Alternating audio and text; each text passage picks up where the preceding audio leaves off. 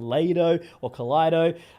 Yeah, so that one is just sort of, a little bit of the mix. I guess we really are kind of diving into that tier 2 tier of Mongolia, of China, of Australia. So it's been quite entertaining to watch it all. But a couple of those teams, as you mentioned, right? Like we have had a couple of lands kicking around here and there, whether it be in Asia or locally here in Australia. And it's kind of given a bit more to go. And I think really it's just kind of watching these rosters settle, right? Because they haven't really found exactly what they're looking for, trying to piece some other parts around, and it's kind of working here and there, and some kind of a bit more opportunity than the others. But I think once we really dive deeper into that upper bracket, which we're doing tonight, we'll kind of get a bit more of an understanding who may very well take that spot over at ESL Pro League.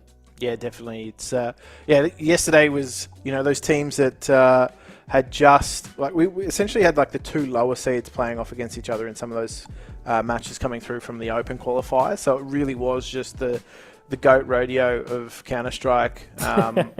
But that being said, though, we saw some some structure, some really solid basics coming out from the teams that actually did progress. So look, to be honest with you, I was expecting mismatches in the first rounds of some of these close qualifier games.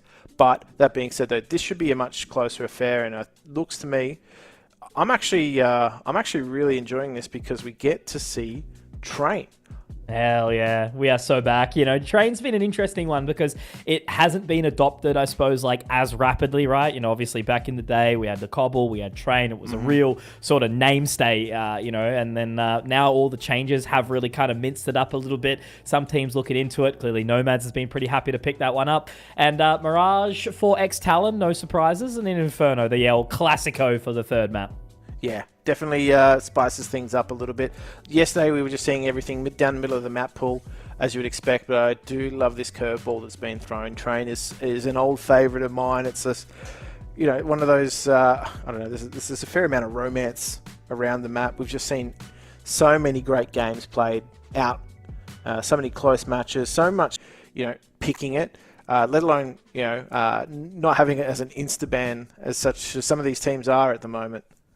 Yeah, definitely right. It is one where you have to feel that comfort. But we know XTalon like to float it. They, I think, played it at the defrag land that we had only a little while ago up in Brizzy, and that was always good to sort of see. But I suppose, I don't know. I'm leaning a little bit more over towards the Nomads side. They've got, players like Cloudon on there who have that experience kind of across Mongolia, who we've seen in some different rosters before. So there's really a lot of hype around Mongolian CS at this point in time, right? Mongols, top 2, really exciting, coming home to what I think there was like 6,000 people sitting out in the cold at 3 a.m. or something like that watching the game live. So it's just such a beautiful thing, and you'd hope that obviously that's just bringing up the region around them, getting people really hyped. Obviously the Misa, I think it is doing all the stuff there. So there's just a heap sort of to do, and I think we really want to see a lot of these kind of tier 2 players come out in the wash and really sort of step up and put themselves at the tippy top of Asia.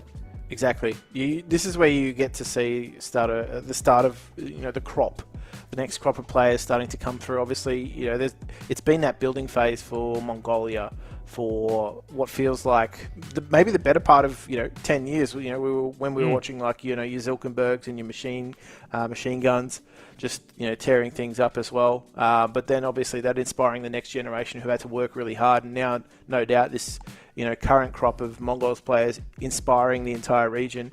I've got no doubt that some of those players, from across teams in Mongolia were also part of that crowd, cheering everybody on. So I think as a region, it just lifts everybody's motivation, knowing that, you can actually, as a region, as small as, Asia and certainly a country in terms of population like Mongolia, being able to push to the top tier of the Counter-Strike world, that's incredible.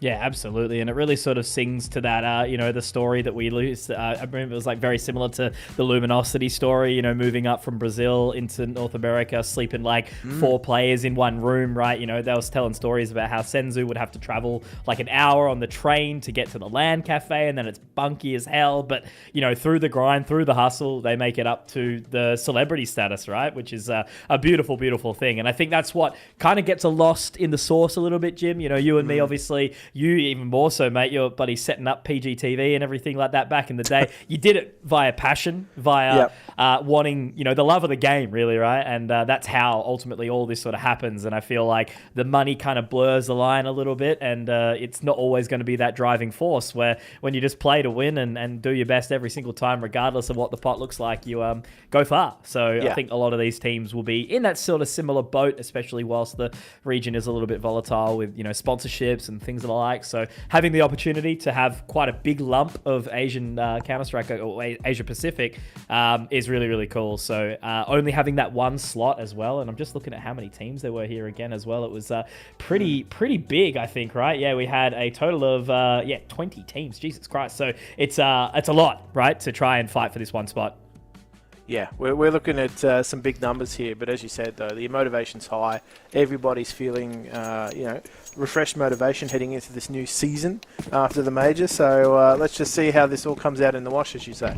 Absolutely. Rolling into it now. So what are we going to see? So Nomads obviously starting over here on the CT side. And we are going to get a little bit of a look forward. A bit of a B pop over towards the site, and Paranormal will be looking to pop that smoke, but already information popping onto the head of Forlex, and they're actually going to go straight down pop and try and move their way out to A. Yeah, just that wall of smokes as well, clouding info. Hooligan, though.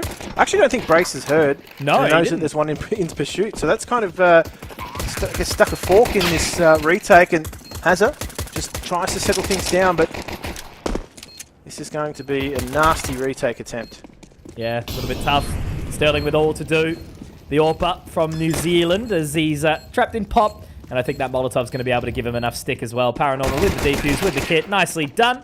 And while XTalon does find a kill, I suppose it's not a bad result. XTalon finding their way onto the site after they were kind of locked out. And yeah, Brace not hearing that shot all the way through Ivy. A little bit rough, but it is okay. And the CT side rings true for the Nomads. Yeah, that big push from Hooligan. Just pushing all the way through. Not only the info play, but also just made XTalon really uncomfortable in trying to hold that post plant. They couldn't set themselves up. They all just had to, sit there, gats out, trying to post up. But we'll see if these Tech 9s can rain pain. As the first wave of nades just clips the toes of Talon. Just hanging out, seeing what they can find here, see if anyone does get a little bit overzealous. Cloudon's already up, pushed very, very close to roll-off. So interesting, hey, trying to kind of remember what all the comms are going to be looking like. Slight changes to the trains on top site. But no, Brace finding that opening very, very strong. Looking to try and take Randy. Doesn't quite get it. The MP9 ripping through. Now it's just going to be that damage from Hanks. He'll be able to take him as well. And another, so nice and clean there. Addict on the flank. Does manage to drop Cloudon. So damage is relatively rife in this round, Jim, but they should be able to lock him out completely. No kit on that defuse, but it's not going to matter. Hooligan picks it up, and another round goes the way of the Nomads. Yeah, two plants, though, in a row for XTalon. It means the money's just going to be there, and whether or not they're going to rely on that AWP in this next buy, they're going to go for something with that AK. Not surprising to see that AWP come in. I would suspect either it's going to Sterling or they're trying to make a spawn-based play off that, but no, I think that's exactly the way it's going to go. So XTalon, 2 plants means a gun round incoming. But yeah, these changes, I don't know, it's always tough to make a double push down low ramp without a smoke work as a T side. Yeah. So they kind of got cleaned up there, but Addict. Bang. Too far forward. Yeah, a little bit rough there. Cloudon really taking this control. They will try to flush him out, but the smoke will be the savior, and now Brace basically locked back inside A main. Not really an opportunity, but they have picked up a little bit of pace down towards the back of Ivy now as they get their way through. Great peek there from Sterling, able to find one, but it is a little bit tough on the cross. Forlex finding Cloudon. Okay, this round is looking like it's a little bit more on here. Hanks does get one, but he's taken very, very low, but Brace still trapped in main. Yeah. Brace can wide swing Hanks. He's got him down. Hanks is also just trying to self-preserve a little bit. Whoa. Sterling has a go.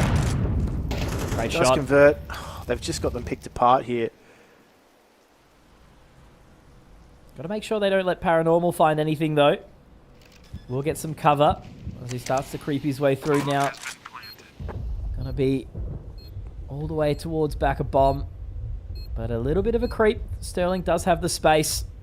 It's just a tough one to find, isn't it? They are really locked down here, XTalon, but Paranormal does get one, but dinked out and traded. Not exactly the cleanest round here from XTalon, but it's something. They do get their way on the board with their first T round. Yeah. Big action, though, from, Attic trying to open things up. Obviously, he got nuked in the process, but what he did do was draw a lot of attention, got a lot of information. And as soon as he knew that 3 CTs were in the yard, that caused that push up Ivy and actually allowed XTalon now to really, off that back of that information, start to work the rest of the map. And they actually started to open things up off the back of Sterling's pick. So you really got to know how to work Train. It's obviously, if you can get a great deal of information like that, yeah, Addict wasn't successful in his opening duel, but that info was priceless in the rest of the round, just coming together. Yeah, absolutely. Man, I'm looking up some of the, like, I've played very limited new Train, and it's just so funny looking to see all the changes. You know, so little of B has been changed, except like uppers and whatnot, and obviously down towards Pop, but that A site, man, a hell of a new beast. What do we got? Straight into uppers. There you go, ripping the head off of Cloud, and obviously it did only have that 5-7. Now the utility does start to rein in. Paranormal caught lacking, caught slacking. Now they're going to have to go for a pretty hard rotate. Hooligans does get to the right time. You will find Hazard, but he's tagged up, and now they've got all the information. They are still going for this, Jim. Pretty bold, pretty beautiful, pretty brave. 2 p.m. on a Wednesday, but it's not going to quite happen. The quintessential time slot, stay home from school viewing. Right after Ellen. Or Ricky Lake if you're a little older. But either way, Hooligan is probably going to get away with saving that AWP. And it could provide them a few options in the next round, as XTalon's money is going to continue to grow. But not taking any changes. To be honest with you, Train's always been one of those maps where getting utility to work, like you've always had to be on top of it. These new changes, man, just so many different ways now to stuff up your smoke. Yeah, absolutely. Such a learning curve, right? You know, everything that's kind of ingrained into your mind for years upon years, ripped away. Top site utility murdered, and I suppose over towards B, you know, you've got that big window hole now that has so much opportunity to kind of send it down nice and safe. So, lots of learning, but it's going to be eyes on Hooligan here. Nomads has picked up another buy round, so now the outside utility is going to be thrown out nice and quickly. Brace trapped up. We'll be able to afford a little bit of space out towards Olaf, but they're still trapped in here, XTalon. Just a lot going on in this yard. Uh-oh. It's a bit of a scrap yard at the moment, that's for sure. Oh, cleaned up there by Forlex. Got control of the spray. All on the Cloud and 1v3 angle. Might be a little bit too tricky. Sterling does spot him, and we'll be able to secure the round there as well. So you'd hope, surely, this should very well be XTalon finding themselves a relatively simple round. No money at all for Nomads. And not really sort of a position where you'll find any pistols or anything like that. It'll just be Hooligan saving for the AWP again. But yeah, nice little resurgence here from XTalon. It was a bit scrappy on that opening round, a bit messy. But they've restabilized quite nicely. Yeah, they managed to steady the ship. Always a fan of utilising utility to try and fight through different channels here on this map. Can be difficult at the best of times, so you just kind of have faith that the flashes over are working, they're effective. Getting players off of trains, getting players off of those lines, using the smoke. So then just trusting that it'll work. Can be sketchy at the best of times, but I do like the conviction with which XTalon are making this work. Paranormal could have been something immense, but it was closed down quite quickly. Yeah, the XTalon project is still keep it on. You know, bringing in Brace. Brace, when I last saw him in Brizzy, he was telling me he was going to take a bit of a break. No one ever takes a break from Counter-Strike, Jim, except when you go to the wilderness, outdoor boy style for a little while, but you always come back. Just when you think you're out, mate. Just when you think you're out. Nice opening from Hooligan here.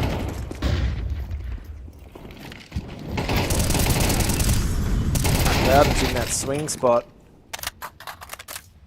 It's actually Hanks that does the bulk of the damage and looks for a third. Needed to be shut down by Brace, and he was. Now this is just a high-stakes game of Ring Around the Rosie. I tell you what, He's hitting his shots, isn't he, Sterling? he's got a pocket full with that AWP. Yeah. And reset territory again, right? You know, they just can't quite get a foothold. They've been playing the old, can I afford a house in this economy market for the last 7 or so rounds. Just in this economy, mate, if you can live rent-free. Nice for some.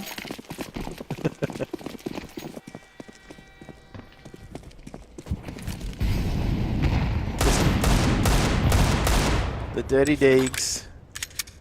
Bit of pressure to be put on Hanks. Oh, it's just been deleted.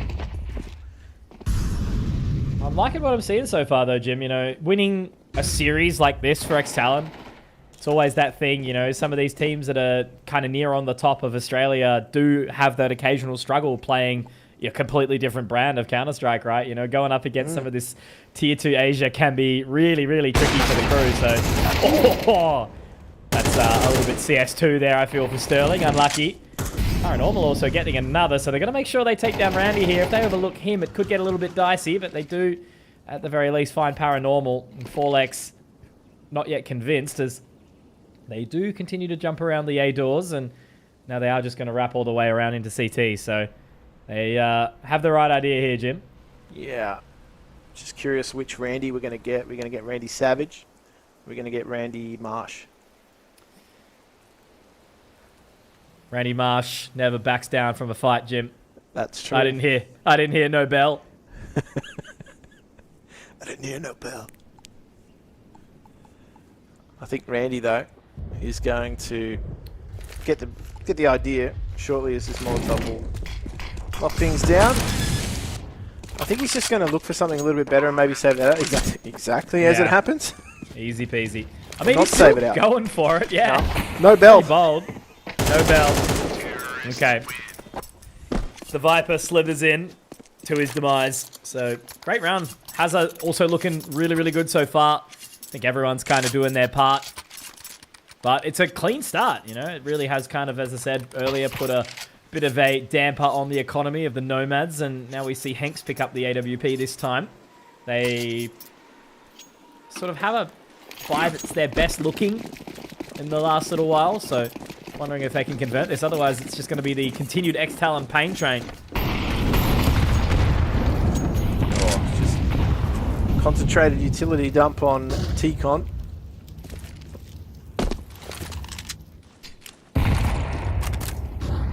It's always tough, though. Like, gaining control of T-Connector.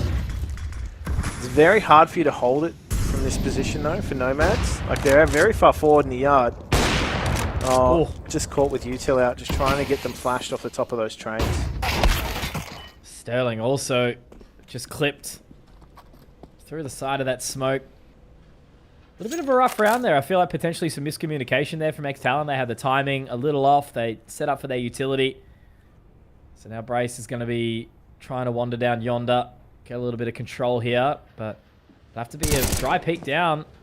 As now they do spot out Paranormal. Hazza will be able to at least pick up the pieces, but obviously that bomb all the way inside T-Con. It's quite a while away to go. They've picked up the AWP. They've got the control. They've got their AKs now.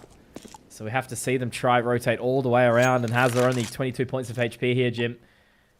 Toughy. Yeah. And I mean, the money's actually really good. So they're just going to be looking for damage, right? Like damage to the CT economy. If they can do some damage here, the effects will bleed out into a few more rounds. Brace goes down, and Hazza falls quite quickly as well. So it's a good round, actually, for Nomads, because they actually get a bit more in the tank. They pick up a little bit of util for free. They get themselves some better. Oh, they've got some kits actually. So a kit. That is going to always benefit the CT economy, or a round like that where you keep 4 alive. So yeah, double AWP now as well. Yeah, line them up. It's going to be tough now here for XTalon. They'll have to overwhelm it and break it as quickly as they possibly can.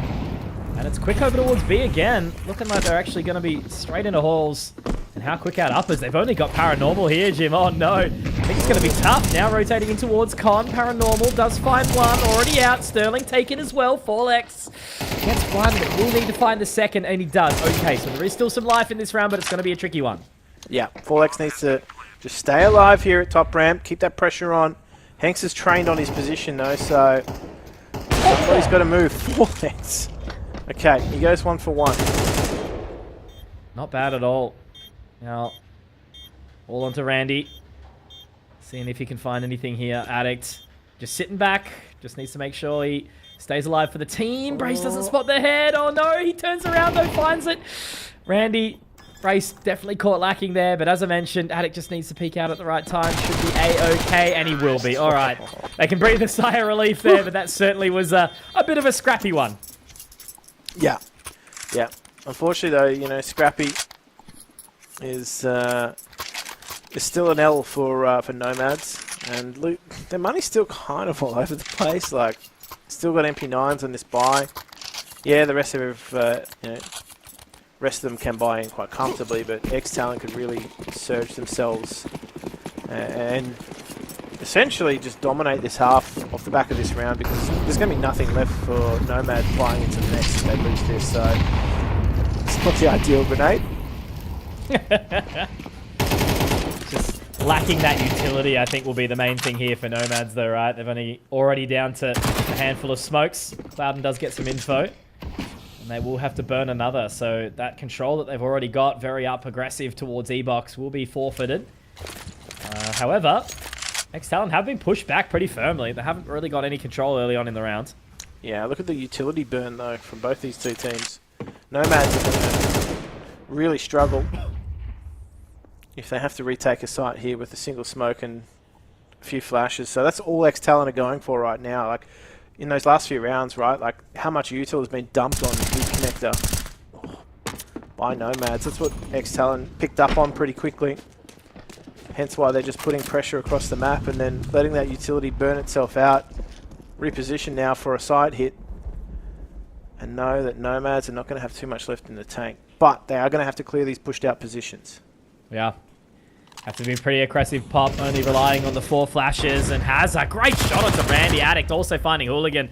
Now Clouden's going to have a really, really tough position over towards E-Box side here, but he gets 2. That's massive. He could find a third here. Would be awesome. Clouden, oh my god, picking up one with the USP as well, dropping it all. The rest of the team absolutely caught lacking. That's 4 for Clouden. Sterling has to be the one to put him down. And now it's going to just be on to the Kiwi Orpa to try and find something here. We'll have to get that bomb planted. We'll find it. But as Paranormal creeps his way back through A1, he's going to have to head through the doors. And Sterling does get into connector. It's planted nice and safe for him, so he does set himself up well for the clutch. Yeah. Paranormal's going to pick this up pretty quickly. So he's just going to... Oh, he's made a sound, so this is now the audible. This should play in nicely for Sterling. Creeping in. Yep, that's 1 round. Absolutely done and dusted. Sterling knows it all. Here's the footsteps. Plays the game perfectly. And there's not enough time for the kit either. So Paranormal's just have to get out of there. And I guess, Jim, for me, how good is the money? It's going to be the last round of the half. Paranormal's got the M4. He can drop one over. I mean, it's good enough, but bloody hell, Clouden with that 4K, pretty incredible. But I've got to admit, I feel like it was a little bit more on XTalon kind of making a meal of that round, if anything. Yeah, they really struggled to just extract him from E-Box, right? Like, he was just strafing around with that MP9.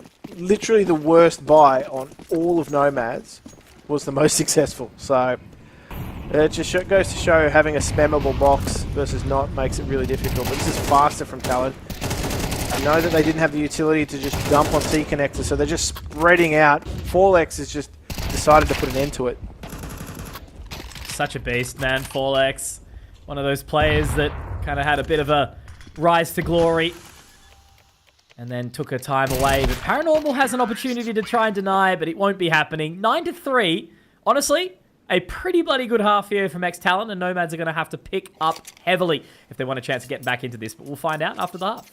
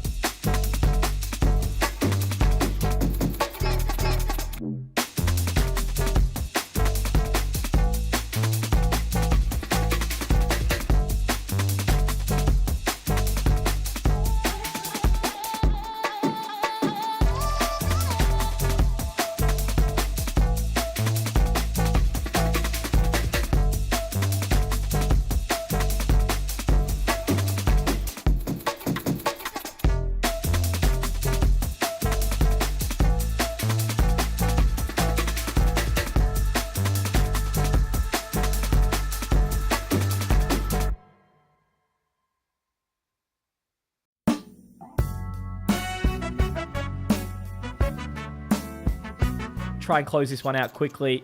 Oh, MR12 now, Jim. Makes it a quicker affair with Mirage around the corner and, you know, setting themselves up to boost deeper into that bracket now that it's in double elimination. Good shout.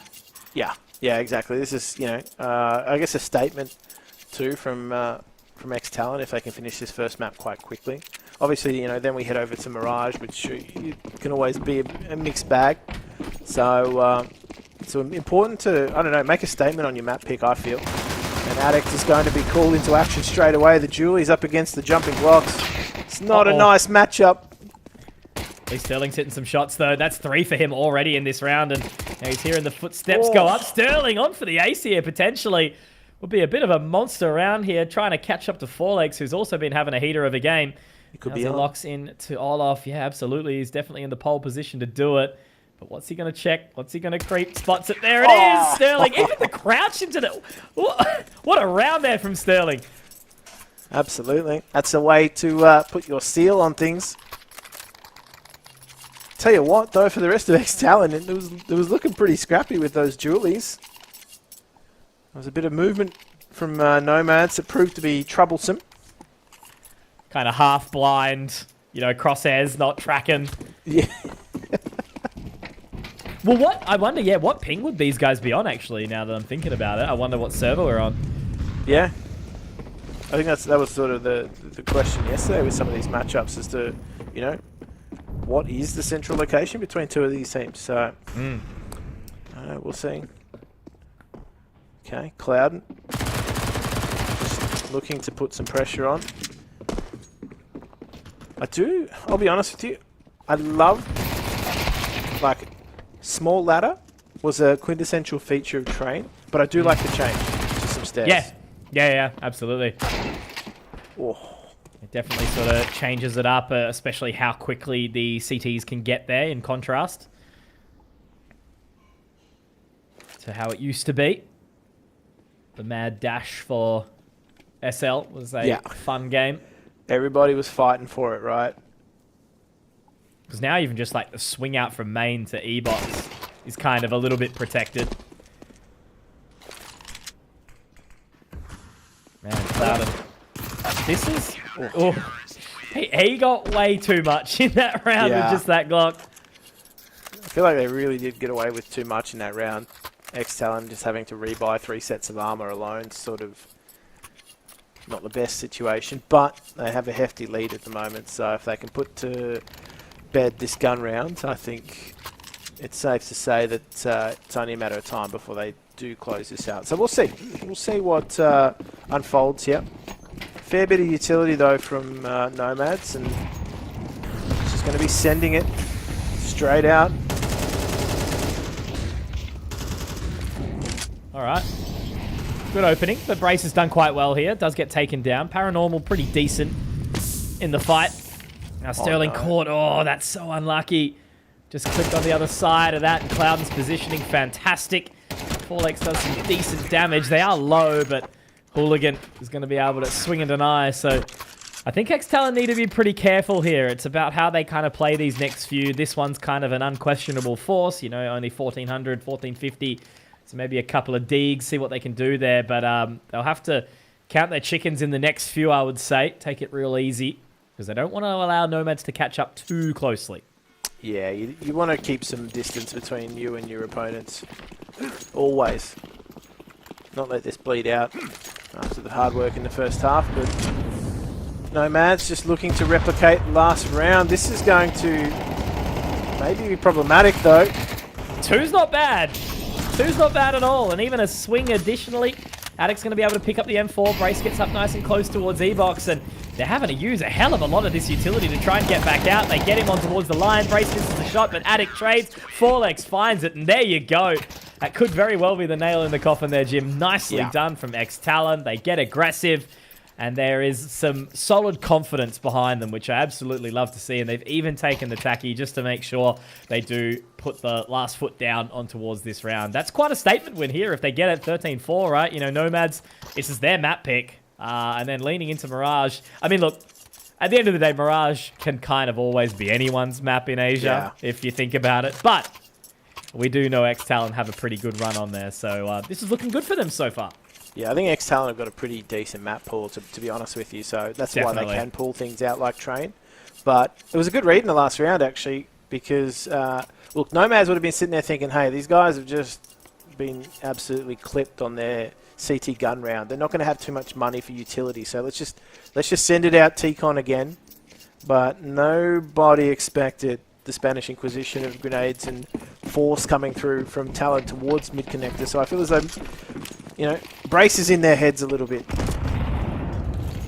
Always playing the mind games, big brain Brace. He's been doing it for years. One of those very few Australian players that didn't give up the mantle of the IGL in a time where all the IGLs were retiring. And, yeah, there was questions over IGLs. It was YGLs, you know? Yeah. Who wants to do it? Nobody is the answer.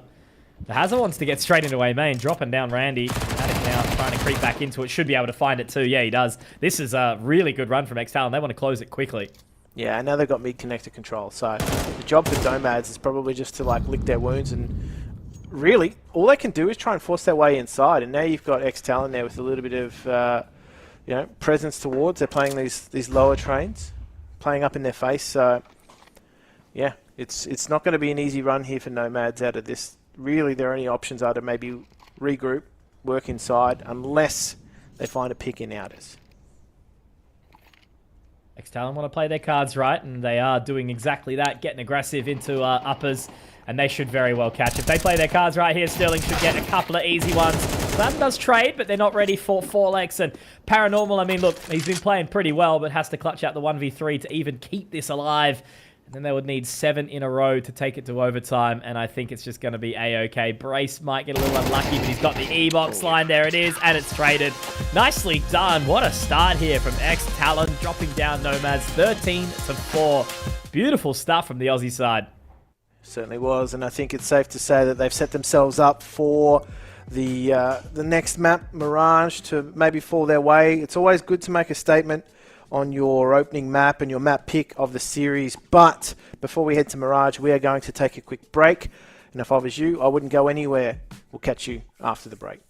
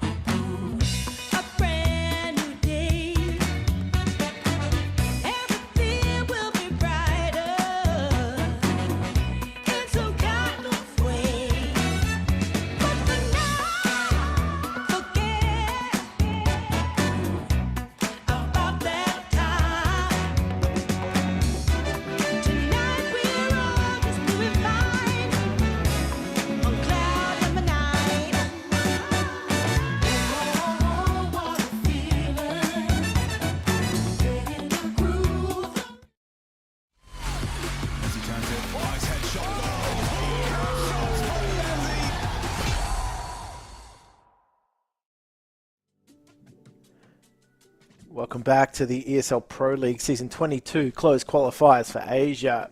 If you weren't around in the last, I'd say, an hour, you've missed a pretty damn good map between XTalons and, of course, Nomads. Now, we head on to Mirage, which is, of course, going to be Nomads' pick after XTalon took a pretty convincing win on their own.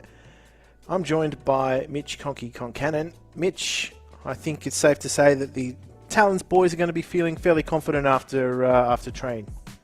Yeah, absolutely, mate. You know, they were looking really, really good, and we understand that they, I believe, are getting the higher ping stick as well. So it's a pretty good run. You know, as I was kind of alluding to earlier, Jim, is that when we get to kind of this stage of these competitions where we do get kind of lumped into that Asia bracket, you know, there obviously is the ping issues. We seem to struggle quite often when it comes up against some of these Asian teams, just purely on the confidence that they play with. But the XTalon boys have stuck together for a little bit, and they seem to kind of be all on the same page tactically, it would sort of seem. You know, there is some scrap on the occasion, but they've been playing some pretty decent Counter-Strike, and, you know, Forlex can still shoot very nicely, which is good to see too. So the roster's coming together well, and if they close this one strong as well on Mirage, I think that's going to be a nice little telltale for how they'll be looking in the rest of this competition. Yeah, I think that'll be the icing on the cake for them as well. Obviously, we're heading into Mirage too. I mean, can be unknown territory for some of these teams. I think as far as, you know, we know that Nomads have got some quality players on them. It didn't feel like it was a map that they were too familiar or comfortable on in train. So hopefully heading on to Mirage, that maybe falls more into their wheelhouse and they can start to claw it back against XTalon. But that being said, I feel as though XTalon have got themselves into a groove, and I think in a series like this, it's very important to find your groove early on. And if they can continue that, if they can remain unshaken, I think it's going to be a very interesting contest, to say the least. So yeah, I'm interested to see, you know, I guess that Mongolian style of Counter-Strike on Mirage. We've seen, I don't know, it just seems to be one of those maps as well too, like the Mongolian teams don't really shy away from too much. I know like their counterparts, their countrymen in IHC certainly enjoy playing it, so it's interesting to see whether or not they're all as proficient as one another on it.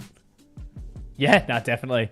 As I sort of alluded to before, right? You know, it's the Thunderdome Mirage as per usual, and we may not even need Inferno at this point, is what it's sort of seeming like. But yeah, Mirage is always going to be a comfort pick for many. You know, you can throw kind of a bit of an open brand. You know, you don't need all that deep strategy. A lot of the time, it feels like it's the depths of Face at 4 a.m. You know, everyone knows how to do it, but can they do it well? That's going to be the question here. And you'd only assume that from the previous that we saw. The guys on XTalon, they'll pick up the CT side. Yes, it's just shown on the screen there. So that'll give them potentially an easier start, but we also do know that some teams can kind of come out swinging on that T side. So yeah, good opportunity for XTalon, as I mentioned, to put the nail in the coffin nicely, because double elimination, obviously, this stage of the competition. Yesterday's games were single elim, and now, yeah, we really are getting into the kind of meat and potatoes of the competition.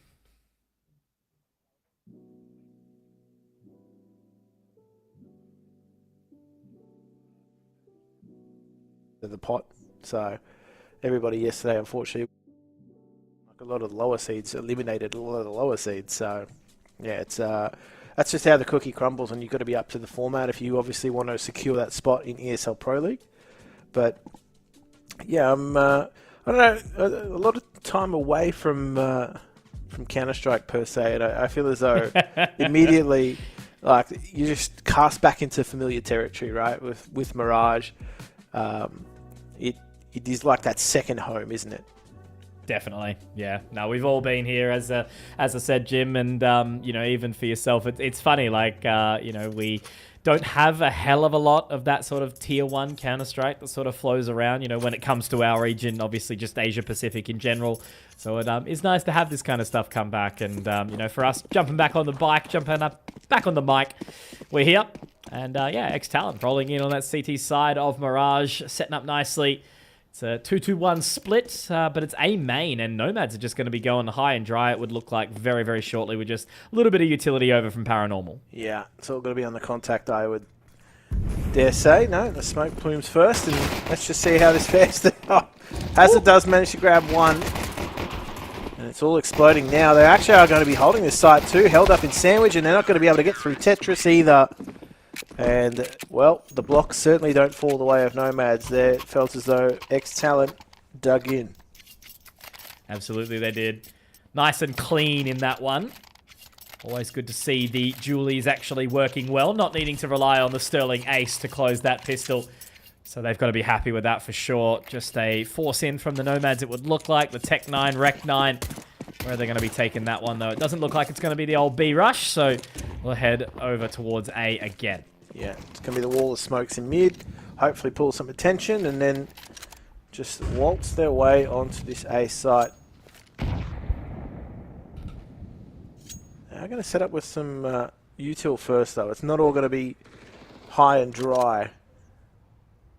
It's only Forlex on the side of A as well. It does have Addict not too far off, but limited utility. So these are the ones where you do have to be a little bit careful. Once they get in towards the site, though, if they don't have any weapons, it can be hard to kind of lock down that post-plant Nomads. But they're going to give it a good crack, and now with Sterling surely ready to rotate over, they'll be ready for it.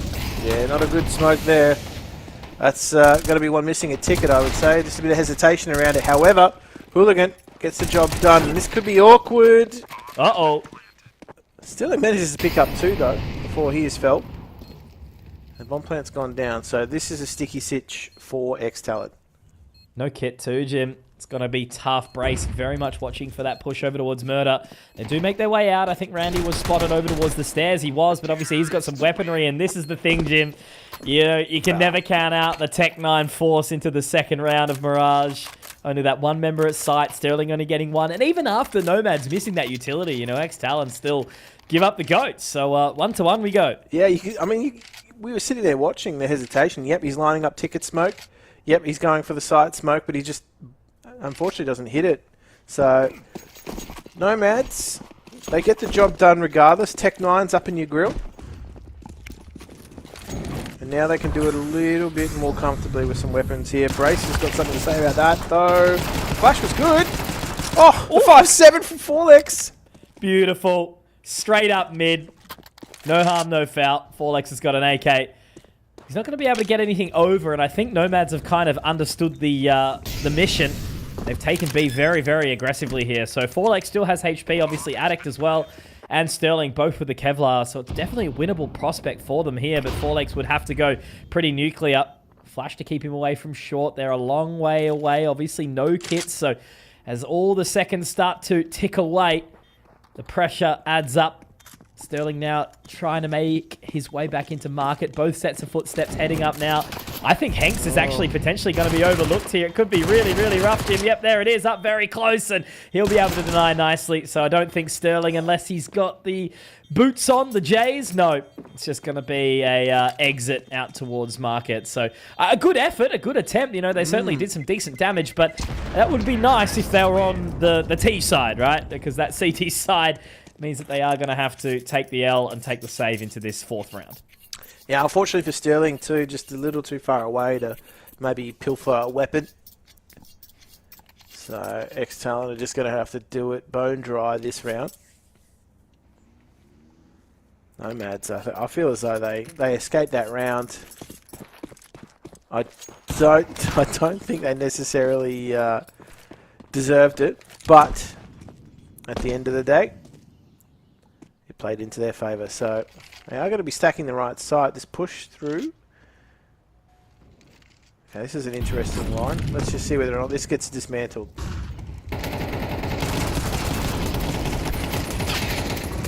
Not bad. Cloud with 2. Make that 3. And Hooligan to close too. So, unfortunately for Sterling, only had a little bit of action in there. But, you know, what can you really expect kind of from a moment like that, right? You know, full save. Just a couple of upgraded pistols, a little bit of utility. So, I don't know though, Jim. You know, this is a pretty good start so far for the Nomads. Getting a little bit scared. But, look, XTalon ready for a resurgence. As we'll have a first full buy. Yeah. Yeah, nothing you can do when the AK starts to shred you and you've got no body armor in that situation. So, okay, tactical timeout coming out from XTalon. They do not want to put a step wrong here. Obviously, able to buy in with that AWP in the hands of Sterling. Now, as we mentioned earlier too, looks as though he's on quite high ping. So, I don't know. Sometimes it works for you, sometimes it doesn't. Most of the time, it can be difficult on that CT side. Sometimes you can hit these really draggy shots, right? You can hit these really draggy shots and it can work in your favour. But more often than not, that is not the case. So we'll see how it goes. I saw him play quite nicely on train. Didn't feel as though like that 120 ping was a huge factor. Because obviously we know he's quite a robust player.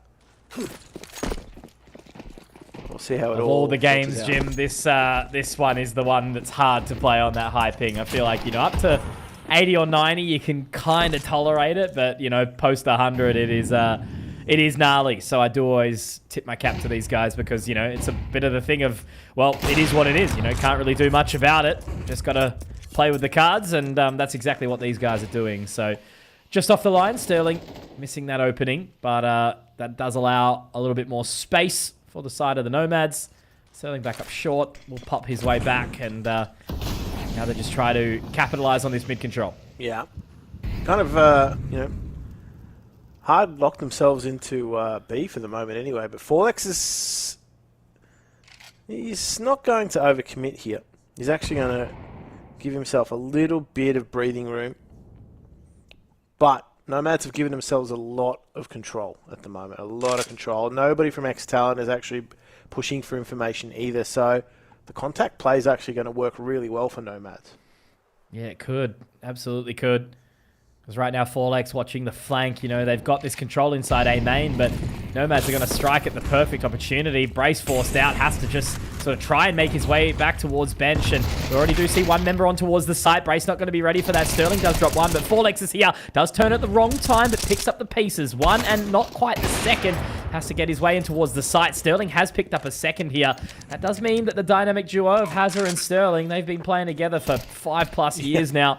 Will get their way in towards Market. Hooligan ready to go. I don't think they're going to be ready for it. He can just be as clean as you like. Nicely done. Good effort from XTalon, but Nomads were just way too clean with that. Yeah, they were. And unfortunately, XTalon, the rotation points were really restricted. As soon as they lost control of mid, they all had to filter back through CT spawn, and that's just an easy push through the smoke there at the end of the round. It was a good job to bring it back to a 2v2. Definitely felt as though XTalons were very uncomfortable at that B site, getting caught with either a little bit of utility or a little bit unawares / out of position. It's hard to fight sometimes in a site like that. You get very depressed very quickly. Well, Paranormal only gets one. 4X does come away with the AK. A reasonable effort. Quite happen here. Forlex gets his way through. Clouden does trade it out accordingly, so a twofer ain't quite bad here, but I suppose the lack of Kevlar here only with Hazard. Braces cleared into Palace, didn't quite catch the timing onto Hanks either, so could be a potential false sense of security. Yeah, pretty split up though. That's the issue for Nomads. So they're going to have to regroup. I mean, you definitely don't want to be sending... Like, they haven't got confirmation that underpass is clear. And so, this is why Hooligan's just sitting so far back, but who's going to be joining who? Like, who's going to give you? There you go. Big one from Hanks. Well and truly aware of it. And what else can they pick up? I suppose they are still relatively split. 30 seconds to get their way on towards the site here. Just leaving Sterling. But yeah, the only main thing is here that Hazard is still all the way hiding over towards Market, kind of just gambling on it, and yet that's the round done. 20 seconds left, but they'll fang their way out Palace. So it's Hazard if he could catch something on the cross here, but it's highly unlikely. There it is. Dunsky. Yeah, it's a pretty lackluster, I guess, at this point in time from XTalon, but it's still relatively early. 7th round now. CT side, a harsh mistress per usual, but we will see a very healthy buyer come out of XTalon into this one. Yeah, you brought an interesting tidbit up too, Mitch. That Hazard and Sterling been playing together quite a bit. Actually, if you look at the I'm doing my research right now. I'm pretty sure, like, just based on, I'm pretty sure they started playing together maybe in 2018 in Avant. Yep. And I'm pretty sure Sterling's HLTV profile picture is from like 2018 in an Avant jersey. So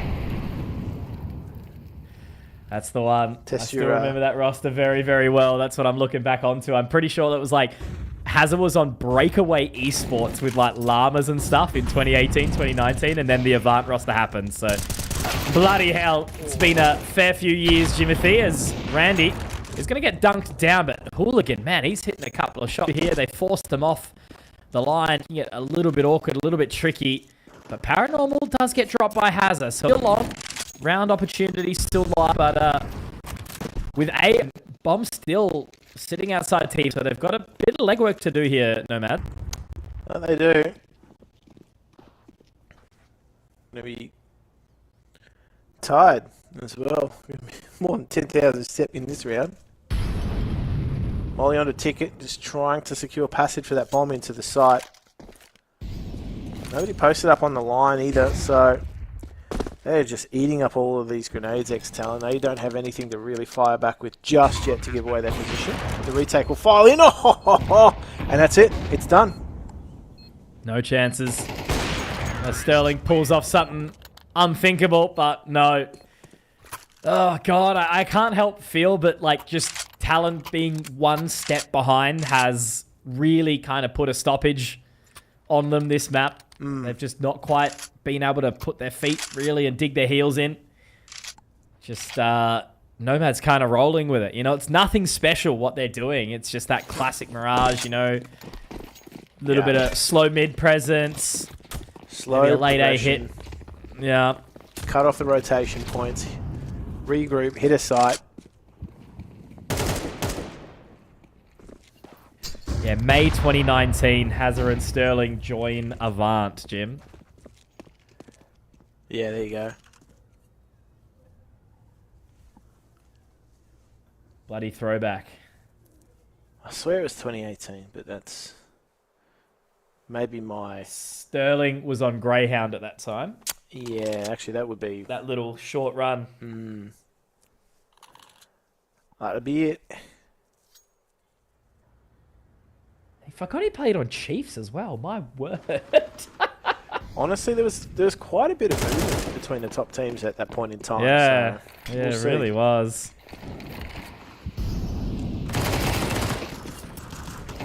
Alrighty. Real first opportunity. They win the pistol, obviously, and Clouden has done some damage, but Forlex is forward thinking. Okay. Means that they do manage to take pretty much everyone, and now Hooligan is left with just an AWP to try and get rid of that. Doesn't want to give it away. Yeah.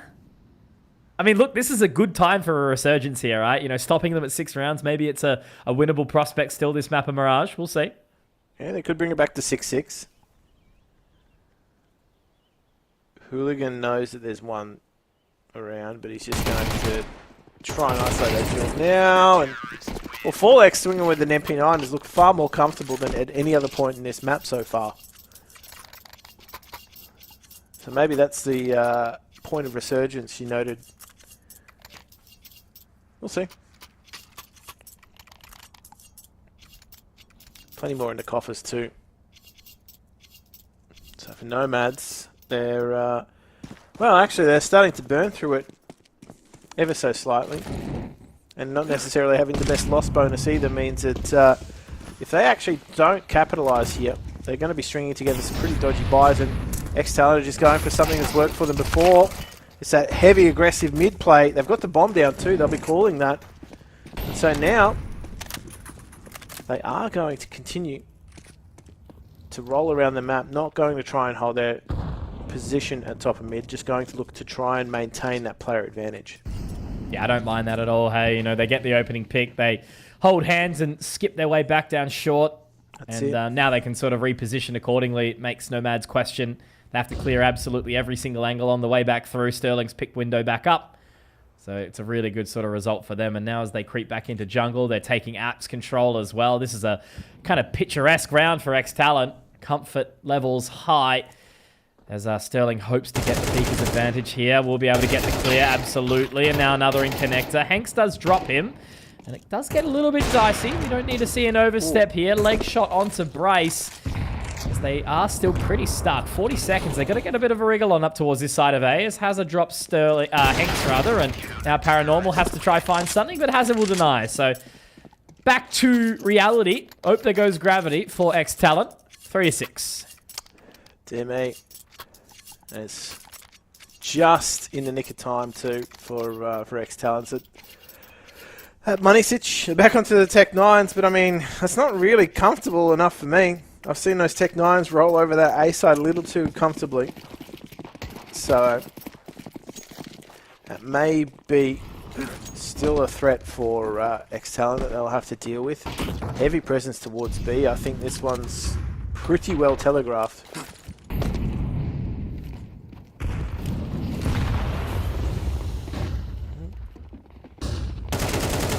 Alright, Brace holding the line firmly. Unfortunately, the spray transfer only connects on to... Uh-oh. You really don't want that to be happening right now. Hazard's already low from an earlier exchange as well. Drops. That's lucky. That's the 120 ping swing right there. Does connect with one, so the 3-on-3 makes it a little bit more doable, but the smokes are down, Jim. Yep. Sterling's used his smoke onto short, so they're just going to have to flood out.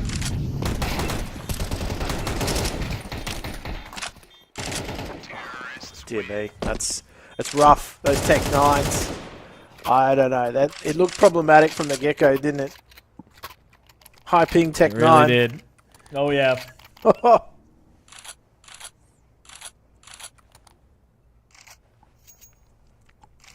It's called Mad Techers.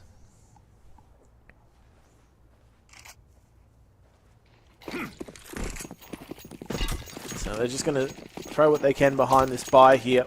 XTalon. Still quite healthy.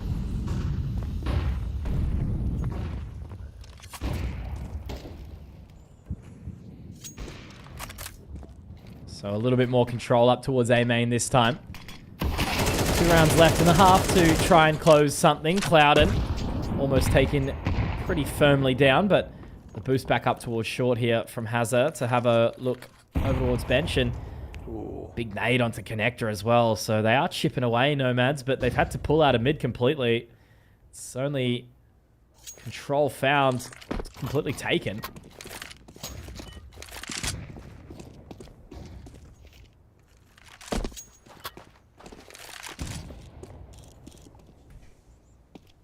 Yeah, this time though, I think it's safe to say Nomads have been slowed. Quite a bit of utility burn actually from both of these two teams heading into the late round, so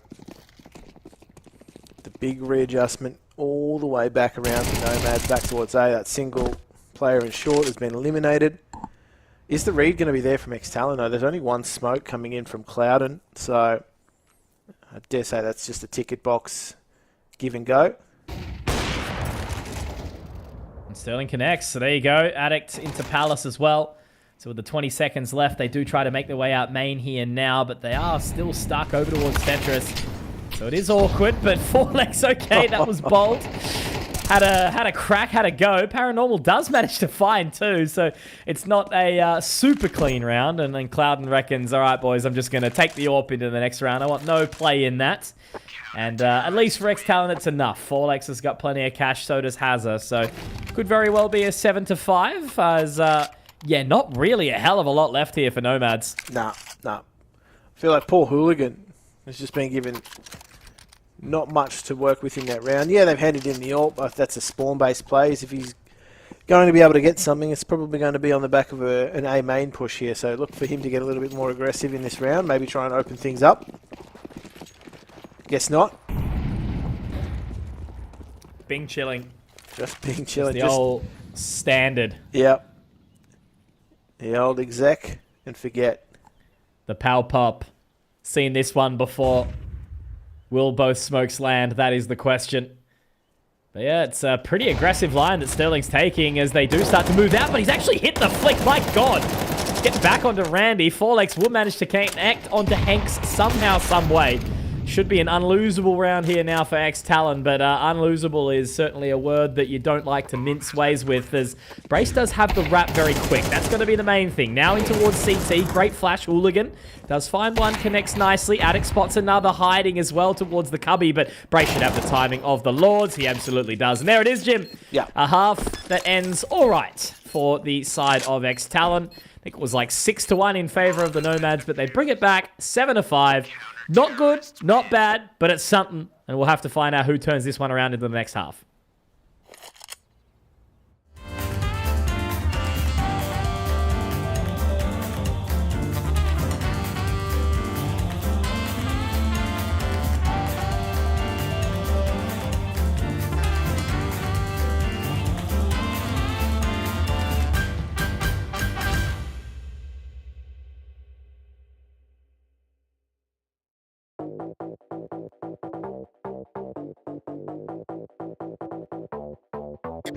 Everybody know we gon' do it like this, do it like this, do it like this. Everybody know we gon' do it like this. Straight from the underground.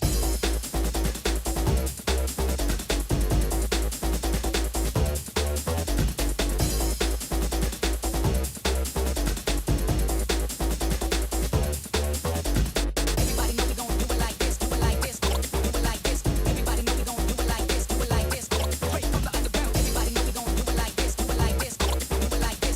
Everybody know we gon' do it like this. Straight from the underground.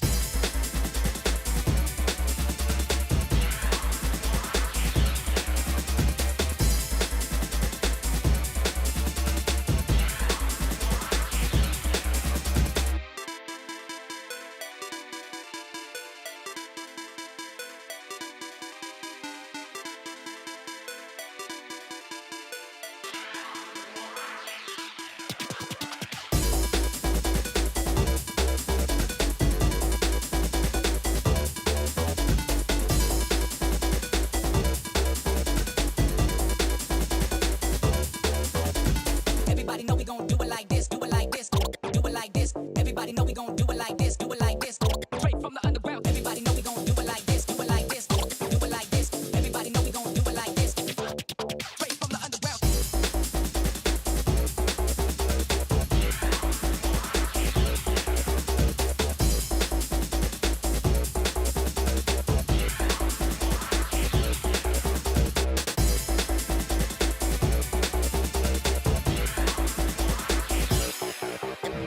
Everybody know we gon' do it like this, do it like this, do it like this. Everybody know we gon' do it like this. Straight from the underground.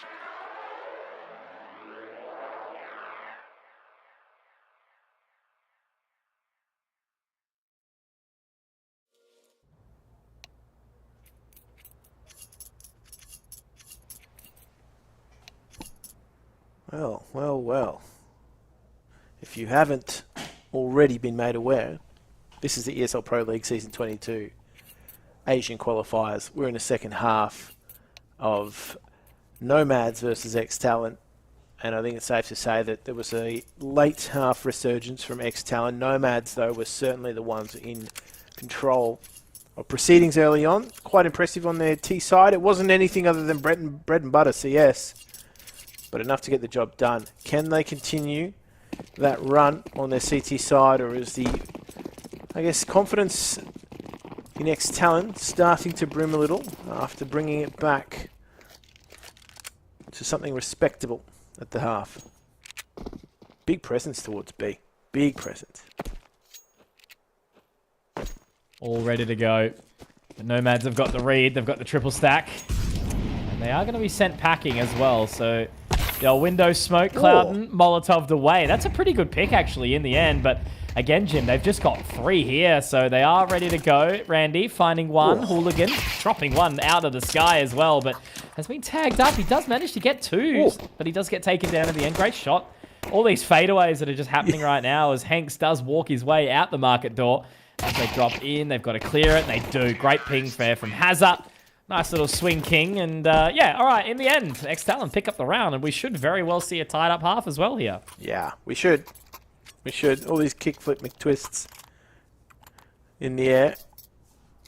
Okay. force in from Nomads. I mean, they're not taking this line down. So now we play that game as to, you know, who actually did win the pistol. Need to be careful here, XTalon. I mean, they are going to assume that they have, and they do, have firepower superiority.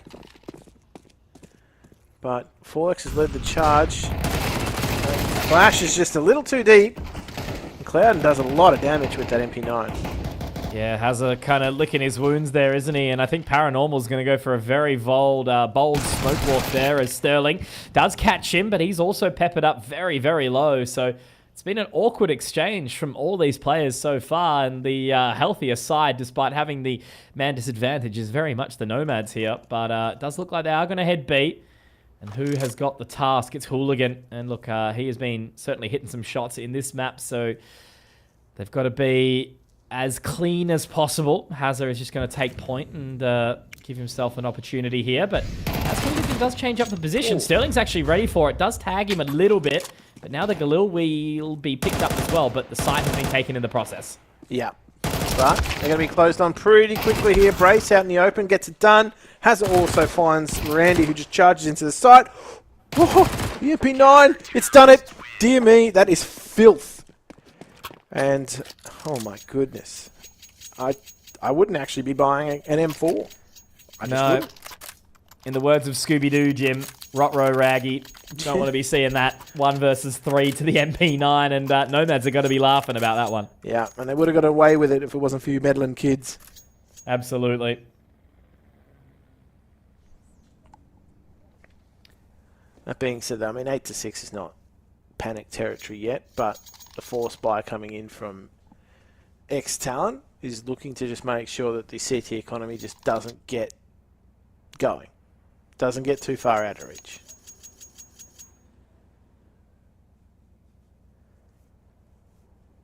They will take a little pause for the time being. I think it's a tech from what we can gather. Looks to be that case.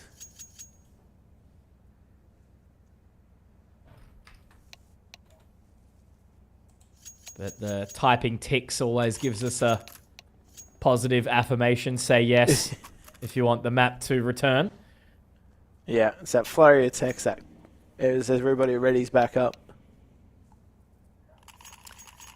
No, that's the answer. I saw the 20 seconds pop back up, but that's okay. Are you ready? Yes, yes, no. Sorry, one player went to pee. Need another 20 seconds.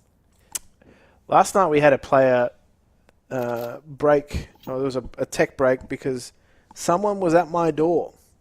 Was what the players, one of the players said, and I'm just going to call it that it was just straight up a food delivery. That's what I was about to say. Was it someone or was it a branded driver? Yeah. Carrying a bag of the goods. Yeah. Was it a was it a package? Someone. So somebody now benched from CS as well. maybe that's what he was doing instead. I still remember the HLTV headline. It was like, yeah, Tyloo benched somebody or something like that. It's like, oh, who? Which player? Like, ever since he, I guess, just landed in the scene, right? Like, his name has just been the best to riff with. That's a little issue with the selfie camera. Yes, that is okay. Because obviously, with this competition, everyone needs their cams on. Yeah, couldn't find them Make sure angles. it's them playing. Nope, that's it. The old, what, behind the monitor, hands over the keyboard, whatever it is. Yeah. It's me, I swear. Hey, it's me, your brother. Nico, my cousin, is here. Roman, do you want to go bowling?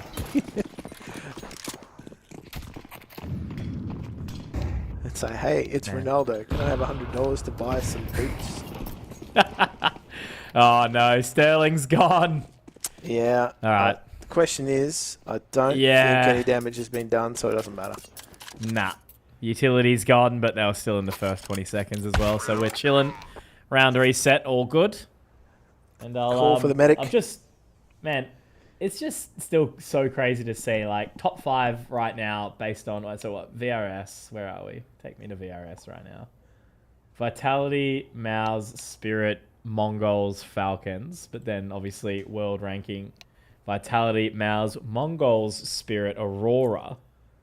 Weird, hey? It's just such a up and down time. Like it's so odd in this current era where Vitality are just so far ahead of everyone else. Yeah. But then like, you know, 2 through 8, super competitive, like crazy competitive down there. Yeah, like I've got an idea of how the like HLTV ranking works, right? Like, you know, just that old PGTV ranking was actually built on something almost exactly the same in terms of mathematics, but like, yeah, like the top team is given I guess 1,000 points, right? And everybody else is just on a ratio of that. Like to be the next best team on 535 points is crazy. It's like they have literally almost doubled everybody else's like cumulative points. That's just on a ratio. Yeah.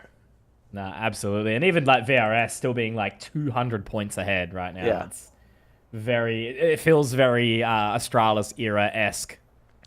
Yeah. Like, there's that talk of an era, right? Always ROPs in these eras. Could have been the phase era. Start of CS2.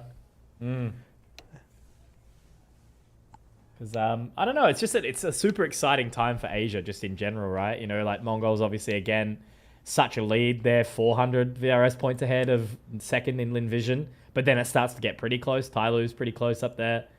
Obviously Rare Atom, they're changing up their roster a little bit now. Tyloo's had a bit of a resurgence. You know, again, like Lin Vision's actually been really exciting. Like I don't know, just the major having G look good. Amelia played really good.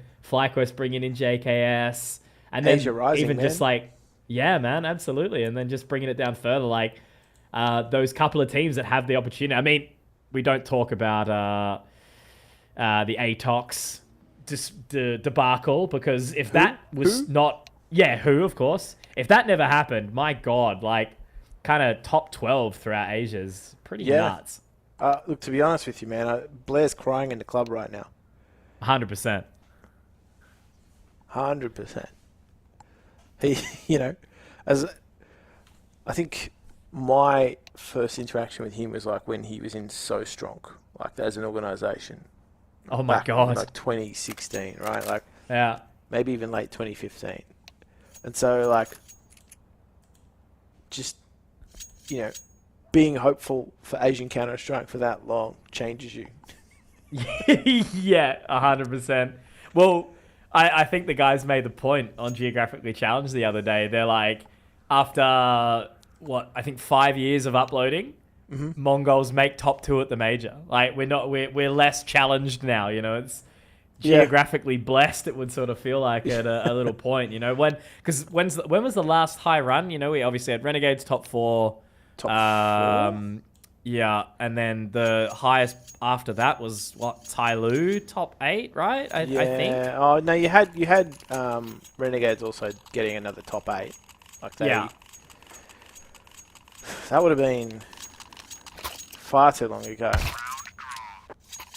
But then it was, you know, just having that most recent major run, just being like, all right, Mongols first Asian team to make top 4, Mongols, and then first APAC team to make top 2, like just crazy stuff. And then to win the first map and even, you know, put a little bit of sweat on, like everyone's eyes are just open and going, wait a minute, you know, Asian teams can be good at Counter-Strike, kind of crazy. And because obviously everyone, you know, jumping ship to Valorant 4 or so years ago and a lot kind of coming back now and having 2 strong regions in Valorant and CS now entirely separately is such a like nice warm return, you know?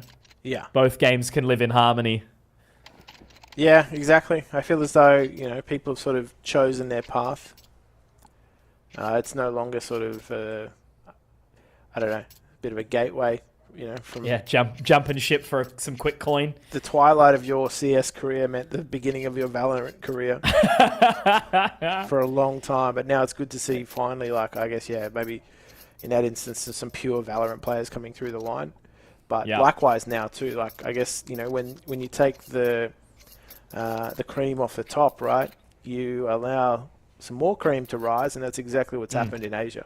Particularly, you know, when you see some of the old guard, right, like some of those players, particularly in like the Korean scene as well, like some old heads, you know, like your Stacks, your Termies, your Glows. Those guys have been around forever, and to be honest with you, that's the one thing I'm sad about, is that there isn't really a Korean CS challenging team at the moment. Which is just crazy, because in Valorant, like, it almost sort of became a thing where Pacific is kind of almost just Korea. I think, you know, 4 teams or something like that are kind of up there, which is pretty crazy. But yeah, you know, we've got a pretty good spread at the moment across that title, all between China, you know, Pacific, which is great because, just like everyone forgets how big Asia is, right? You know, 2 of the biggest countries in the world in China and India by way of populace. And when there's more access to computers, who bloody knows what's happening? So where will the next prodigy be found from? As Hooligan into Palace, and he's going to have a hell of a lot to work with here, Jim. There is. Oh, he's going to make that MP9 work too. Does pick up 2, despite being slightly blinded. Now, Randy's still the one to at least offer some resistance here. You shall not pass. As Forlex does find him with the Deeg eventually, but that's all they get out of that round, really. No bomb plant. Would have liked that, I would say. Certainly would have helped the money situation, but I don't know. Kind of a disappointing round after the back of a long layoff, certainly. Yeah, now no money either. So really, Nomads kind of set up a nice step for themselves to take us to Inferno, which is almost looking likely at this point in time. We're just talking about how there was going to be a bit of a break if it ended up being a quick 2-0 in favor of XTalon, but looks like we may very well have some additional Counter-Strike action for you all here on the ESL CSGO B stream. Or CSB, rather. CSGO, long time ago. Oh, yeah. But, yeah, tough round here to sort of stomach for XTalon, as they will be allowing Nomads to find double digits. Yeah, it would honestly take a series of monumental mistakes from Nomads to fall in this round. Hanks just making sure that he doesn't cop too much more damage to that smoke. He gets away. Oh. Straight into the meat grinder. Sometimes you gotta. No point playing that round out, dragging the time. XTalon just need to start thinking about what they're going to do in this one, right? Big crux round at number 17.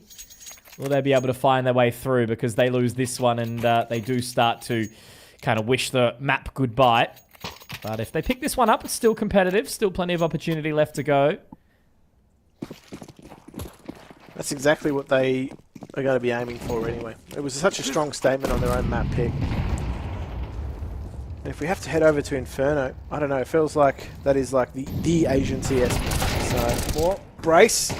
Looking for one more. Does get fell with the bomb. Oh. Such a tough one too here. Leg shows. Addict does have an opportunity, but again, that's the thing, you know, 100 ping. So hard to control the crosshair at times and connect on the shot. He had great timing, but unfortunately Brace couldn't quite work it out for a little bit longer. And yeah, Sterling's just kind of trapped on an island here in ladder. And I think they know exactly where he is as well. Paranormal's going to go wide, but a little bit too wide. As they make their way up, it does connect with another shot, but Hanks will be able to hold it as Clouden does take a bit of a martyr in that round. So 11 rounds for Nomads. XTalon. Oh, I mean, look. They take the save in this one, which they pretty much have to. No real chance unless they want some ugly-looking Galils or a techie buy. Tech as it is. They'll have to, yeah, fight it for overtime. Yeah, I think they realise that they might as well buy, like, low buy into this round, right? Because their lost bonus is up there. They get a bomb plant. It suddenly starts to look really good. But they're doing it the hard way. Doing it the hard way from here on in. They're going to try and use some Tech 9 aggression. Smokes first though. Made their way out. And Hooligan will connect on the shot. Randy is taken relatively low. Forlex gets one, but the fact Randy gets two there is the real surmise of this game, isn't it, Jim? Yeah. Hooligan does connect onto Addict, and Brace being down mid. I mean, look, if he was to find this one, there could be a chance, but no. Yeah, Randy, if he was taken down, there could have been a chance, but it won't be happening this time around. So XTalon put all of their eggs in the basket, and they'll need 6 on the trot if they are hoping to at least even just have a chance at finding this map of Mirage. Yeah, that was quite handy from Randy, that's for sure. Yeah, this XTalon, all or nothing. No warp in the hands of anybody, though. I mean, you can see it time and time again in these rounds, too. As soon as they're drawn, like either of these teams are drawn into like a spray battle with a high recoil weapon like an AK, it never works out on high ping. So, they're just going to have to lick the stamp, send it on in. That's a great opener from Hazza. He is aware of the second player there.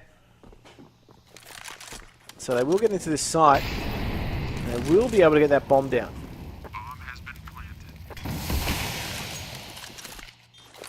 Smoke in. Bars them a little while longer. Pretty keen to try and make their way out. It's going to be a fantastic nade to at least stem the bleeding. Hooligan now shotgun orping in a range. Oh no, if he could do it. Not today, Hooligan, not today. Will be denied. And yeah, now 5 in a row needed for XTalon, but the money is just too good for Nomads. They continue to hold on to this map point for now. Another AWP up. And how much work do they have here? Oh. They lose this one. Maybe a half reset, but yeah, they've still got some coin. Double Mac buy from XTalon here. Maybe they're hoping that Nomads have got a little bit less money than they actually do. Yeah. I mean, look, Mac 10s are pretty damn effective. SMGs at the moment, I feel as though have got a bit of bite to them. They're just going to work their way into this A site. And, well, they've still got to navigate this cross, but everybody from Nomads is here now. Yeah, all the people up towards the jungle side. Molotov straight to the head. Hanks gets 2. Forlex 1, but they do trade it back in the end. However, look at this position from Paranormal straight out. Doesn't actually connect with anything in the end, but Clouden can get 2 somehow, Jim. Oh, no. Left lacking, caught slacking XTalon with a very lackluster looking T side, and unfortunately for them, they will be falling down at 13-7. Yeah, as I was sort of saying, Jim, like I really don't feel like the Nomads did anything spectacular, but they played with the level of confidence that we saw XTalon bring through on Train, right? So now the questions are definitely starting to come up. What are we going to see when we move over to that final map of Inferno? I don't know. It's anyone's guess. It certainly is, and I think it's safe to say that, as I said, you couldn't have an Asian CS match without Inferno, and that is going to be the final arena. And it won't be too long before these two teams take to the server. In the meantime, we're taking that very quick break. And after we return, we will conclude this series.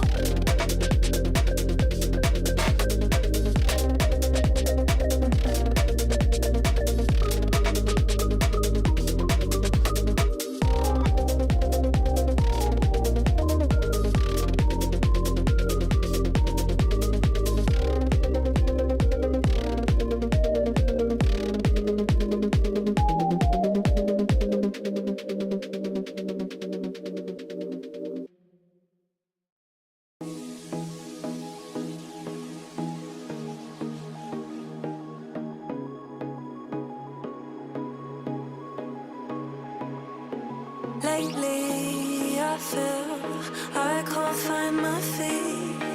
Pushing closer, my heart skips a beat, and now I'm falling deeper than I fly. I can't control it.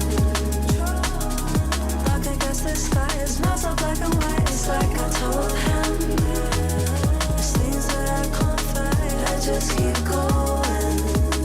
I just keep going. In my time, I've been dreaming of a space to really fill my place. I wish she'd sing what I had dreamed. Before these darker days, I thought I found my way.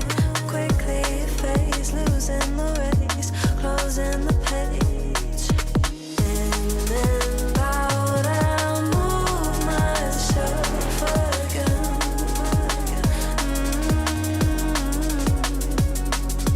Time moves fast, I feel my heart beating.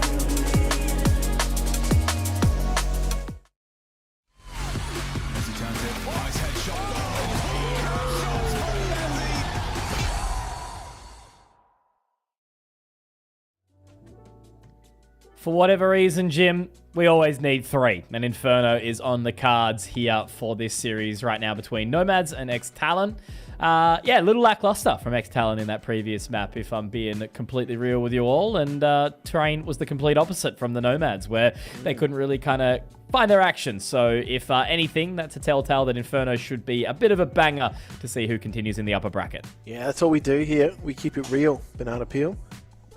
And I think it's safe to say that, yeah, the third map of Inferno was not looking like it was going to be a necessary addition to this particular match early on in the piece, but there is some credit to be given to Nomads for fighting their way into the last map in Mirage, looking far better than they did to start the series. So I think it's just going to be a war of attrition here heading into Inferno. I feel as though this is always going to be a map that is etched into the landscape until they remove it from the map pool.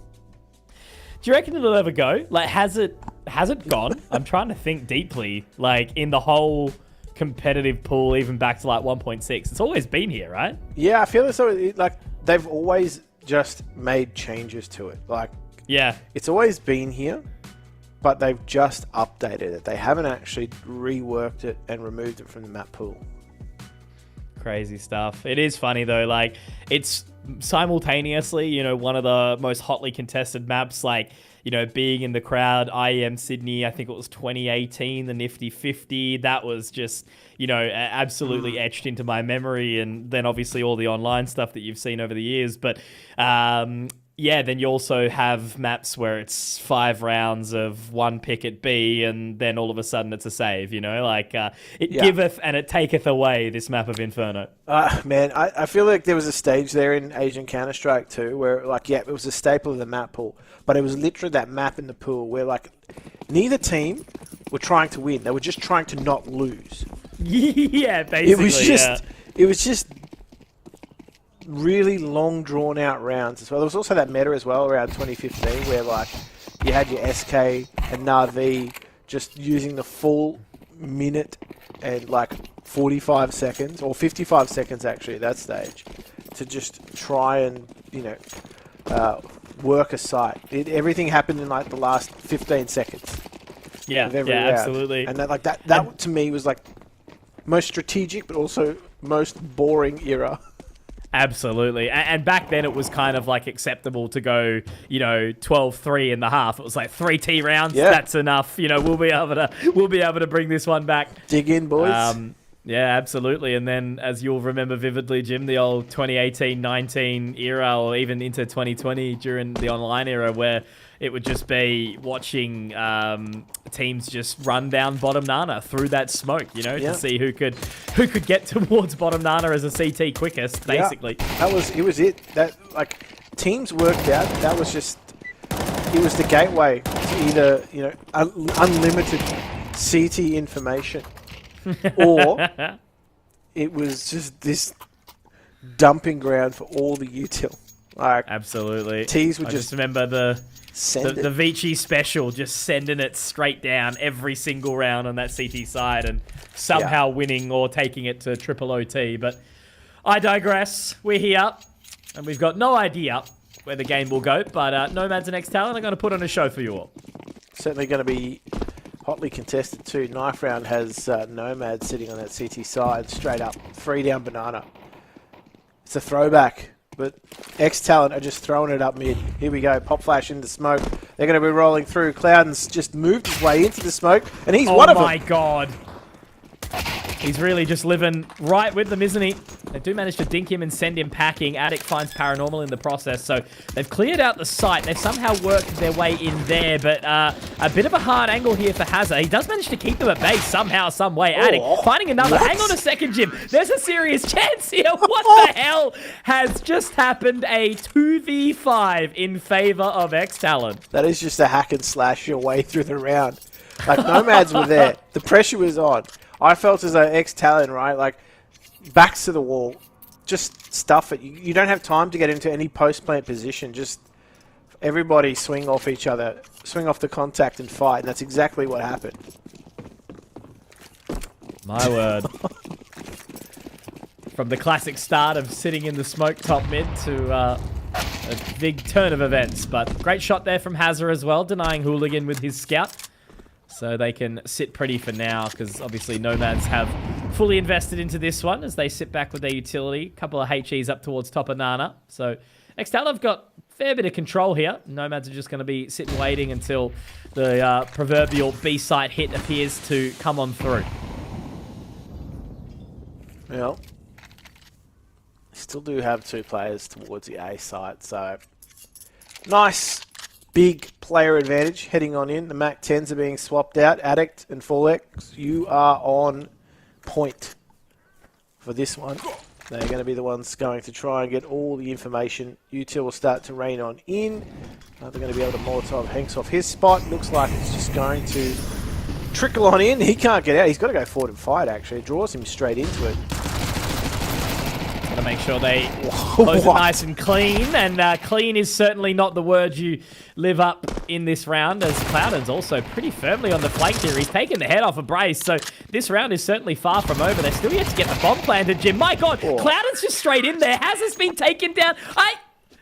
What is going on? These SMGs, dude, they're like actually, it's back. Like the SMG meta has crept its way back in, and people have been sleeping on them.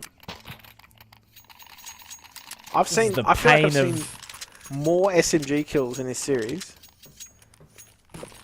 than AWP kills for sure. Yeah. Like on high ping, why even bother? Just SMG your way through. Yeah. It's the unfortunate reality, isn't it? Of what can be done on that nade should very well hurt a few, but it doesn't. It does a little bit. This Cloudon gets a pretty good lineup, does manage to take down Brace nice and low as well, and it's an underarm smoke from Paranormal here. I mean, we still do have Addict waiting for Hanks down towards bottom Nana. So how aggressively is he going to push down? There is an additional smoke here. Has picked up the M4. They've cut sound, they've cut time. But Addict has made the little pitter-patter of the footsteps there as well. Hanks has a pretty tough job here as everyone's rotated over towards A. Yeah, and again, he's got an SMG, so I don't think he's going to be trouble. Oh boy. Oy vey. It's the new UMP. Yeah. MP9 is just brash. That was not an era that was enjoyed either by many, was it? The old UMP. When was that? That was like the 2015, 2016. Yeah, that era. Actually, that jogged my memory. They did, we were talking about it before, Inferno. I'm pretty sure it actually did get, remember it used to be like that stuffy little banana rework? Actually might have got a rework around then. Maybe 2015, 2016. Literally just impossible to break through. But at least one is taken there. Addict finds Hanks, but everyone else just picks up the pieces there. So complete sin bin round there from XTalon. Totally fine. Just the Glocks. And now they got the rifles. So this is where they really need to start to get moving, because I suppose the only thing that I can say is the old... And this is like a blanket statement, is that the CT side of Inferno, just from Australian Counter-Strike in general, hasn't been awe-inspiring. So no. I kind of need to see XTalon get as many T rounds as possible. I mean, XTalon, Semperfi had it kind of alright here and there. I mean, like the old Vertex roster used to have a pretty decent Inferno, and then it was very big fall-off until you sort of hit that FlyQuest Greyhound spec on Inferno, who were actually pretty decent at this map. Yeah. Yeah. There really wasn't. Outside of them, there just wasn't much, was there? Yeah, there really wasn't too much that left a lot to be desired, that's for sure. Like it was played, but I don't know how well it was played, right? Oh, Hooligan making it look easy. He's quick. Looks very good on Mirage as well, and that's the thing, isn't it? You know, it's so hard to get around the corner on this high ping, and they're just not shouldering it well enough. Forlex does at least manage to force Hanks off the line here, but Hooligan can just drop back. He is out of bullets.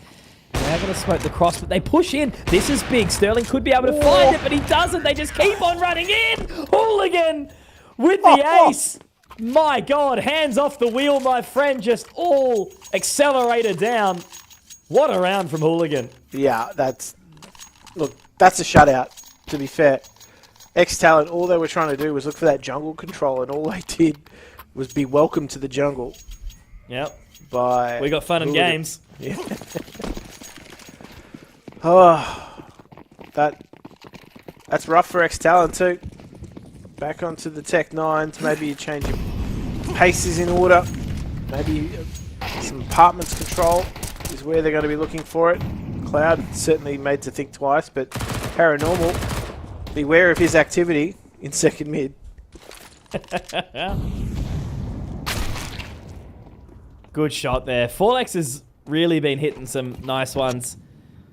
But it's just about conversion. That's what we really need to see. I remember the first round and the only round that XTalon have won so far was off the back of a 2v5 in the form of Hazard and Addict. And there's been no action since. Just haven't been able to quite work it out.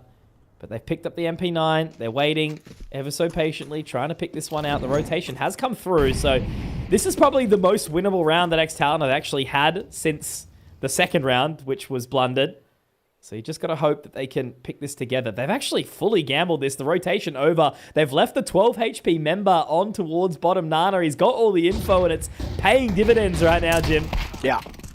Got all the info. They can't even get into pit. They've been shut out. Brace is still in apartments. And now they're waiting for this wrap. They're not too sure what's going on here. Brace has just sent it in. It's opened it up for Sterling. Cloudon's here, though. Yeah, Cloudon's got that AWP, though, so it might be difficult. Oh, God. Might not be. He's a bee's dick away, though, isn't he, of falling down. Attic just needs to hit the shot. Oh, God. The ping. Oh, one bullet. So much drag. And he goes high. Oh, God. What did you say, Jim, at the literal start of this broadcast? Yeah. You come for the Asian Counter-Strike. You stay for the entertainment. Yeah. And the sanity is what leaves your body. We don't need that where we are going. No, it's actually, sanity is more of a hindrance. Exactly. Now they've finally broken that hoodoo. Bit of apartments control, second mid. Oh. Wore that nade on his back. Real dunk down. Bit of a trade off as well. Hank's also getting tickled. Because this is still a big swing round, right? You know, Nomads, they lose this one. They are pretty much having to take the L on the save. But Cloudon picks up Hazza. Traded back quickly by Forlex. Now, Attic does manage to slip the net, but I think Hooligan spotted him. Yeah, he absolutely has. And that's the thing. It's just so hard to shoulder out. There's nothing worse than a Hooligan going unchecked. Oh, shot.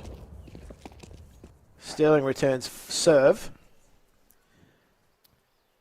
They're trying to thin the numbers. There's no rotation, no. Back towards B. They're very deeply set in A. A lot on the shoulders of Hanks here. 40 seconds, so they will really need to get a wriggle on. We have to see a trade top Nana here, and There's Sterling will be the one to take the line. Rotation around very quickly, and Hanks finds it. There's 1.5 ain't bad, Jim. Now the rotation's here, and Randy's already on site. Oh, yeah. Problem for them is he's at first oranges, and they're not going to check it. No check.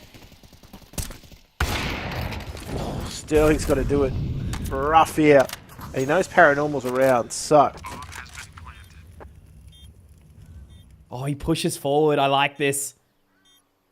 Very aggressive. If he can get straight on towards this line, but he doesn't want to scope. That's the thing. Here's the footsteps. Knows he's poolside. But how spooky is it going to get here, Jim? Just sit in front of sight. Sterling, completely unaware, will be Paranormal, looks to go the deep line, spots him, finds the info, connects with the shot, and that's the 120 ping king right there, Sterling. As XTalon breathe a sigh of relief, they're still in it here. Oh, dear me. I think everybody watching that breathes a sigh of relief for XTalon. And I think it's safe to say that Nomads, the money train is starting to have the wheels fall off. But they got MP9s, man, so like just throw that all out the window. It's pretty much a full buy at this point.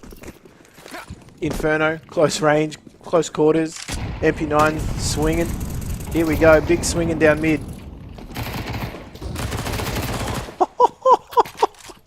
This is like one of those classic anti-eco disrespect rounds. Yeah. But played out on a round against guns. Yeah, that's it. It is really like what we were talking about back then. Oh my god, never mind. Couple of quick shots from Hazza. Almost finding Hooligan as well. But yeah, the Vici, like having Zoking with an MP9 just run straight through bottom Nana smoke or something like that. That's kind of what it's reminding me of here. Because look at Cloudon. He's also heading all the way back towards spawn. I mean, Forlex is aware. He is looking. But I just think he's just missed the timing. Yeah, you're exactly right. The footsteps have been picked up. But where do they go? Where do they check now? I don't think he's going to be looking. Oh, no. They're going to line up even too. Unless Clouden gives him enough time. Nah, not at all. Dunsky, well done. I have to tip my cap to Clouden there. Yeah. But Forlex, he was looking. It just narrowly missed the timing. Yeah, look, to be fair with you, big risk on that info play, right? Because he could be caught out if they do decide to pressure that B site. Makes it a slightly longer rotation for him, but in the end, perfectly played. And that's the problem with Inferno on that T side, is like you can be choked out of every possible point and have to sit back, otherwise you risk taking a lot of damage. And they're going to try and do the same thing in Banana to Nomads. However, Nomads are just ready, free-sitting there, eating the grenade. Brace is just trying to get every extra second out. And so, Absolute meat grinder. yeah, that's rough, but quick round's a good round.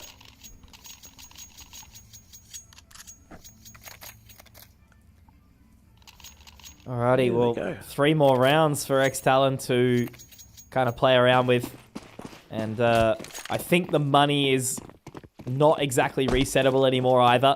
They might make the final round of the half a little bit skatey if they are successful, but that would mean they have to put together 2 here. And already seeing Cloud and straight into second mid, peeking down through the apartments there. Great proactivity. And XTalon, yeah, licking their wounds really as they walk up Banana here. Yeah, it's the classic, like, flash straight in. Nice little pop flash and window pick into second. Nice quick readjustment here from XTalon, though. A bit of conviction in towards this B site. Randy is just going to be doing the fountain dance, and that's going to be the side broken on into. So, they haven't necessarily burned a lot of utility here, Nomads as well, so it means they've got a lot for the retake. Sterling making it work here. Does get taken low. Hooligan able to be swung as well. So a nice 3-peat from Hazard makes the round look pretty decent, but Paranormal only sort of benefit here as he's taken down to just 9.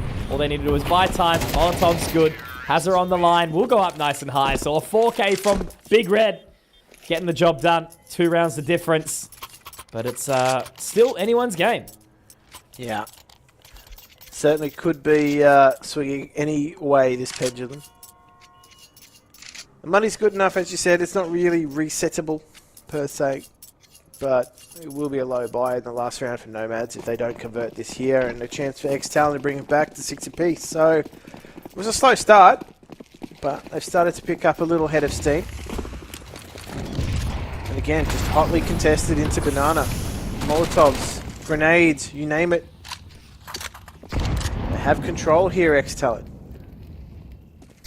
Free here, though. That's the only sort of difference maker. And Clouden, again, man. The amount of first kills in the round that he's found has been nothing short of brilliant. As XTalon have completely relinquished their control of beat. And they've headed back. But already Nomads have sent one on return. It's actually Clouden again. So great read. Great work. Nomads still very much in the driver's seat in this round. I think they've worked it out. I think, like, Nomads have just worked it out that it is the planet of the strafes. Oh, there we go. Not this time. Denied.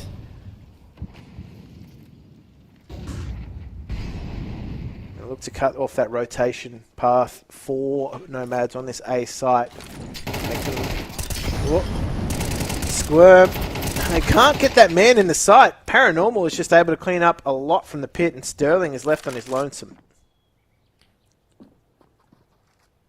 Little awkward here now as well. Hanks will spot him.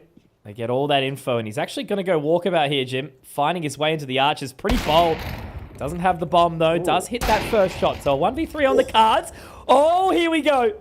They should know he's low as well. Already has made the call. 12 points of HP. We'll go and pick up that AK. 15 seconds, Jim. He's sitting back, watching the line. Clouden holding on long enough. He might be giving himself not enough time here. Sterling has to get a move on, but he's out in the open. Clouden playing that ankle is absolutely bonkers, but the confidence is what takes him across the line. 15 and 6. And unfortunately, Sterling denied in the clutch. Yeah, he's just gone and played the part of the butterfly because no one's going to suspect the butterfly. Like, he's just sitting there on an angle that just does not cover him whatsoever. You're not going to really pre-aim that, are you? You're not going to try and line that up. under any circumstance. Certainly not on a high ping too. Like you could probably see that like both players' reactions weren't necessarily too quick, and that's just that ping difference at the moment too. Yeah. So tactical timeout now being used for XTalons to just talk things over, get themselves a 5th round here in the half.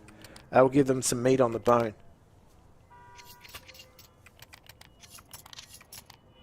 So cheeky little pause just to try work it all out.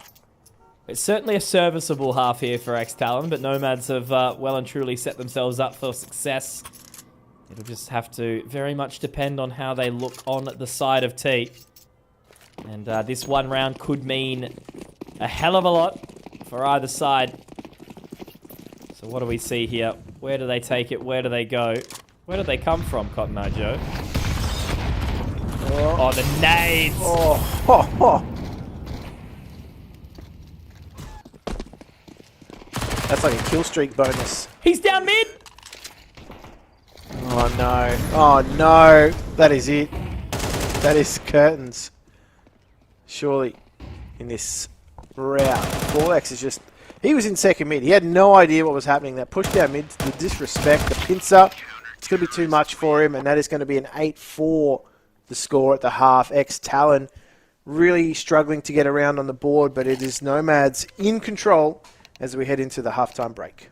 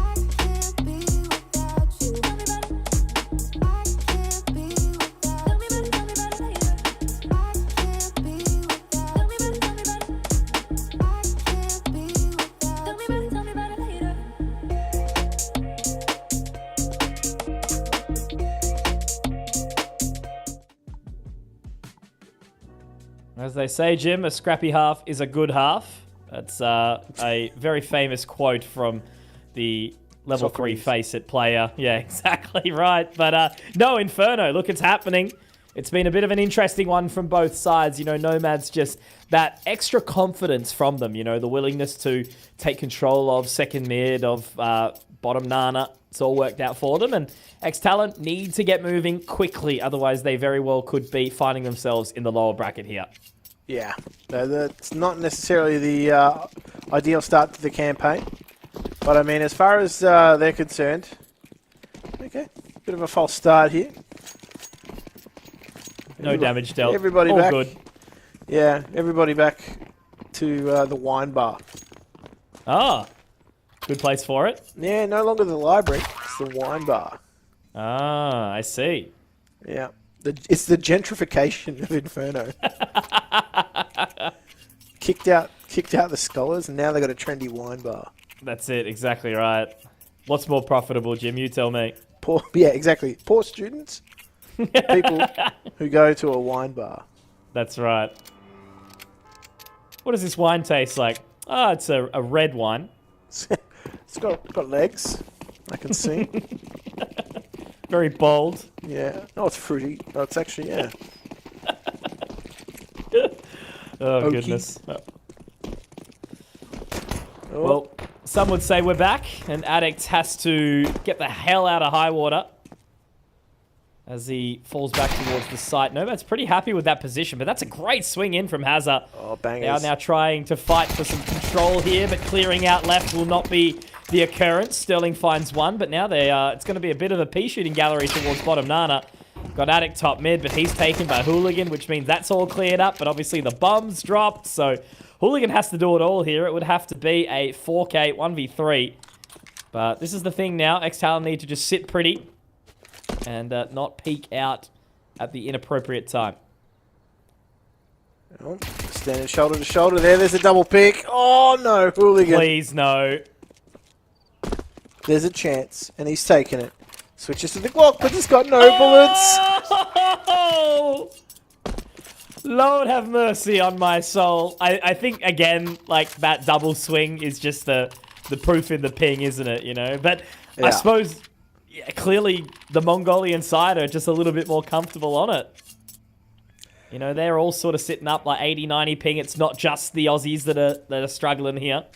Well, I mean, I'd imagine that actually if they want to play against teams outside of Asia, maybe into more that Eastern European territory, Yeah. right? Like, they'd probably be getting this sort of ping. Well, that's what I mean. You know, you think like all the games we do on ESL Challenger, right? You know, like there's a lot of those teams from, say, like Western Russia and that are playing on, you know, 100 or so ping to get into some of the, like the Hong Kong servers and stuff like that. So it's definitely a familiar territory for these guys, I'm sure. Yeah, yeah. It's the Siberians, basically. Yeah, yeah. Have you watched the videos of that lady that lives in Yakutia or whatever it is? It's like my life in a day in negative 50 degrees or whatever it is. my life inside of it. It's so good. Oh, man, what a nice little pop flash. Not enough to get the second, though. One and done. Needs some more. Oh, a lot of pressure on Forlex in the Nomads pit, though. yeah, really clear it, aren't they? He's got to flood his way through. Brace holding on to Hooligan. We'll be able to do some good damage, but now they're getting up really, really close. Sterling is going to have a tough task, but he can get one, and Hanks is all alone. 1 versus 3. M4 picked up. That's where it starts to get a bit dicey. Oh, never mind. Cancel that, Jim. They've both got MP9. It's all good. Yeah, we good. Hanks is in trouble. Yeah. Done. That's it. You just can't beat them. They're the real hooligans. You got an MP9, you just decide to jump, strafe. It's all good. The gun will take care of you. I don't know why they got... why did they downgrade to an M4 and an AK? Yeah, that's so silly. Why would that even... to be fair, like unironically, kind of, given that it's an eco into this next one for them, but no. They'll play smart. They'll play tact. Addict will pick up the MP9. Good on him. Yeah, someone with some sense to farm that cash. That being said, though, Tech 9's good luck. It's like, damn, it's the unstoppable force meets the immovable object. MP9 versus Tech 9. Yeah.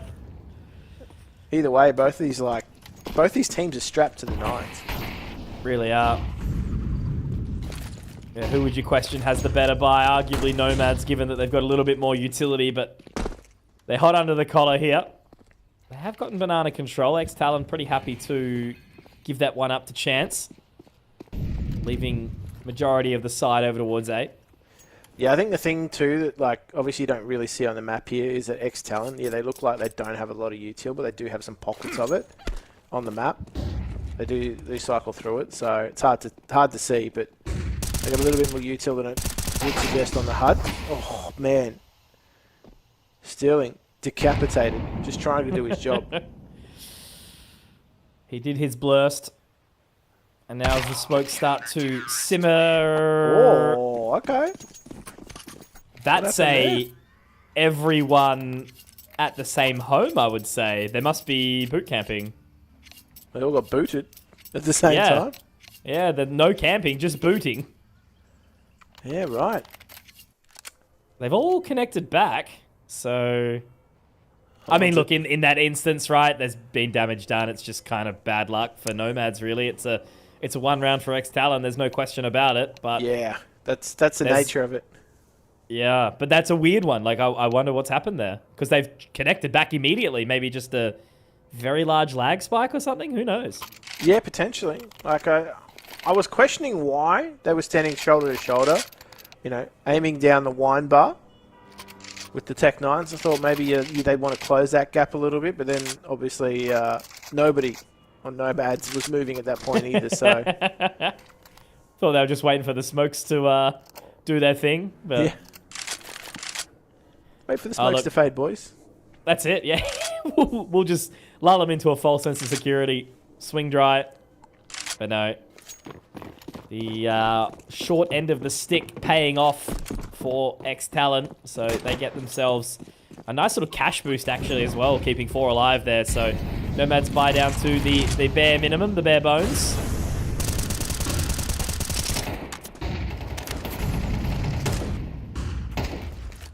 And the battle for Banana rages on. Little fact-finding mission through apartments here. Addict and Paranormal. They do not meet through that smoke just yet.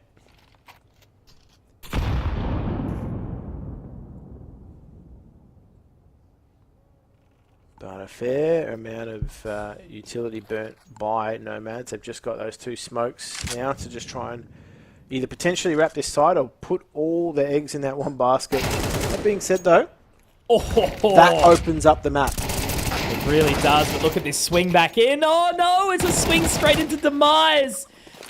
Ah, man, that sucks. That is really rough. XTalon had all of the right ideas, but it was just like a deer in the headlights staring down a hungry bunch of Nomads. A massacre occurs in brackets. Yeah, the right call to swing on that. Brace going down in Archway was just the catalyst, really. Mm. I mean, from that point, yeah, from that point though, like the map's opened up, right? Like they can wrap straight back into B if they wanted to. That swing kill on Brace was really the beginning of the end, anyway. Mm. There's some decent damage dealt, just can't quite connect onto those shots, unfortunately. But an update onto the other stream. What I've just noticed now is Semperfi has taken down Fengda to O. And I believe we'll be following their journey to see whoever joins up against them. I'll have to check to see who's winning on the other ones. It's obviously 4 games currently ongoing as it all stands. It's a bit going on, as we'd say. Hotu looking like they might drop IHC. So that's a toughie. Hotu's a pretty bloody good team. Well, speaking of which, I'm pretty sure they've got like some Siberian players. Oh, there you go. Like, well, at least from that region, right? Like, they are from the... Two Kazakhs, 2 Russians, 3 Russians, rather. From the eastern side of Russia, too. So, like, technically, that is and Asia. It's cold. It is cold, yeah. Ice cold, too. Disposing of IHC. Absolutely. Yeah, they've had a couple of moments, didn't they? I think they actually made a Pro League or something, if I'm not incorrect. Yeah, it's interesting. I think at the moment, too, like, Hotu, there's a lot of talk around whether or not they qualify as an Asian team, but like they do, based on location. They played in Astana. That's right. Yeah, and they actually had an okay sort of run in. Oh, there you go. Site hold is broken. Hooligan, he's doing work. Man, absolutely. It's another moment where they just give it all up. Hooligan is just absolutely farming right now. Hazard has crept his way out the wine bar, but unfortunately might have had a little bit too much to drink. Hooligan just straight on the line. Doesn't take it, so maybe there's an opportunity here. They have had the wickets split. One in pit, one on site. And it is a tough line to hold. Hazza, okay. There's a world where this happens right now. Has to get a bit of a wriggle on. Has the smoke's going to pop it behind him. And that does actually bait them in. So he's got the information. He's peeking in. And he's got the time now. He actually might be able to find this. He's got to rush in. This could be awkward. Doesn't know exactly where it is. And Hazza's done it. Oh, man. Somehow, some way, Hazza keeps it alive for XTalon. Despite Hooligan throwing the bloody kitchen sink at them. Yeah. Hooligan's just gone into hooligan mode, right? Like, he's just dragging Nomads through these rounds, but Hazza's just quite literally hoodwinked them with that defuse. 3v1. Very nicely played. Honestly, when he hits that shot into the player in sight, it's on, like Donkey Kong.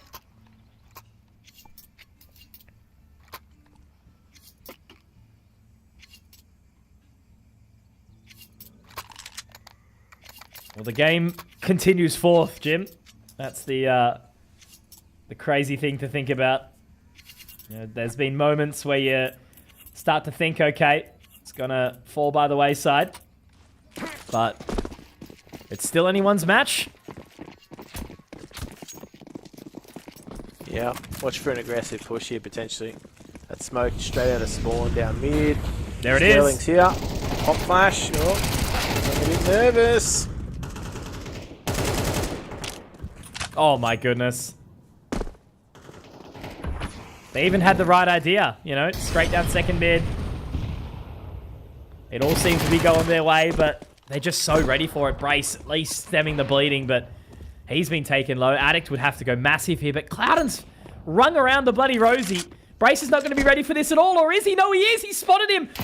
Jesus, what do they even do now? He had the MP9, he got the dink, but now Addict has had to try and make his way down if he finds some good timing here, but they're clearly ready for it. They've smoked it off, and now Hooligan is just going to be watching straight onto that one. It's actually going to be an underarm flash in, and Addict doesn't want a bar of it. Yeah, I think he's just going to save. He's just looking to try and maybe keep them in that site, but I don't even think that's a viable situation. Man, they took a bit of a risk, didn't they, XTalon? They went for that second mid push, but Nomads were just hugging that wall. They were hugging that left wall up second mid, ready for those pop flashes. And you could just tell XTalon were a little cagey in taking those engagements. By then, the flashes had worn off and they were getting swung themselves. That is a rough drop. As we admire the art at Blue Door. Another trendy bar on Inferno. No sign, just a blue door. Oh, goodness me. It's SPC. But nah, this is just one of those games that just continues to go back and forth. And, you know, whilst there's a potential chance at a resurgence for XTalon, they just can't quite get that chokehold back. And now they have to stare down a pretty horrible prospect here, right? You know, 4x is 1,500. Do you force around this? The answer is probably no. But if you don't, obviously it's 11 for Nomads. And if you do, you still, well, yeah, even if you don't, you still don't have a great buy into the next either. So yeah. I mean, you're sort of in that situation where you're like, you're doomed if you do, but maybe you're doomed if you don't. 100%. So, I mean, in this sort of situation, I don't necessarily think there's a right or a wrong. It's all on the execution after that.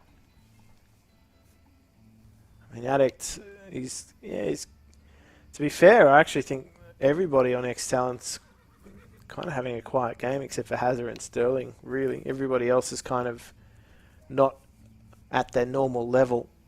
And then you got over on the Nomads, Hooligan is just, I don't know. I feel as though Cloudon's had some pretty impactful early round kills, but it's definitely been like those mid to late round kills from Hooligan that have turned a lot of rounds on their head.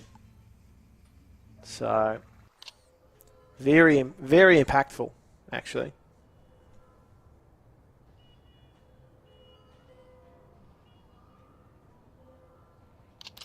Yeah, if you just look, I mean, if you're just looking at the scores, right? Like, if you were to just look at the scoreboard without the actual team scores and just look at individual player stats, you would say XTalon are probably getting beaten pretty significantly. Definitely, yeah. It is very, very brutal. There's just been, yeah, a couple of moments here and there. And I suppose, you know, the mantle is never any one player's outside of the fact that... Because Hooligan's had some pretty heavy moments. He definitely did a lot of the heavy lifting on Mirage, but Clouden here has been playing phenomenally as well. The amount of opening kills that he's found.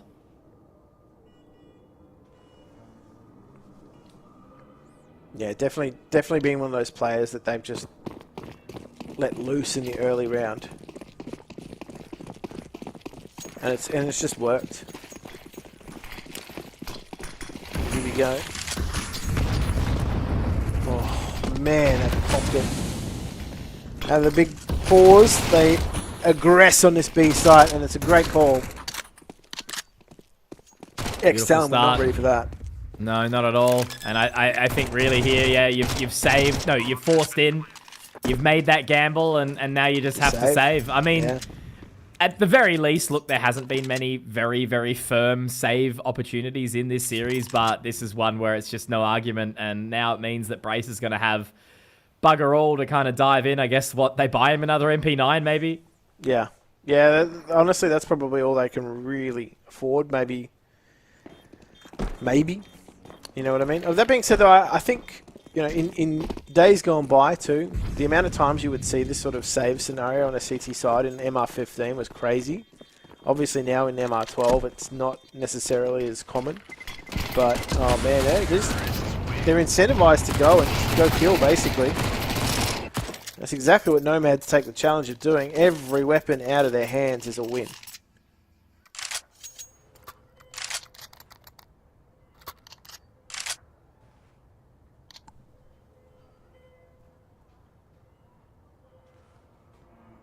So Nomads, they're looking to reach series point. They can close this out there on series point.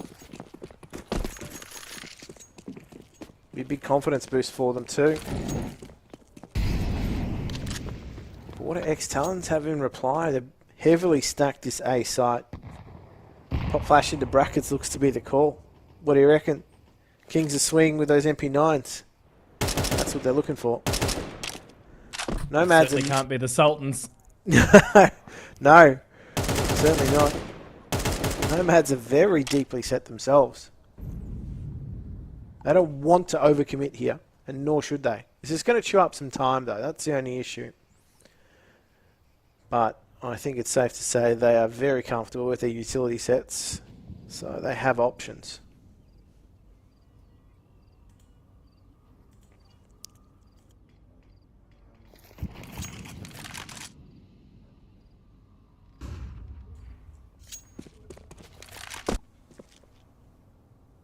So much riding on this round here. Burning time, 45 seconds. Paranormal, if he goes down, oh no. That's one of those MP9s. Now they can start to make the call here because Brace, the man playing solo dolo, only has the USP. And they are going to be hitting that site of B. They gamble it. They hope that it's going to be this way, but the call is not correct. That utility starts to ring true, and I just think it's going to have to be another... No way. There is no way, Jim.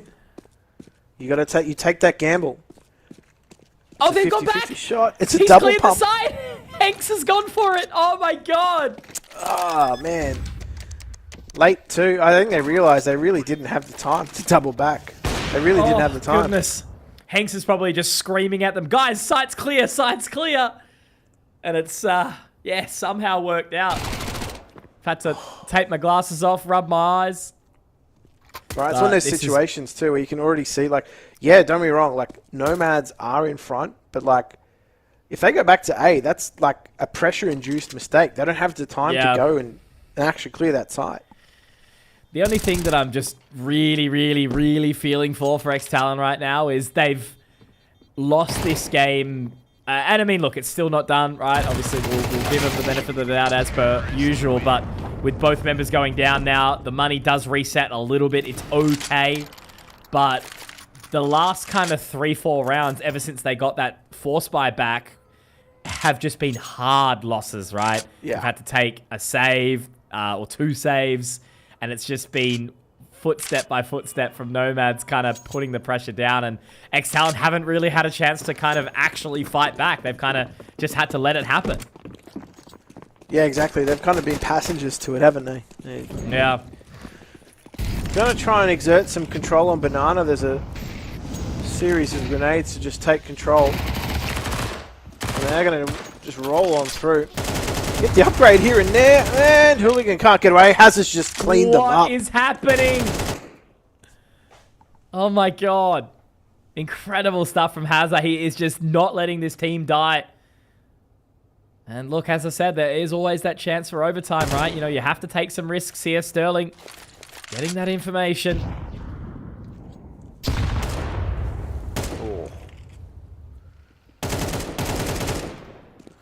I need to be careful. Cloud's still up. Putting pressure on too. Attic just eats that grenade up. I'm going to say that wasn't intentional, HE. Looked like it hit too many walls. I think it was more so Cloud's reaction. He looked a little surprised. Oh, I'm just feeling for Addict as well. You know, he hasn't really kind of had a chance to play. But they've managed to find some pretty decent positioning here. Clouden is going to be able to go around the world, meaning that, yeah, Hazard is going to have a tall task. I think Hazard either aces or Nomads win this round. Yeah, split on 2-on-2 in this site. Okay, now the call has been made. There is 2 hitting this site. 4 rotations coming in. Hazard, has he swindled? Yes, he's got 1 and 2. Meaty with that spray down. Did I call it? Did I call it? There it is. A big ace from Hazard. The game will go on. 3 alive. Money is average, but they've got it back in. Nomads have got the full buy. They're not going to have to stress at all. But the story is still there to be written for XTalon. Yeah. Just depends on how much they want it, Jim. Nomads have still got, you know, quite a few buys behind them too. That's the other thing for XTalon. It's going to be, you know, quite a fight to the finish line. Big contest in Banana. Early round goes the way of XTalon. So Nomads just looking to try and get early picks. It hasn't come off for them this time. They do have the player advantage talent, so Nomads will look to regroup.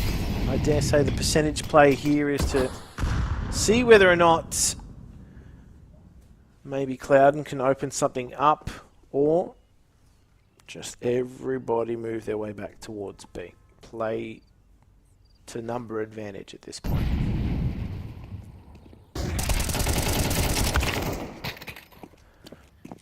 Blind brace.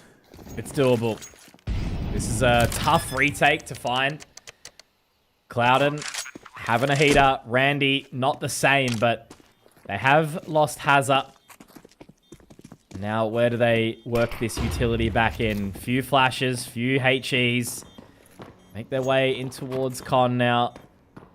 Cruising their way out. Still a smoke there to keep them back from construction. And they're going to nade it open, and they do start to swing here, but they have to get moving. Randy holding from the side. They do manage to get 1 and a second. Randy, the man who hasn't done much, has done it all here, and Addict has absolutely no time, no hope, no dreams.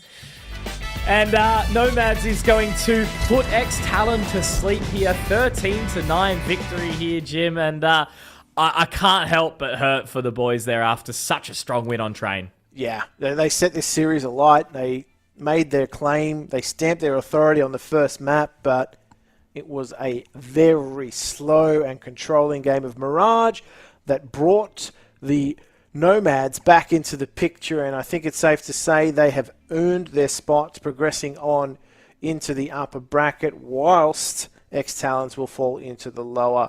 Now, we do have some more matches on the way. We are going to be bringing you, I believe, Semperfi versus... I'm not too sure who their opponent is just yet. I think there's actually still a match going on. It'll be Hotu. Oh, there you go. Okay, that is going to be a cracker. And that match is going to be taking place next. I do believe we have a little bit of a break before that, so don't go anywhere. That match is coming up after the break. We hope you'll be joining us. We'll catch you then.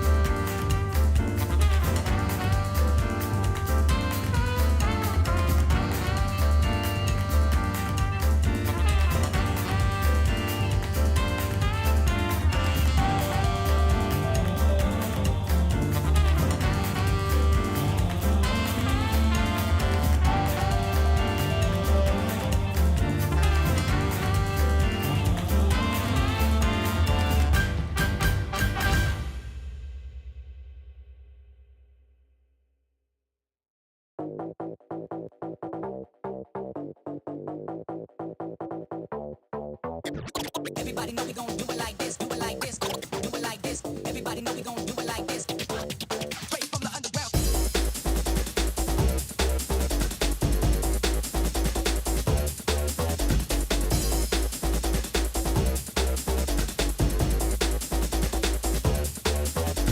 Everybody know we gon' do it like this, do it like this, do it like this. Everybody know we gon' do it like this, do it like this. Straight from the underground. Everybody know we gon' do it like this, do it like this, do it like this. Everybody know we gon' do it like this. Straight from the underground.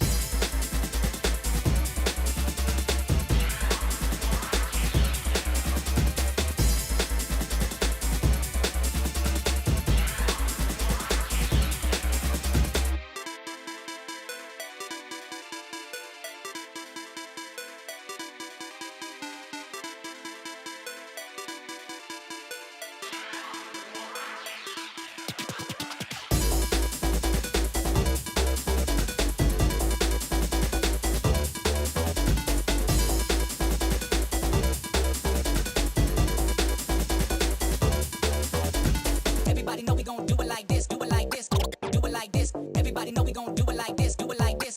Straight from the underground. Everybody know we gon' do it like this, do it like this, do it like this. Everybody know we gon' do it like this. Straight from the underground.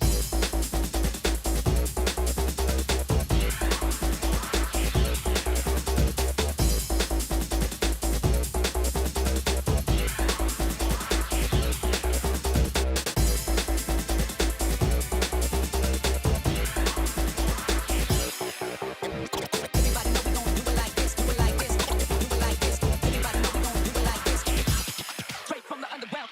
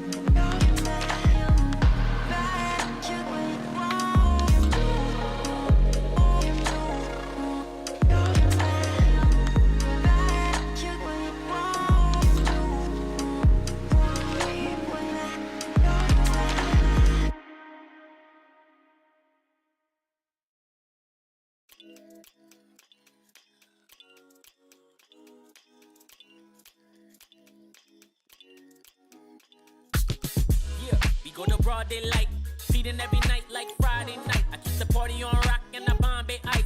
Gotta see stars like Broadway lights. I told her, baby girl, you don't gotta kick it with the daydreamers. You can can skip the line, I'm the gatekeeper. Plus I got the crowd going crazy, dance floor blazing up, going. When they see me show up, I be feeling glowed up. When they see me show up, I be feeling so. When they see me show up, I be feeling glowed up. When they see me show up, I be feeling so. With the VIPs in your city, getting litty as a BIC, huh? Yeah, screaming life's a gift, so we live to the fullest till we DIE. DJ, put it back on, keep it hype, we don't wanna hear no sad songs. Everybody up in here just wanna celebrate. Sip a little drink, get the dance on. That's all, listen, everything good over here. We don't want no problems, we just want cheers. Toast to the good life, wine, liquor, beer. Haters getting blocked if they trying to interfere. Swag on 100 and my drip too fresh. Certified stunner, need a big blue check. I don't got no time for no BS or no negative ideas in my vibe, cause I'm just too blessed. Run it back. When they see me show up, I be feeling glowed up. When they see me show up, I be feeling so. When they see me show up, I be feeling glowed up. When they see me show up, I be feeling so.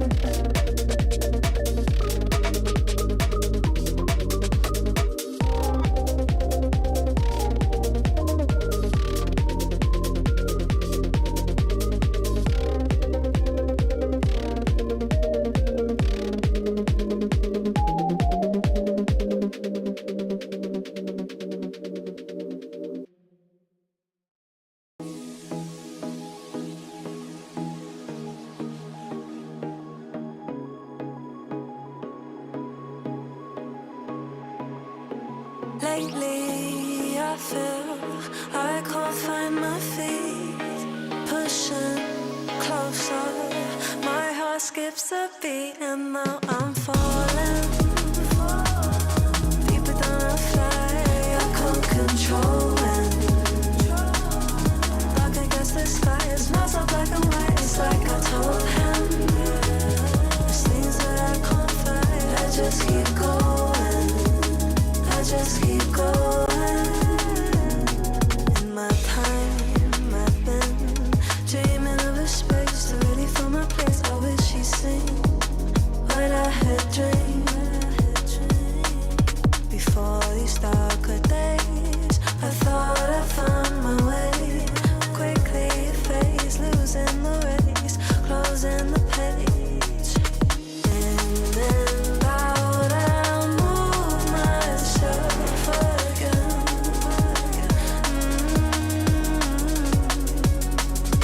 Time moves fast, I feel my heart beating.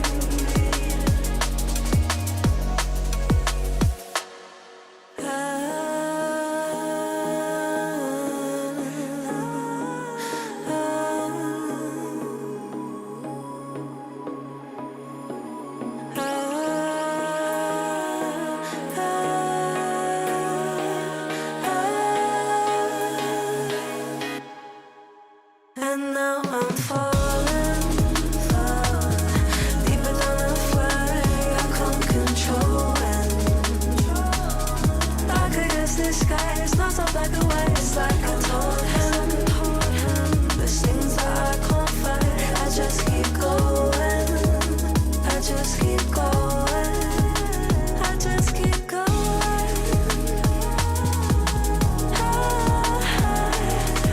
I just keep going. Dark against the sky, there's things that I can't fight. I just keep going, I just keep going.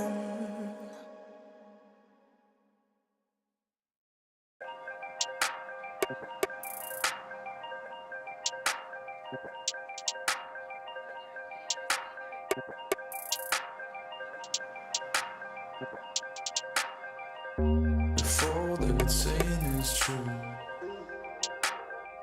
there's a wall before your eyes. Tell me, can you see right through?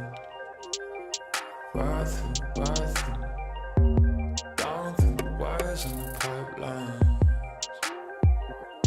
We go disconnecting from the city and the skyline. This is the numbers again.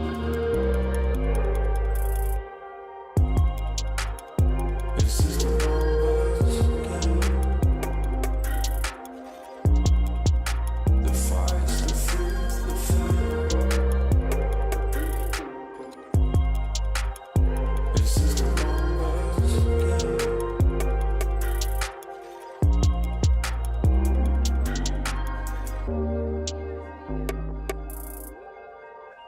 Counting up coins for a soda can. And there's nothing going on, no game plan, no plans. So I'm jumping out the fire, back into the frying pan. I'm trying to disconnect from the stats and the spray tan. Just another piece of data. Just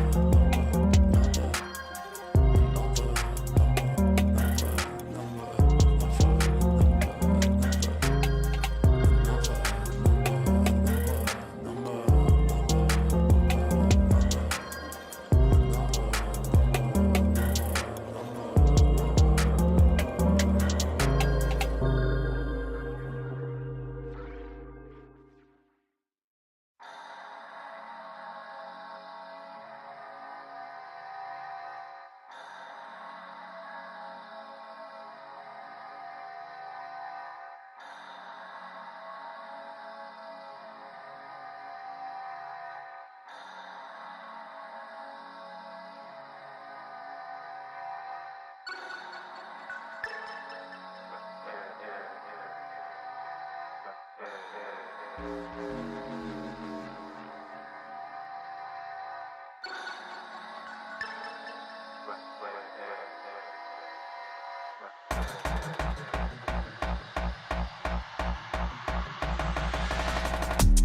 don't do no talking round here. We don't play no games round here. We ain't never slipping round here. This another level, this one over here is very rare. We don't do no talking round here. We don't play no games round here. We ain't never slipping round here. This another level, this one over here is very rare. Ridden got me skanking, had me feeling like I'm Fred Astaire. Bread was kinda short, but I was smelling like a millionaire. Claimed their opposition when we stepped in, they were running scared. Man, we're louding up the atmosphere. Too much chatty, too much catty. I just lit a fatty, and it came from Cali. I'm already here. I was in the clouds, I don't ever take the stairs. We don't do no talking round here. We don't play no games round here.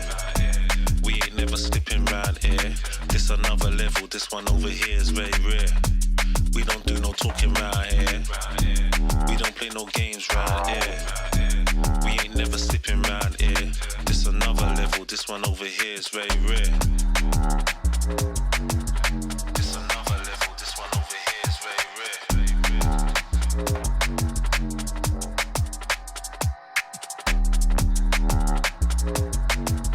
This another level, this one over here is very rare.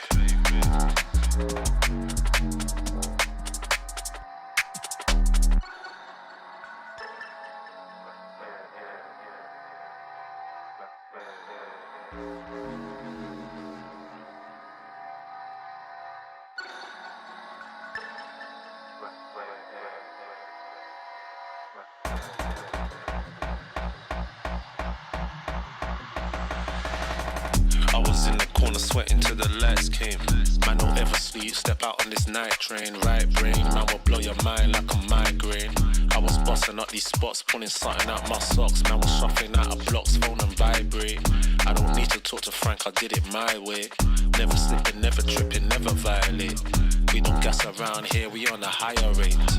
We don't do no talking round here. We don't play no games round here. We ain't never slipping round here. This another level, this one over here is very rare. We don't do no talking round here. We don't play no games round here. We ain't never slipping round here. This another level, this one over here is very rare.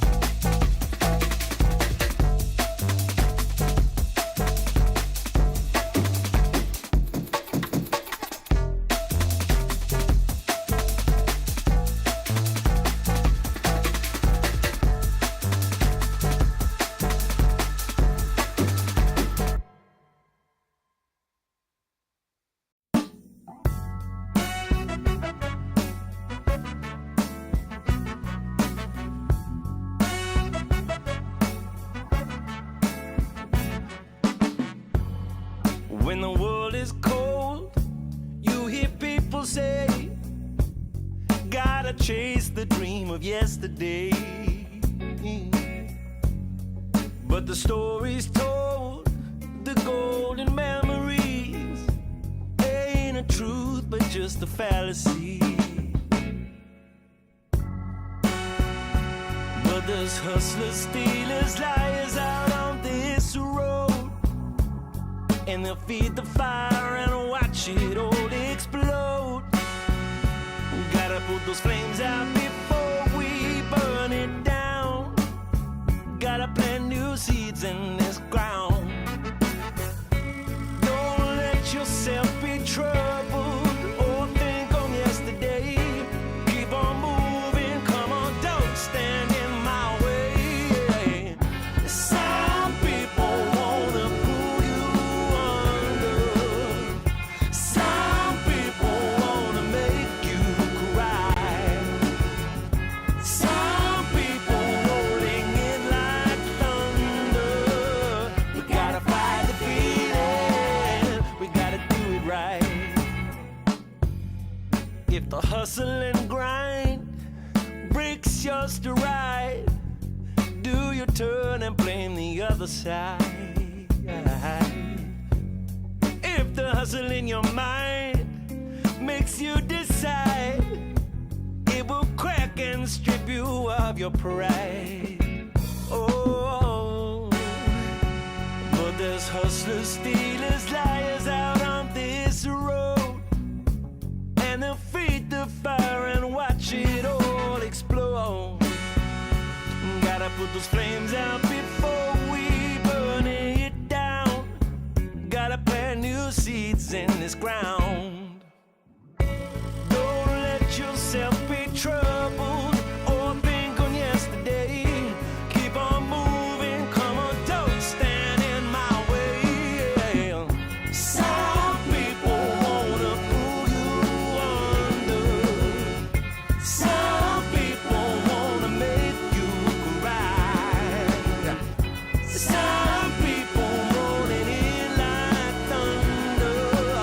We gotta fight the feeling, we gotta do it right.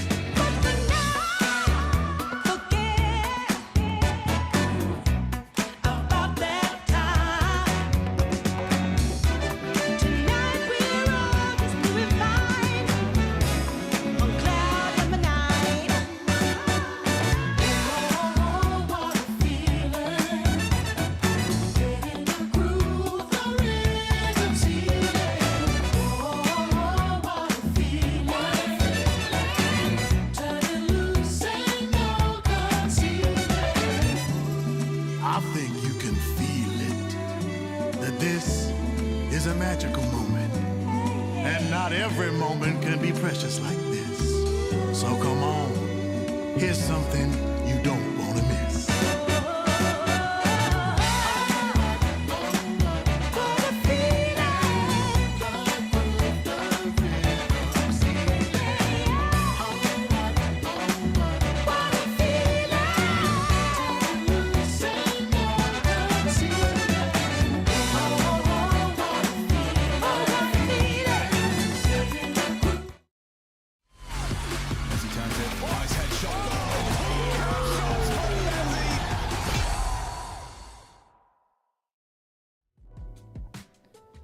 Well, welcome back, everybody. ESL Pro League Season 22 Asia Closed Qualifiers continues in your ears, on your screens. Myself, Conky, and Jim and Esso back on it again. We've had a nice little break, Jim, about an hour and 15. Went and sat on the couch, watched some telly. Now ready for some Counter-Strike. We've got Semperfi versus Hotu, which I think is going to be a bit of a heater, mate. Yeah, it is. It is. We had time to just sit back and marinate in the glory of the Counter-Strike that was just presented to us. But now we're on to some, I guess this is probably the more closely contested matchup, I reckon, of all the matches that I've seen so far. So, I mean, Semperfi, we know a lot about them, obviously coming from our region of expertise. But this is my first time actually watching Hotu play, obviously outside of that major cycle, right? Like, yeah. I don't think I've seen too much of them. I know, obviously, there's always that contention around what region they actually belong to, but I think it's safe to say that it doesn't matter at this point, right? Like, they are the next opposition for Semperfi, so they've made it this far into the competition, and I think they're worthy opponents for sure. Yeah, absolutely. You know, a mix of Russian and Kazakh players, which is always cool to see. You know, obviously a very, very talented region, Kazakhstan, and, you know, the deeper parts of Russia. It's such a big beast of a place with so many people in it. And, you know, they've been taking down teams like, you know, I believe this was like the Misa Asian Masters was on LAN. You know, taking down Chinggis Warriors, GG Hao, only getting felled by Rare Atom in the finals.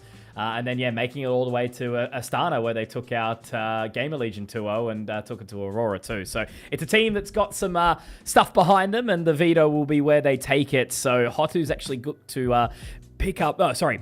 Semperfi's picked up Nuke. Hotu will pick up that CT side, and then they've picked up Mirage. So clearly very confident going into that one. Dust 2 left over. Yeah. I think this is a fairly stock standard. At least tail end of the map pool anyway, but I think the pick of Nuke is probably the good bet there for Semperfi. Obviously, it's a map that they're fairly confident on as well. I think there was a long time there where in Australian Counter-Strike you had to be proficient at Nuke to really do damage, and I think a lot of these players, like particularly, you know, your Valiants, your Alistairs, and of course Savage, like they know that, and they probably carry that confidence over, and obviously it's a map for them that they haven't. I mean, it's hard to say, right? Like, because we don't have a lot of HLTV matches up anymore. But, you know, these guys, I know that they've got a lot of confidence on that map. Certainly plenty of reps in their careers on it. So I'm interested to see how that goes, because I know, despite obviously having played it as quite a bit, there hasn't been a huge track record of success on it either for Hotu. So I think it's going to be indicative of, I guess, Semperfi, how much research they've been able to do on their opposition as well. Obviously, it's safe to say, right, like they had a similar break to us. They only had that hour and 15 since their, maybe a little bit more since their last best of 3. So yeah, it's on to the, you know, the HLTV scurry session of trying to find the demos, potentially mock out the veto in your heads and go, okay, let's just see what we can see, do what we can do. Absolutely. The only sort of benefit I can attribute is, so Semperfi are boot camping in WA, Western Australia, to get the ping difference. Obviously over here in my neck of the woods, you can kind of get the 60 ping up towards Singapore. So that is a relative buff, as opposed to, you know, throwing in the costs to try get over to Asia, somewhere a little bit closer, you know, which is just for a chance at one spot out of 20 teams, right? So it's a pretty big ask.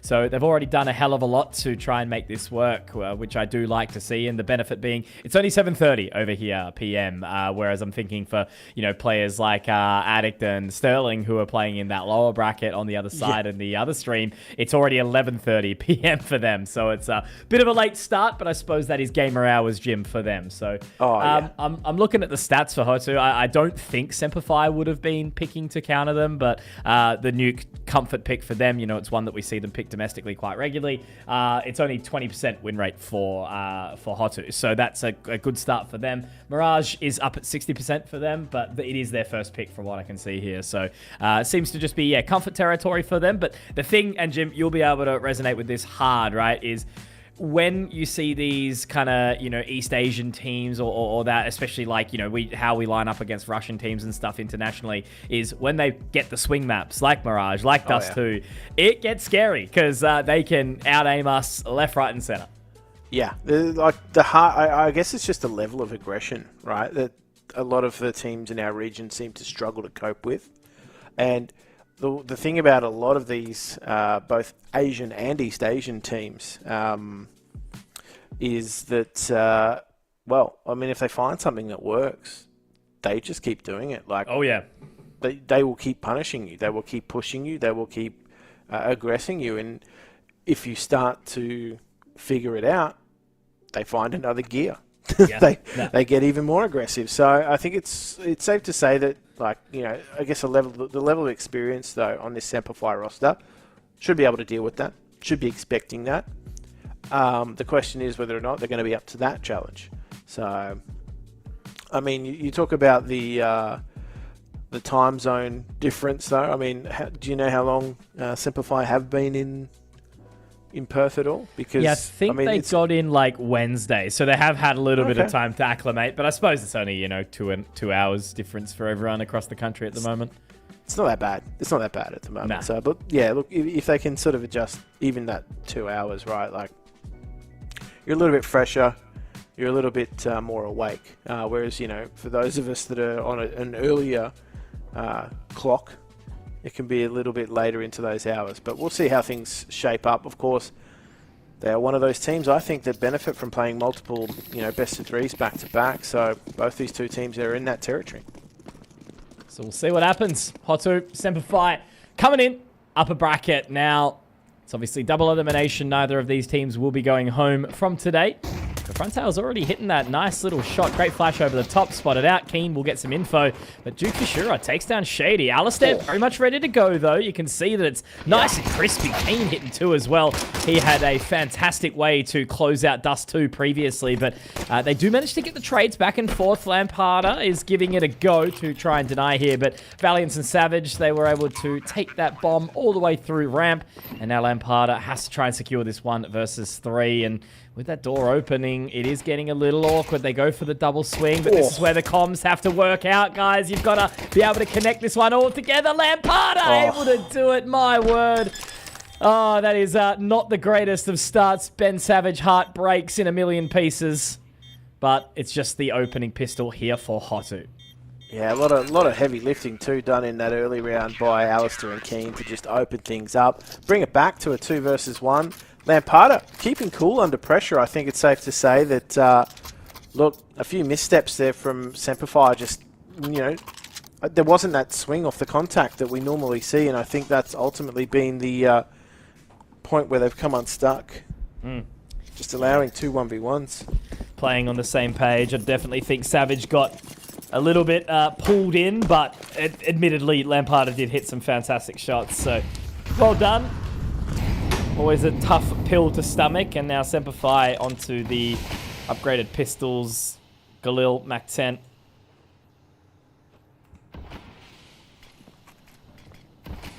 We play that game of, who has the slightly better buy. We've seen pistols and SMGs just, they're back. They're so back. Particularly at the higher ping scenario that some of these players find themselves in. That strafing accuracy. They've done well, at least to break enter outside annex. Now Keen, if he can manage to hard clear this corner, doesn't look like he's going to. Oh, a little bit of a rough one. Kato able to get that one done. That's the most Aussie name I've ever heard, Kato. Valiance will trade back. Yeah, really got to turtle up now, haven't they? They don't have control of outside. It's sort of tough scenario here for the CT side. Valiance is just going to look and see if he can spot the top of a dome.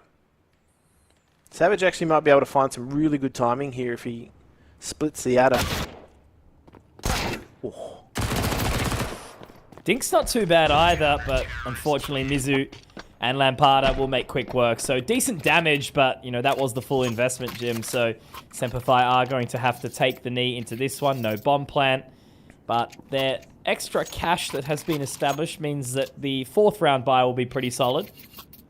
But they'll have to, lay wait until that one comes on through, and it's already going to be an early tactical timeout. I do know that Coach David's over there along with him, Kingfisher.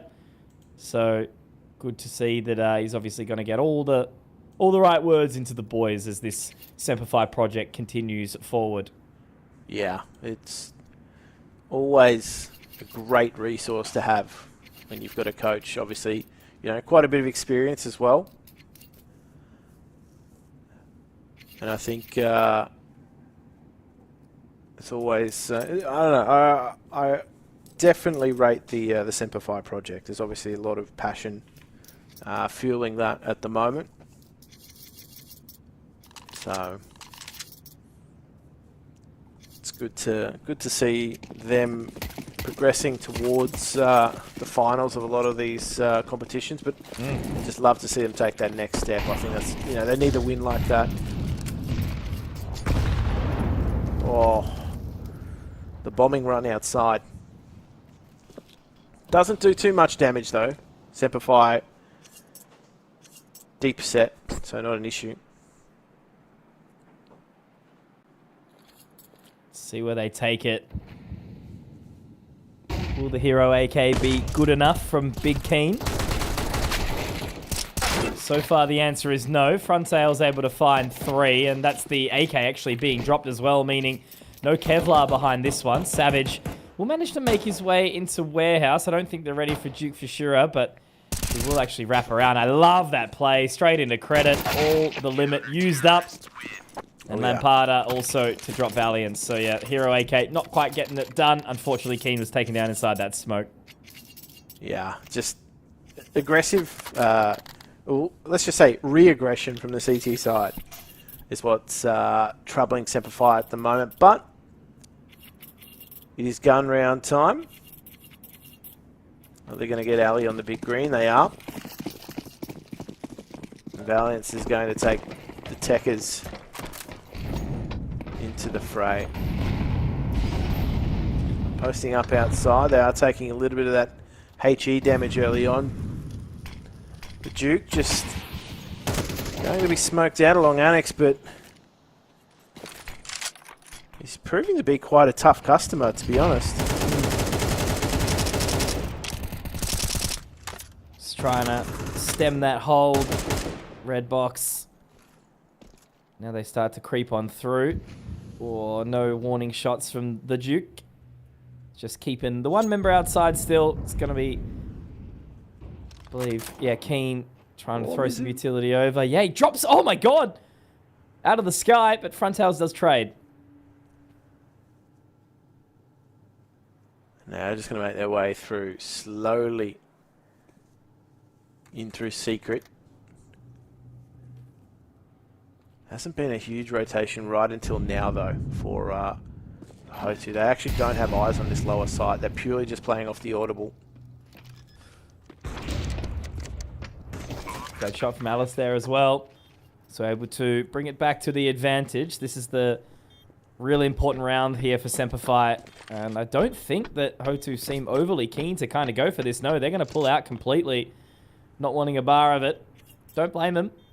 Don't think Valiance is going to be able to find a weapon on the exit unless he is a little lucky. But that's a good round from Semperfi. Nice fundamentals, nice and slow, just getting into position. Good pick from Keen as well outside. So A great resurgence after losing the opening 3, and especially after trying to restabilize the mental after losing out that clutch in the early round. Yeah, definitely a good call for Ho2 to try and save 3 weapons across as well. So just keeping that CT economy nice and strong, or as strong as possible after losing a round anyway. So Simplify, as you said, they get off the duck, and they managed to work that outside part of the map quite nicely. So wall of smokes, that absolute trust in, I don't know, like it's wild, right? Like they just waited out all the CT aggression and all the spraying through the smoke, but when they actually chose to make their way through, it was dead silent. Yeah. Not a drop out of place. But it will be a little match pause. Everyone has purchased, so hopefully it won't be too long of a go. We'll get the comms shortly, I'm sure. But we do know there has been some camera issues for some of these teams as well. Again, as a part of the competition integrity, obviously everyone's got to have their cams on.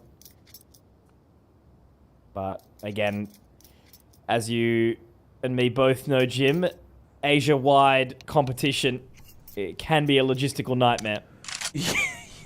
Yeah, look, Australian internet is sketchy at best, but then when you expand that net into Asia, and VPNs and the whole kit and caboodle. Yeah, the sketchiness just exponentially increases. So, pause is done. Back into it. And Simplify, they're going to not mess about here. Straight on into breaking that squeaky door, trying to put pressure on that top side, see if they can filter anyone through. Ali, just looking to see if anybody's going to disrespect the smoke. Yeah. Look at Duke's position here. Doing some damage, but I think he's going to be able to get this one absolutely free of charge. That's a wander through a smoke that, you know, players at home just don't take those risks, do they? No. So, Keen 2 HP, Shady down to half. It's going to have to be Big Man Savage for the one time. Has he made his way out onto top side? Yeah, or is he yeah. But the problem is, right, the bomb. Yes. It's in full view. So Ho2 don't have any reason to be looking anywhere else. Yeah, you've got Simplify making their way through the lower side here. They are going to have to make the audible if they want to try and wrap the long way around. But they're kind of in stasis right now. Like, the Duke has got everything sorted outside. Sort of begging the question, do they even want to try and recover anything? No, I don't think they do. Just going to go walkabout, save it all completely. Yeah, 3 saved on the CT side last round, now 3 saved on the T side this. So, trying to stabilise the money. I mean, yeah, okay, Savage could drop across an AK. Valiance is... Well, they're going to get the rough end of the bonus as well, but... they can fashion a buy out of this if they save, obviously, all 3 here. Luckily, nobody's really pressing the issue for Ho2 just yet. So, I think a few Galils will be passed around if there's a rebuy or a drop. Ali can buy that AK if he really wants, but only just the single flash to come through. So it looks like he's actually going to go for a little bit of utility here. Are they just going to go for a half buy? No, Valiance. Okay, straight in with the Deagle. So he's happy to take that L. That's fine. But yeah, rough round in the previous, right? You know, Savage making his way up towards the side of A, and everyone else is just completely ignoring him. Doesn't care. Doesn't give a damn. And Duke Fishura spotted out. We actually do see Keen dropping straight into Annex. Nice job. Good trade out from Frontails, though. Yeah, just the eyes on outside with that orb. Progress through. Alistair finds the timing and steps. The flick not successful. Alistair's taking a lot of territory here. This could open up some big space. But Kato's just managed to swindle his way through. Oh, Mizud, will he spot him? Yeah. See, this proactivity from Hotu's room, you know, they just seem to be very, very happy to try and take some additional space. Savage picked up by Cade. So, despite the fact that we do see those first 2 opening picks just immediately closing the gap are multiple players of the mixed Russian-Kazakhstan side. And a good nade from Savage, Shady rather, but he has to sort of get into a very, very tricky angle here, and just playing off the steps will be Cade. So, I mean, look, I do like what he's found, but they do have the bomb in clean eye side, but where does Shady go with this? It looks like he's going to break the net. This is big, but no, Cade ready for it. A sixth sense, and Semperfi still can't quite get the pieces on the chessboard. Yeah, not quite. The rounds are chasing them. Semperfi just proving to be a little bit faster. Now, Hotu certainly in the driver's seat. They've got plenty of utility. Like, it's always tough to break a CT side that has plenty of utility. Plenty of money. So that's the kind of territory that Semperfi find themselves in right now. Just looking to try and break that CT economy. Maybe even just try and wait out that early wave of utility that they know is going to be potentially raining on in. Maybe they're going to try and bait it out. Maybe they break open that squeaky. Maybe that forces the CTs in the top side to dump out what they've got. There's a lot of things to consider.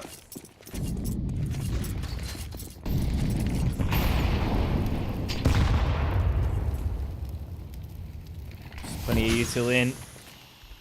Keeping the Semperfi boys at bay. They are ready to pop. They'll be moving straight through. Cade completely blinded. Great little util set there. At least they do manage to take all the space, but Frontal's in. Misses the second flick. Now the AWP recoverable as well. Picked up by Savage, but where does he go with it? Going up heaven would mean a bit of a scary one. They've obviously still got Shady waiting just inside the lobby. But now they just kind of get to a little bit of a sit still. And this is the thing, you know, Hotu is so happy to change their positioning quickly that they don't feel like they're choked out at all. Yeah, they're very proactive on that CT side. You pointed it out perfectly last round. That, yeah, look, as soon as, like, they know in a map like Mini, there's going to be points of weakness. Like, oh, there we go. I think Semperfi have cottoned onto the fact that there's usually a swing coming through. Like, the CT, they've cottoned on to that CT productivity. So now they're going to try and push and pull Hotu, right? They're going to try and control the points of rotation. And, you know, maybe try and, if they're going to extract some attention outside, maybe try and pick off that rotation as it comes through from top side. So I think they've now starting to work out. They've got a bit of an idea of how Hotu like to play, just their tendencies. And it's just that wall of smokes coming in from Valiance. Frontal's just continuing to do some seriously good damage, dropping down Savage very early on for the ramp fight. I wonder if that was dry out from Savage, who knows, but Keen's managed to slip the net, finding Frontal, so that's a fantastic pick, but now he's just going to be spammed. What awareness from Lampada, knows he's stuck in credit. Decline, Jim. Out of limit. Yeah, that's it. Took a swipe though, didn't he? He did. That being said though, look at the proactivity again. Yeah, there's this push coming through CT info plays. And it's got Semperfi sort of balled up, expecting it, but they are just on the move. At the very least, Shady gets that info. That's a pretty big, important thing there. Turns him around quickly. Valiance, nicely done. Able to find two. Makes the round potentially doable, but Alistair has to try and clutch it out, and he is in a really, really awkward spot. Trapped behind the boxes. Molotov shouldn't spread. This could be big. If he holds that line, Mizu not quite ready for it, but they have to be careful. It's not going to be a double up. Where does he swing? Finding the first, but he knows now Mizu's close. Doesn't actually know. Didn't have the info. Wasn't called. Wasn't commed, and now he just has to try and buy time. Mizu has none of it. Alistair has won out the round. Fantastic stuff from the AWPer. The most recent addition to Semperfi. Mizu goes down, and Semperfi are finally sort of putting themselves on the trot. Definitely a lot of experience showed in that clutch. That being said, though, they didn't clear the entire site. They didn't clear that box. It came back to bite them pretty hard. You leave one of the most experienced players in the server in a position like that, of course he's going to capitalize. That's exactly what it is. But yeah, you're right. It wasn't calm, that info. Like, they weren't sure. Mizu wasn't sure what was happening. And that cost him precious milliseconds.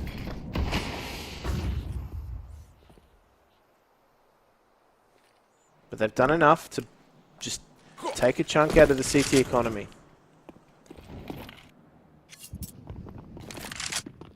Oh, Savage has heard it. I was about to say, that's the farm he was looking for. Try to pad those stats a little bit, but King's preciously waiting. We'll be able to find Lampada. He's just got to be careful he doesn't fall off the big old marshmallow. Mizu. Oh. Japanese for water. But he does fall into liquid on the floor outside. But yeah, that's a nice little gap closer there from Semperfi. They were ready for the aggression. Hotu obviously trying to throw the kitchen sink through lobby.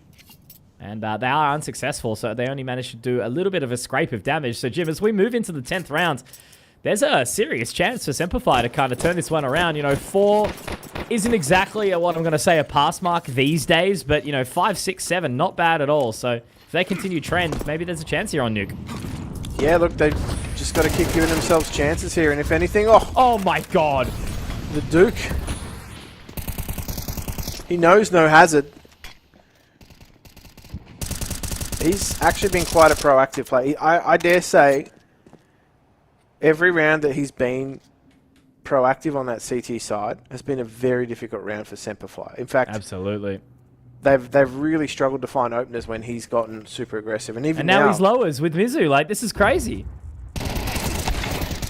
Oh man, this is just proactive CT side play.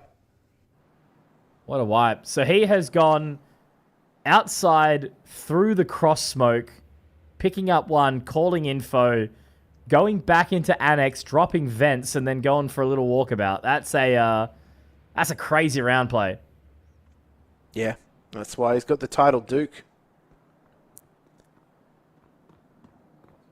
He owns not just a small piece of land in Scotland, but he's owning outside on Nuke.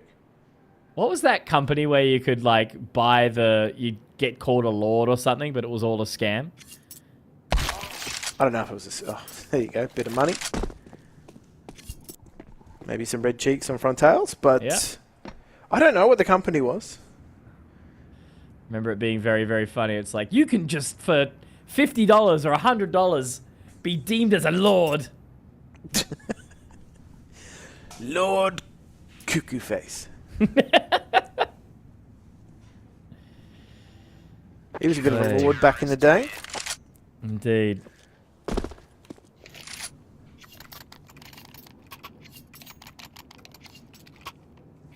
Alright, Semperfi, can they... I mean, if they bring it back to 6 apiece, they'd be pretty happy with that. Obviously just waiting out Alistair to return to the server, but... yeah, they definitely were under the pump early on in this this half, that's for sure. It was hot to trot from Hotu.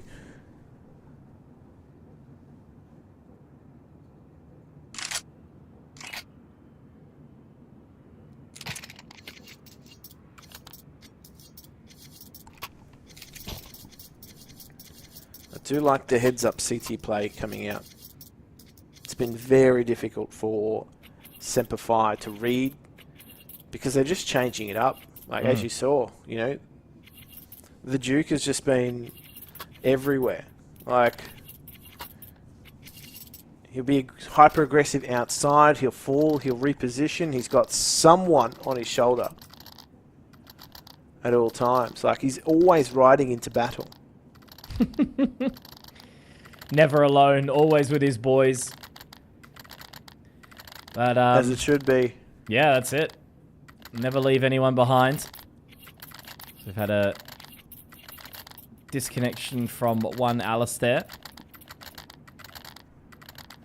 You'll be back. Pain is temporary. Counter-Strike is forever. Everybody finds their way back eventually. Everybody finds their way back. It's like an all-encompassing black hole, isn't it, right? Like, it'll eventually claim all matter. You will never escape it. The gravitational pull of Counter-Strike is just far too strong.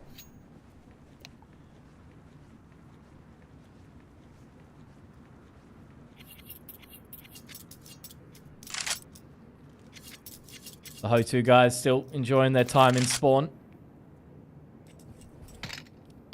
Man, that's an old skin. It really is.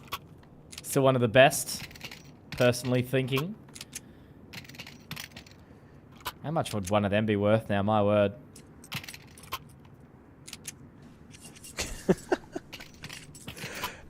Just, I don't know. You could have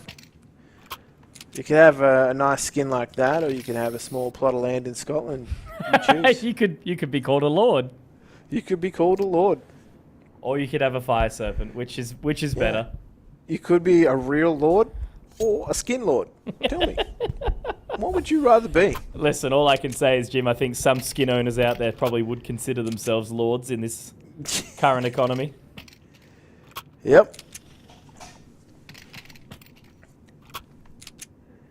Yep.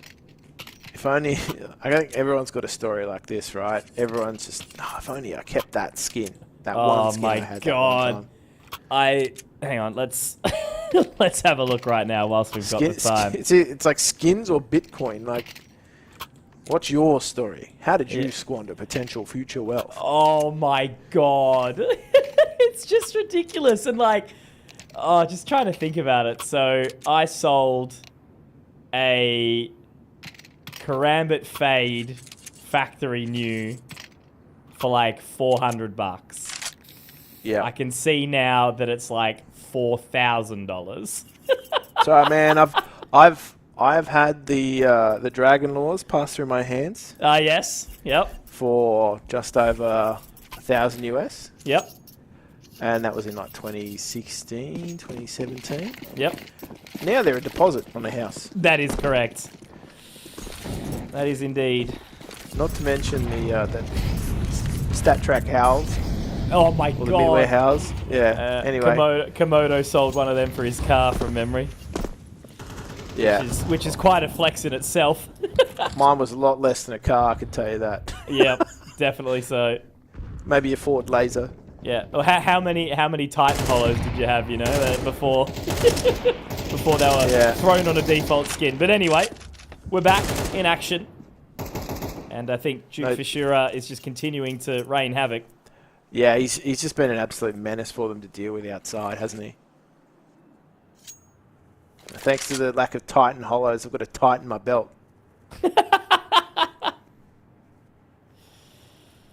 Yeah,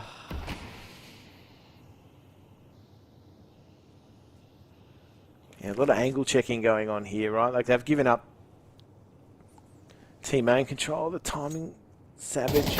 Look back, son. Yeah, did he see him? No, I can't. No. But this is the confidence from this Duke fella, right? Like, he can just walk straight through the door smoke. No questions asked. Ali almost connects on Decade. But, yeah, Duke has had... I feel like every single round he's found an opening kill, Semperfi have bowed out. If they kill him, they win the round. Yeah. He's quite literally been the thorn in their side. He's the Duke of Nuke, right? Like, that being said, I mean, it's a game of two halves. We'll see whether or not he can be as proactive on the T side, but they're just going to throw everything into it here. Semperfi, a little faster outside, just walking along. Annex here, the Duke comes into contact, finds one, not the second. Now the pressure's on top side, but it's not very effective against Mizu on the floor. And that is going to be a nice clean end to the round for Ho2. They take the half 8-4. They look in control. Can they continue their reign of terror in the second half? We'll find out after the break.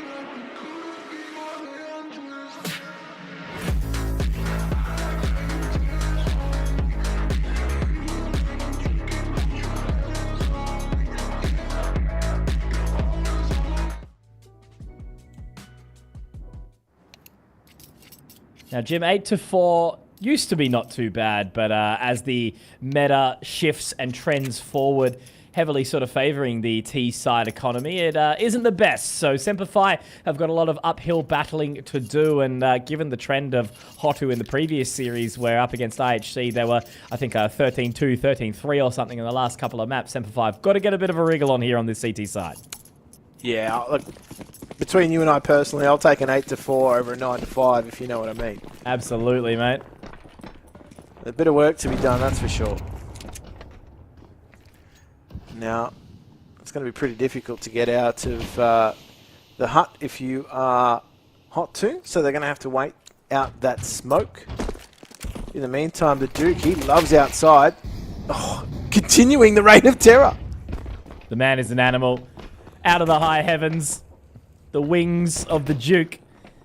And it does sort of, mean that Semperfi have been a little bit distant on that side of A. Alistair does manage to drop the Duke, but he's tagged up quite low in the process, and now Valiance is held in, fought by Frontails, taking him down.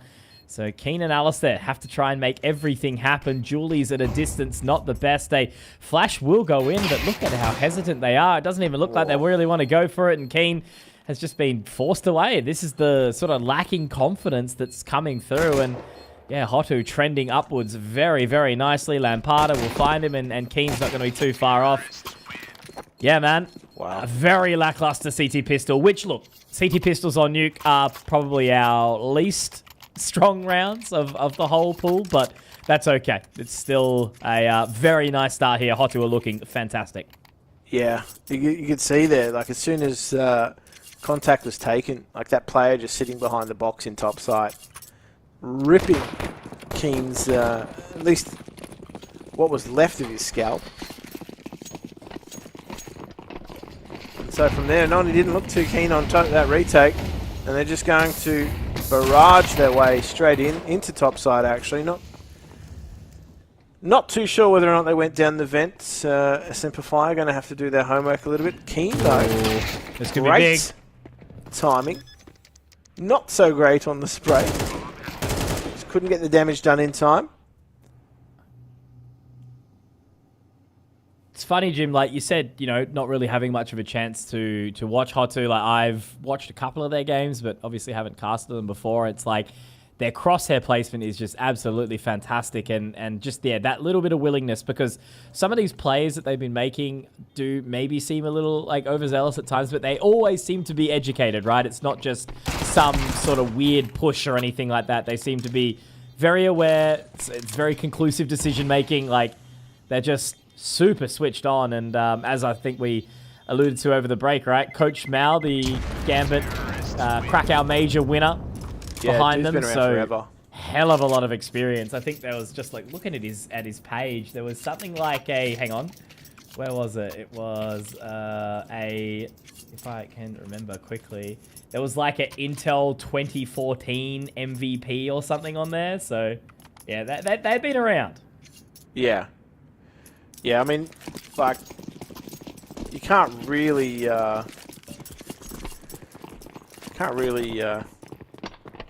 the guy, right? Like,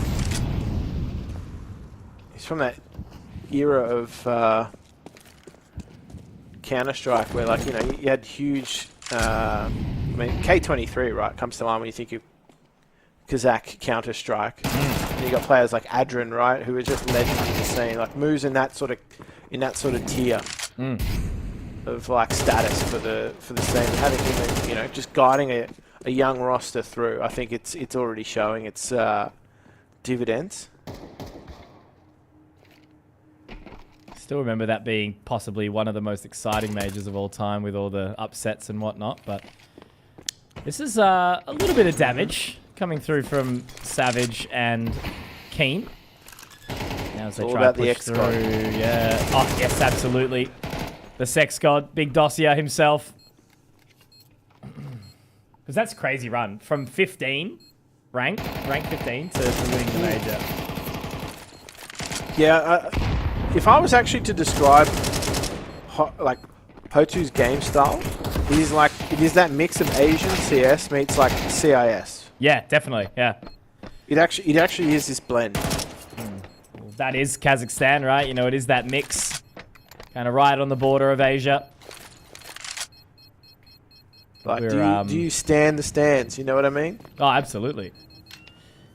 Like, we're similar area, not quite the same, but before we have kids, we're gonna probably do the Annapurna circuit, which is like all through the Himalayas and around Annapurna and everything, and it's such a raw place, you know. Like, thinking about Counter-Strike teams coming from some of those zones is crazy. Yeah, yeah. It's like he's just playing somewhere in a mountain. Totally fine. Ping diff from elevation. Yeah. High altitude, low ping. Closer to the sky, closer to the satellite. That's it. Starlink gamer.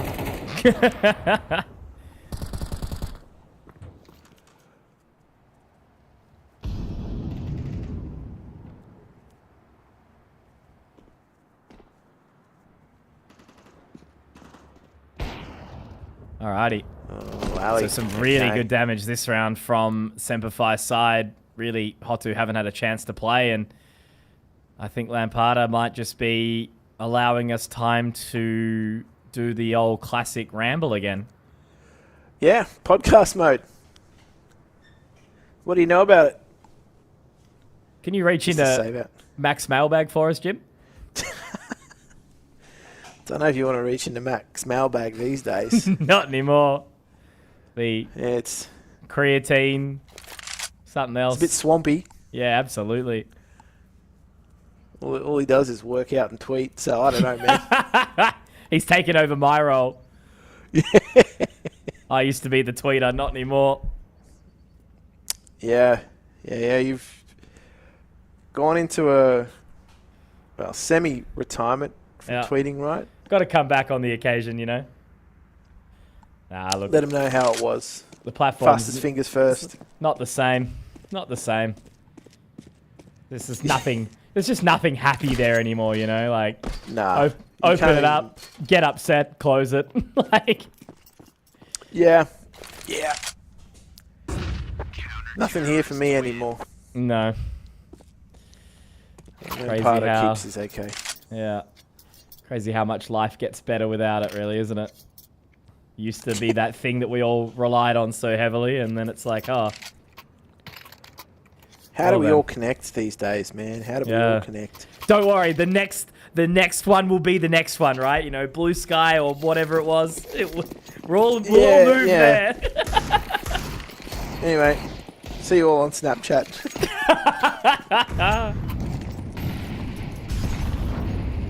I don't know the solution. Hope you think the solution is a force by 2 AK's pistols. No real impactful utility, but a pop flash could be handy here as they just pop through the smoke. The Duke again, Jim. This is the thing, you know, it's just the swing of the other pistols, and all of a sudden there's 3 Hotu members in your face, and now they're going to be able to get down ramp, the smoke to isolate. And this is the thing, Semperfi, they have to get down there quickly, right? They've already got 2 members, but where's that rotation actually going to go? They just park at Hotu in the ramp. Yeah. I mean, the Duke is kind of geared up for nuke if you think about it, right? Like, Duke rhymes with nuke. Got Fisher in there as well. Like, man. Like, he's causing one. He's just got atomic energy. Yeah. He's causing fissures, is he? Oh. Yeah. Not one for anatomy, but okay. Well, they've repositioned towards top site. Shady is hopefully not looking slim. Well, he is in this opportunity as Mizu does take him down. Alistair straight on that line, but look at Frontails again. He's just looking to shoulder it. Ali taking a big gamble. Great shot. Oh, man, that is harsh, but also fair. He's just a king, and Savage is just all alone. Like, that from Hotu was absolutely prime, right? They make their way through ramp. It's a 3-person swing, flash through the smoke. They managed to take down Valiance and forcing back, you know, forcing him out from the elbow. They smoke it off. The players kind of sit there heaven. There's an over-rotate down lowers. And then they just park it. Comeback lobby, little swing through the door, and all of a sudden, it's just Savage in a 1v5. And Hotu are on map point here on the Semperfi pick of Nuke.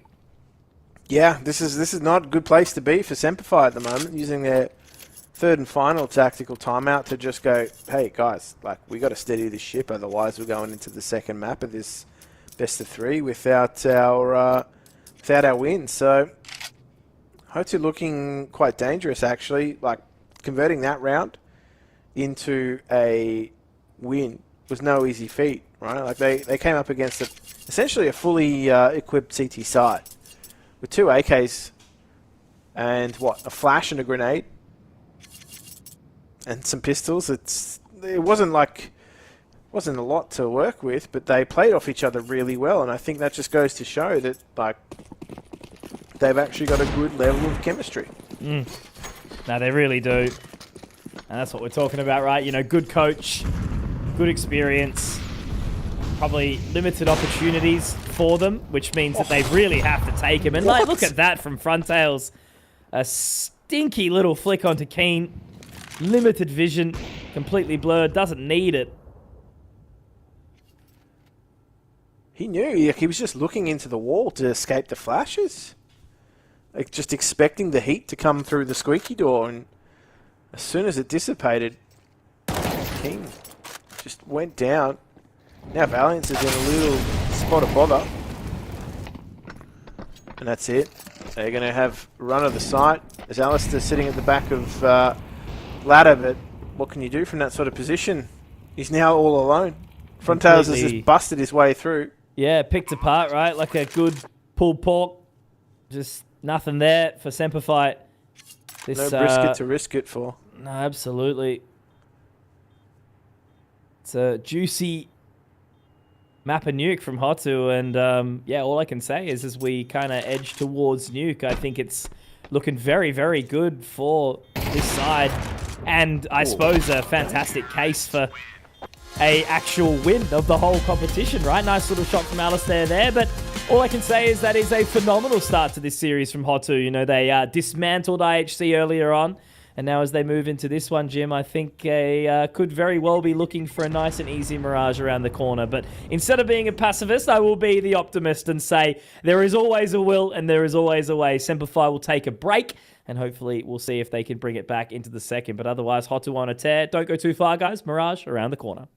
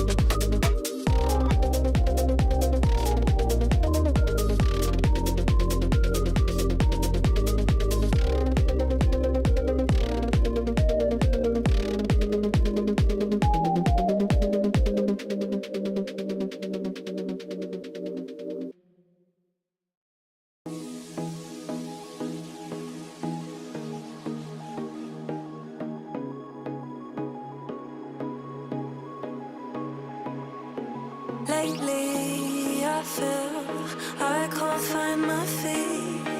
Pushing closer, my heart skips a beat, and now I'm falling deeper than I fly.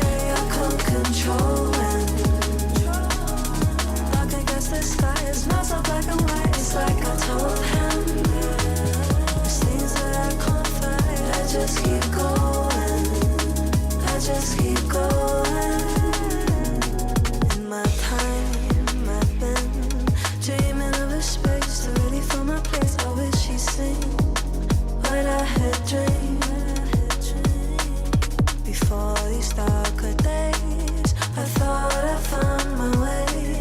Quickly it fades, losing the race, closing the page.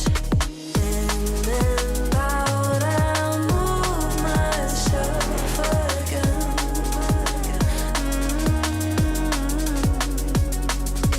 Time moves fast, I feel my heart beating.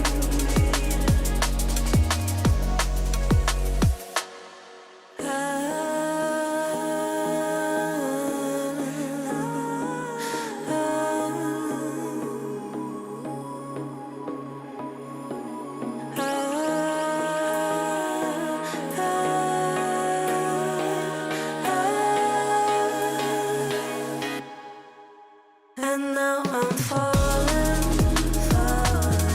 deeper than I fly. I can't control it. Dark against the sky, it's not so black and white. It's like I told him, there's things that I can't fight. I just keep going. I just keep going. I just keep going.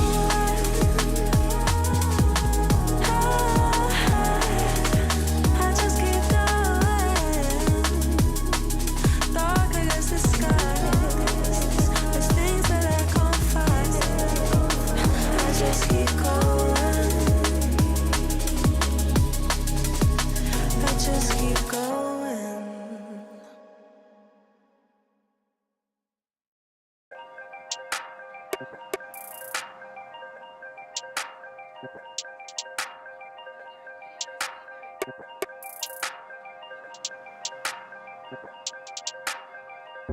If all they've been saying is true, there's a war for your eyes. Tell me, can you see right through? Right through, right through.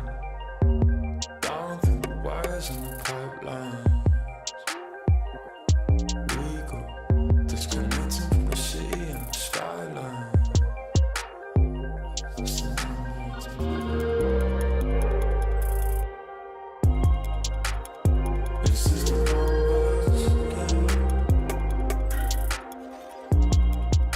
The fight's the fear, the fear.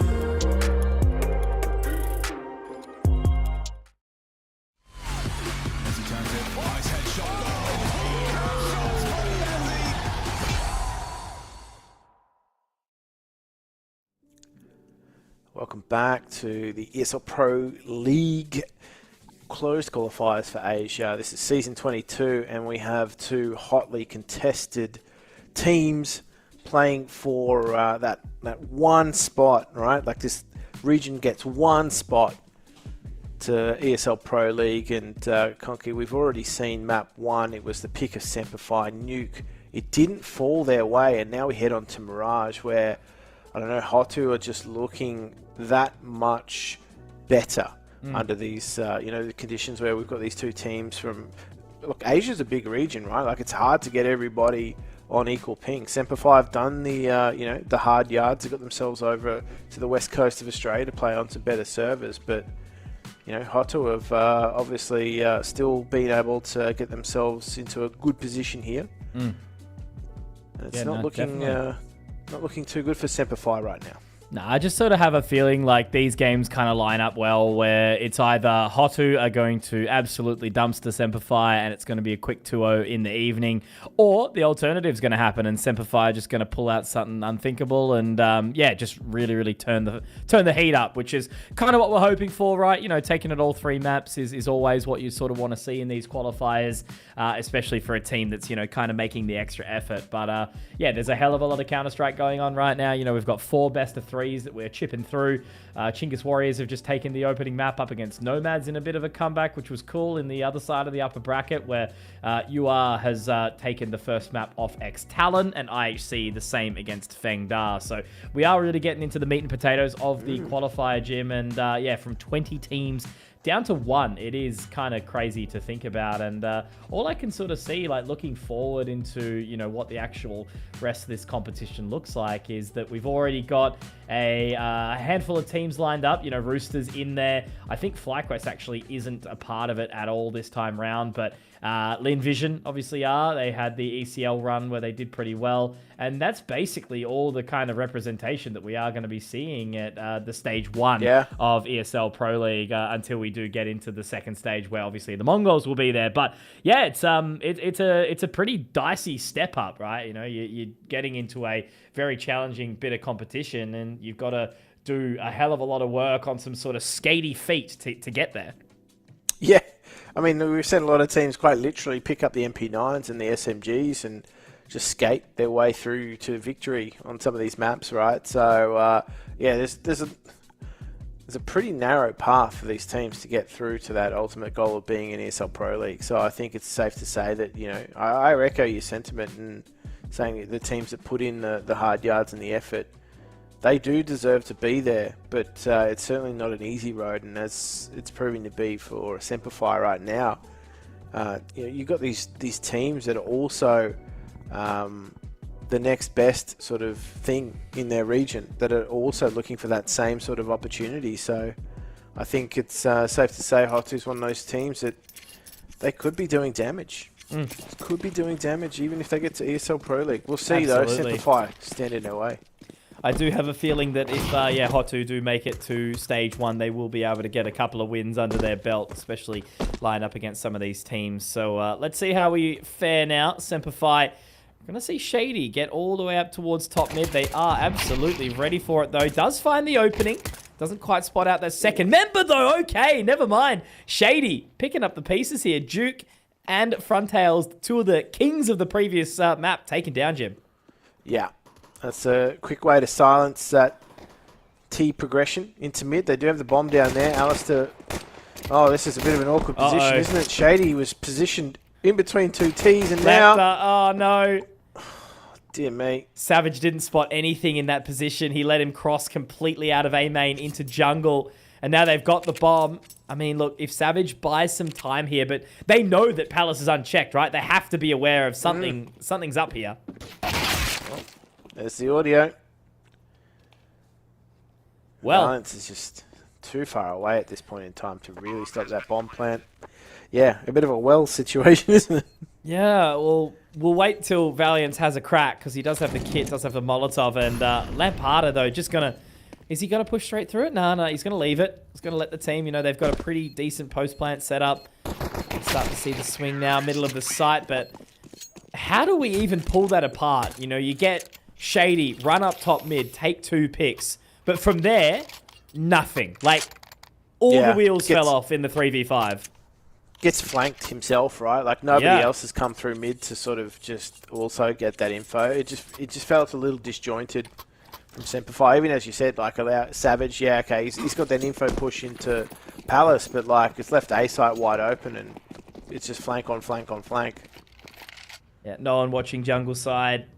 No one watching main, just at all, really, right? You know, there's just so many gaps in the map, and despite the fact that you've got 2 picks, you've got top mid, the rest of the team's just not doing a hell of a lot. Yeah, and even now, right, like, just contact play straight on into the mid connector. Just fighting as a group at the moment. They're just deathballing their way into the A site. There's not really a lot here that, you know, Semperfire can do. They're just going to try and not feed the SMGs at this point. Yeah, don't blame them. This round can just be a bit of a throwaway, I suppose. You know, maybe take something with the MP9s into the next round. But I think you mentioned it very early on in the second map, Jim, that if these kind of Eastern Asian teams that whenever they sort of line up against some of the Aussie teams, if they find something that works, they're just going to keep doing it, keep bashing it. And if they've managed to find all that space over towards A, they've now done it 2 rounds in a row. Let's see how much they continue that. Because, yeah, if it doesn't stop, if it doesn't get broken, yeah, you just never sort of really know. And Keen probably not needing to peek there. We do at least see Valiance get 1. He upgrades to an MP9. From an MP9.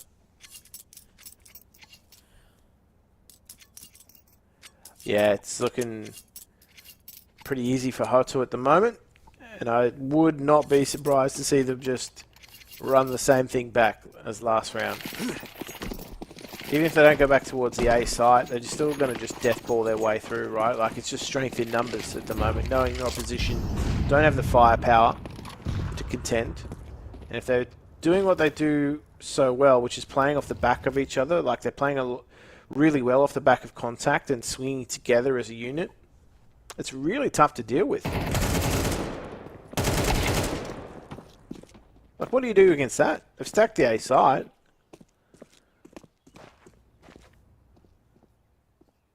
Just doesn't seem to be much going on.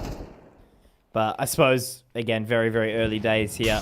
Not really too much to unpack. But what I like from Hotu here is, though, even though they've found the 3 kills, they're still dotting their I's, crossing their T's. Yeah. You know, creeping their way through the map, clearing it all out. It's mad discipline. Mad ting. Going to try and keep it clean too. Like, Frontales is, taking a lot of damage, but he's just back right off. Heard the footsteps as well. Fades away, baits it into Duke. So yeah, clean as you like, really, so far from Hotu. And I think if we see them pick up this round, I'll give them the first 5. And if we don't see Semperfire turn it on from there, I'll start to close the chapter, sign off the email. Kind regards. Start to worry. Yeah. Start to worry. Put me out of office on or something. A lot of smokes going down in mid. And they're not even... He's just licked the stamp, sent it. The Duke. Straight into con. That's crazy.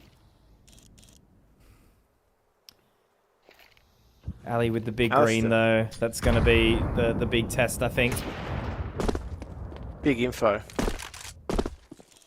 Big at opening kill as well. So now, hearing all the util, the Molotovs come through. I'm a little concerned, though, about this position of the Duke, though. Shady's managed to find Mizu, but... Oh, man. I mean, at least the only good thing is he'll go one and done here. Now the info's called. You've got Savage inside CT waiting. So still the advantage here now as he can just sit back and watch for the cross. But they're pulling it back. They're coming straight towards A-Gym. It's a good smoke into short, too. Like, it just effectively rules out 2 players. Oh, wow.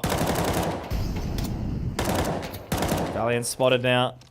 So they're just going to have to try and bide the time. Yeah, exactly. Ali has at least been a little bit proactive, but there's another smoke. Con, now the molly goes deep. Savage, though, great shot through triple. Able to find that additional. Duke's held back. Okay, this is a much, much better round coming out from Semperfi, unless the Duke can do something. And he's on, but Alistair is on a little bit more. And they took a lot of damage from the big man in the end there. Oh, yeah. Yeah. Crossed that threshold, right, of having 3 players stay alive. So... only 2 players stay alive now, and it just forces 3 players to have to rebuy in. Thinning the money a little bit on that Semperfi coffer. Let's just say now Hotu run it back a little bit. They themselves haven't got a lot of money, but they even if they do a lot of damage in this round, I wouldn't be surprised to see them buy back into it. So they're in that sort of territory at the moment. Good round from Ali, though. Just locked them out of the B halls, and from there it was pretty easy for Semperfi to sort of predict where Hotu were going to be. They did look dangerous, though, that entire round. Hotu, they definitely do seem to be, like, when they have made a decision, they hit it with, like, they back it with conviction, right? Like, they don't mess about. They go straight through mid-connector. That smoke into short just had them straight in. Yeah, you need to see Semperfi play with that same level of conviction, as you mentioned. Same level of confidence, a bit more drive. And yeah, there you go. Frontal's finding that opening pick onto Valiant. I suppose the only good thing is Alistair seems like he wants to go hunting, and if he gets the right timing in towards Con, he might be able to find Mizu. No!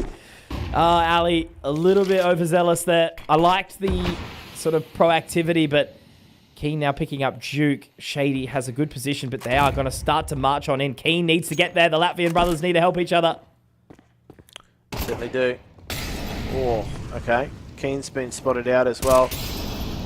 There is this big flank coming in from Savage, which could prove to be difficult, but I think there's going to be at least some awareness that that flank is on from Mizu. So Shady's dropped the bomb.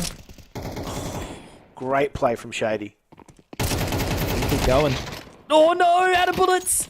Oh, No Cade's bomb. gone big, but Savage might be able to find the timing. 5 seconds, that's all he needs. Needs to just drop in, try and deny it, and he can. And now can he hold on for long enough? They've dropped in into the side. Oh, is that time? Yes, 7-5. They've won it. That's crazy.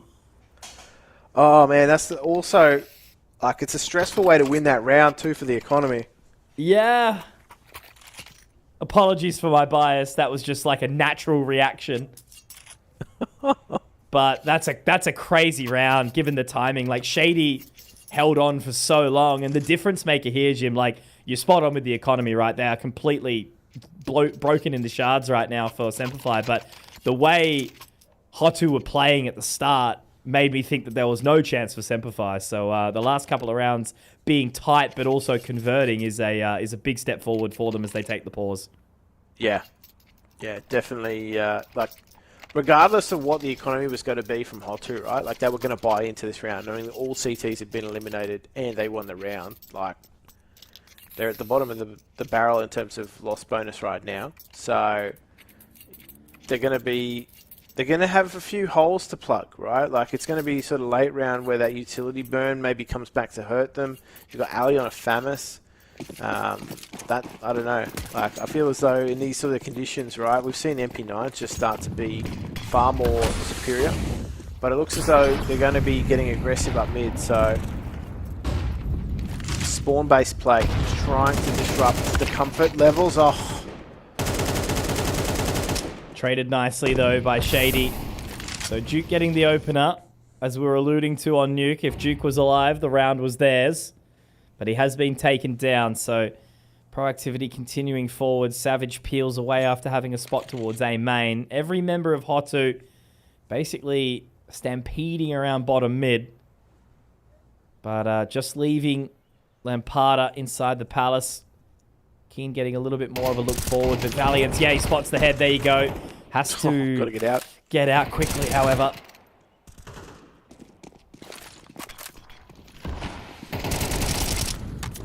Smoke doesn't bloom in time to save Keen, but manages to save himself. And now everybody has their focus on mid-connector, so it was going to be a hot shoe shuffle for Hotu to get into that A site. And so they're in a position now where they really can't afford to buy into it. City economy is actually pretty strong. They kept 4 alive in that round, so you know the incentive isn't there. But they really need a bomb plant, Hotu. So Semper Fi, they claw their way back in. This is exactly what you want to see for the the Australian side. Can't be a complete whitewash, like this team that's investing so much time, energy, money into trying to make Australian CS great again. You can't see them falling kind of by the by, right, after Nuke was such a decimation. So it's good to see that there has been a nice sort of resurgence here on Mirage so far, but still the upper bracket, Jim, I guess, instead of being a pessimist. No, exactly. It's still the upper bracket, but definitely don't want to see a team like this whipped soundly and sent to bed on a Saturday night, do you? Exactly. No, it's like Northbridge it's an early night, Jim. Yeah, look, if there wasn't a lower bracket, I'd say Northbridge might be the on the cards, the territory. But woo, at the moment, things are going south for Hotu. So that means that Semper Fi have actually wrestled the lead here. Nicely done. So just the counter eco there. Hotu not with a hell of a lot to play with. So they'll be looking to buy fully into this one. Frontales picking up that AWP again. Has had a little bit of a quieter one so far. Yeah, it definitely felt as though on Nuke he had the read of the play, right? Like just it was very difficult to deal with. Same with the Duke. So quick boost into short. Keen's going to be flashed out, but it's a pretty deep set from Hotu in this instance, so doesn't net them a result just yet. It's good to see the rug store still in business.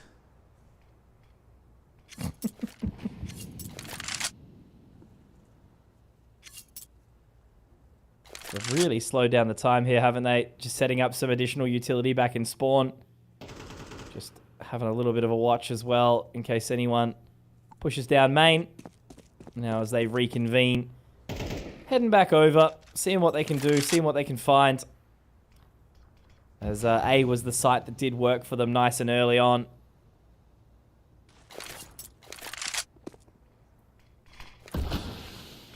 Okay, re-smoke into mid.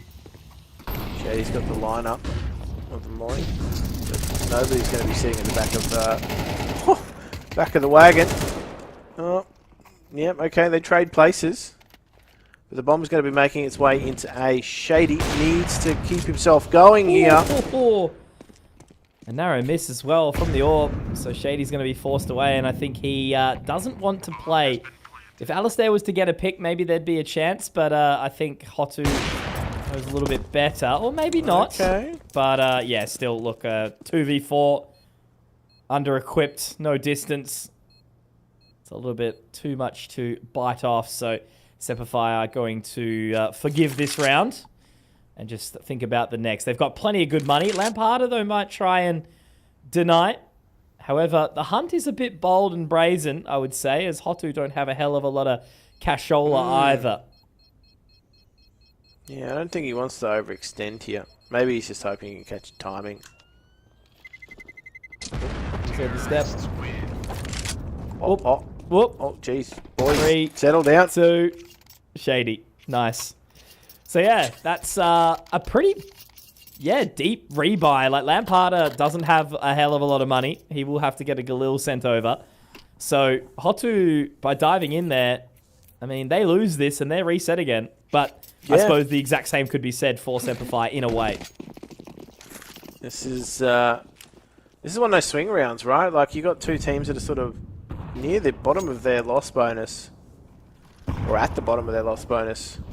Oh, Alistair spots out Lamparter. Did That's the opener spot for Duke. him? Yeah.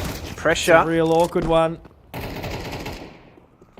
That's that man. A-site take, isn't it? You're almost thinking that Semperfi might be looking Insta-save. for a save immediately. Yeah, I guess the only thing is Keen is kind of trapped. Hasn't been spotted yet. The Duke is looking for him, but he's actually just going to spot onto the other side. Oh, God. See you later, Keen. Definitely not Peachy. Shady's just sitting there wondering when it's my turn on the Xbox, brother. After this death.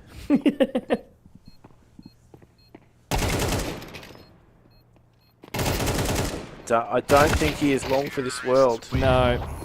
He gave it a good go. A good old college try. However, denied.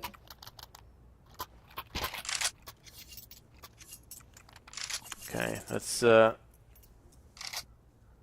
interesting money scenario. They're just going to go the hero M4 on Shady. All right, boys. I'll post up on ticket. Everybody else, you're all fodder. It looks as though they're going to do something a little bit different. They're going to get him boosted up into window. I thought they might have brought the underpass boost or something like that in, but he only gets one for his trouble. And that only issue with that, right, is, yeah, sure, you get a nice little solo pick, but by sending the M4 in on its lonesome, it's not going to be picked up by any of the rest of the team. No, exactly right. It's not in a position that's easily retrievable. Oh, yeah, I was going to say, stuck in that window, nowhere to go. Everybody's going to line up for it, though. Keen's just deciding to, you know, take the plunge, taste the rainbow. Cold plunges are in these days, Jim. True, that is the meta. Tony Robbins set that meta. Shout out Wim Hof one time.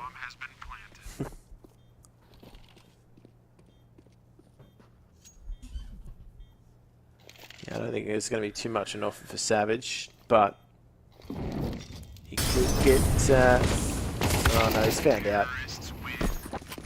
He's done. He's cooked.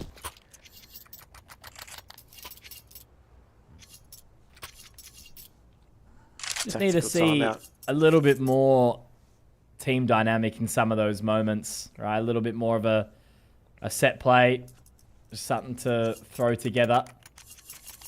A couple of those. I think it's always kind of just been across the board, really, just Australia-wide, the lack of CT proactivity.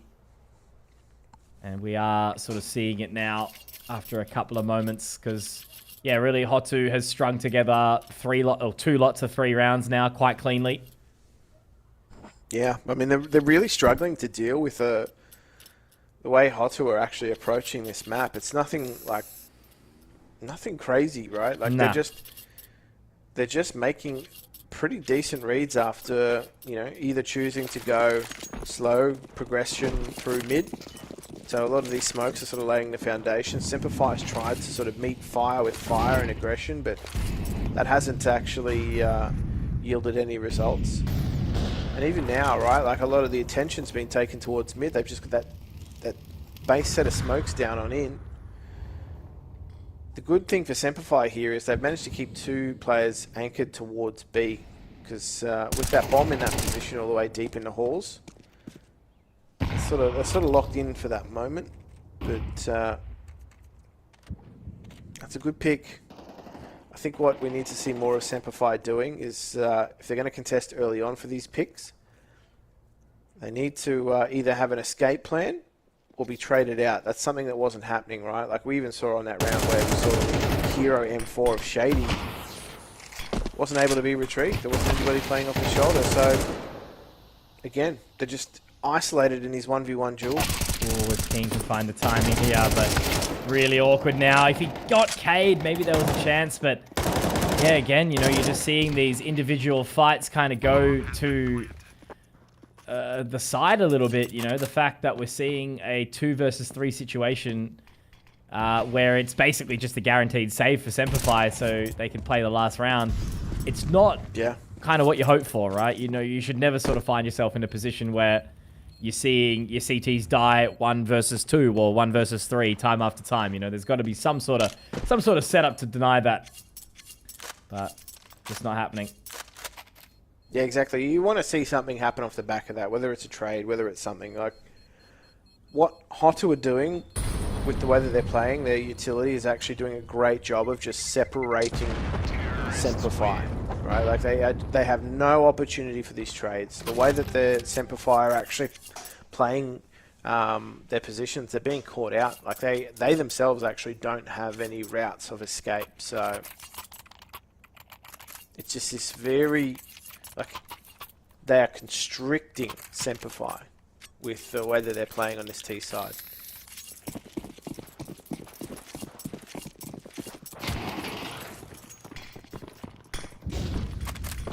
Shady. Straight out, up to short. He's had a bit of a heater here so far. Duke already taking down Keen. Shady does manage to get the trade out, but he's taken very, very low in the process. So the 1-for-1 is decent. But again, Savage up high and dry, and Alistair not exactly in the position to trade. He does manage to slip the net, but now he's Molotov'd away. Now Kane will have to be able to pick that one up. But yeah, this is the thing. The calls, it's just not there. Obviously already into jungle. So it goes back to a 2 versus 2. Alistair obviously digging deep to try and get his way into Palace. Valiance will look to pick up the AK and marry his way back in. But yeah, again, there's just a lot of gaps, a lot of distance. Now we just got to hope that Valiance can just buy a little bit of additional time. But I like this from Alistair. He's gone all the way around, trying to wrap the full way in. But now as Mizu gets his way into Connector, is Alistair going to be ready for it? No, he absolutely won't. It's just this repositioning. These players of Hotu, Jim, you know, we were talking about it on Nuke. Now we're talking about it on Mirage. Is how well they'll just take space, take positioning. And even though Valiance gives a good crack, look at the comfort of Cade. He's not feeling any stress, no pressure. And Valiance will unfortunately meet his maker in just a quick second. There it is. Hotu, a very, very nice 8-4 half here. Semperfi, are they going to be able to turn the tides? Or will it be Hotu to continue to close this one and continue their streak in the upper bracket? We'll find out after the break.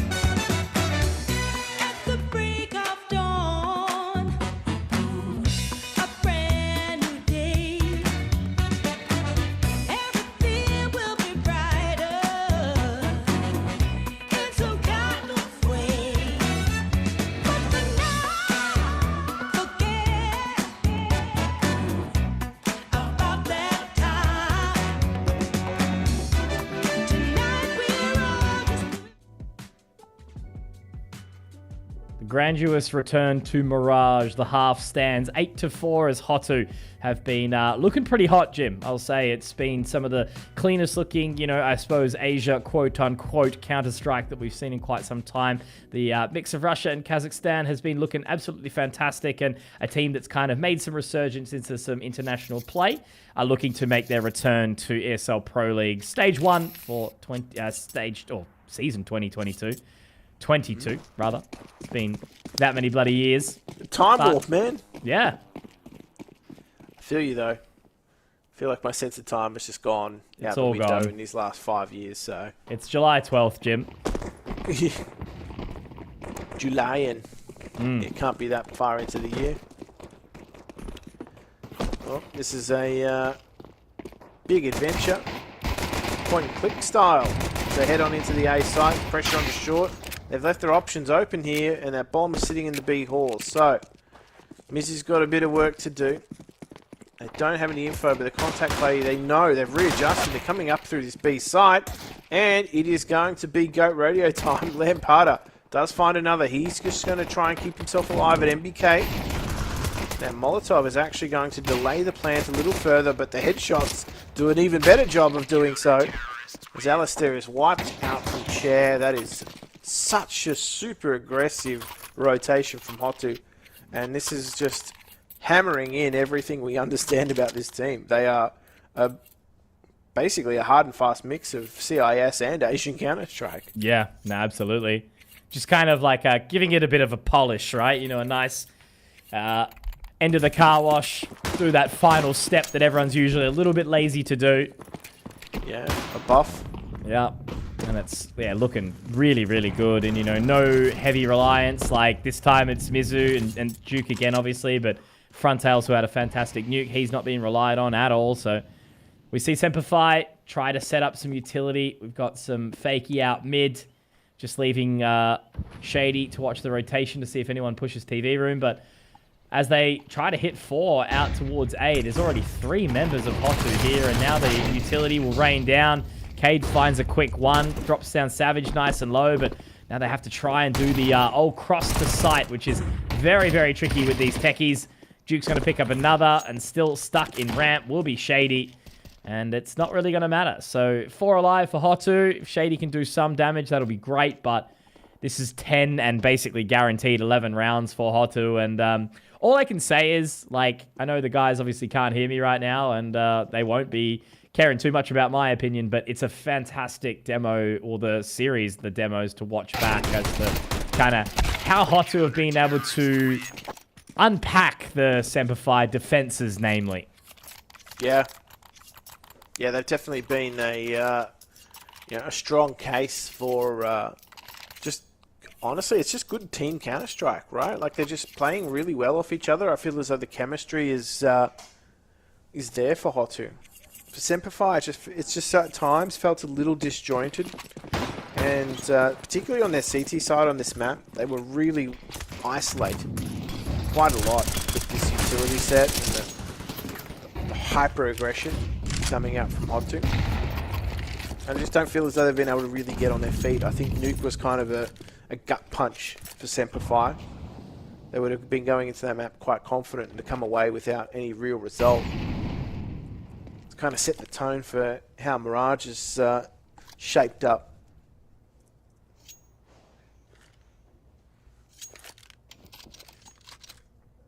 Maybe Shady can break on through to the other side with that AK. He's been the real glimmer of hope for Semperfi.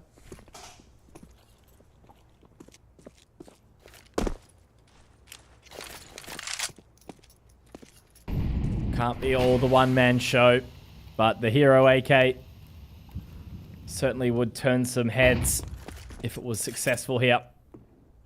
So what do they do different? That's going to be the question, Jim. I love this little setup from Hotu, having the 2 members nice and aggressively towards the apartments. Mizzou to just jump spot and watch the cross, where Lamparter can just sit there waiting with the ultimate weapon of the MP9. And there's info. Gathered. Nade will dunk. Mizzou can get out for free.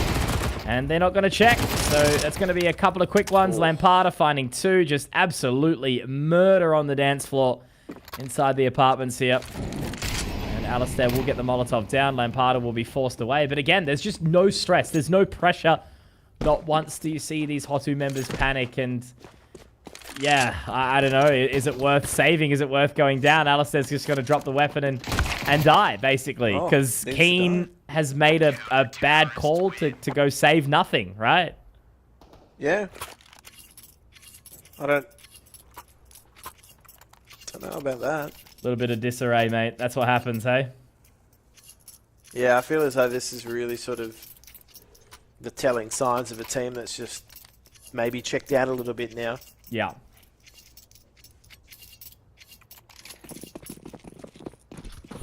This is going to be a weird phase, so like 3 Galils, 2 Glocks, like. Okay, Mac 10 picked up late by Ali just to buy something coming out of spawn.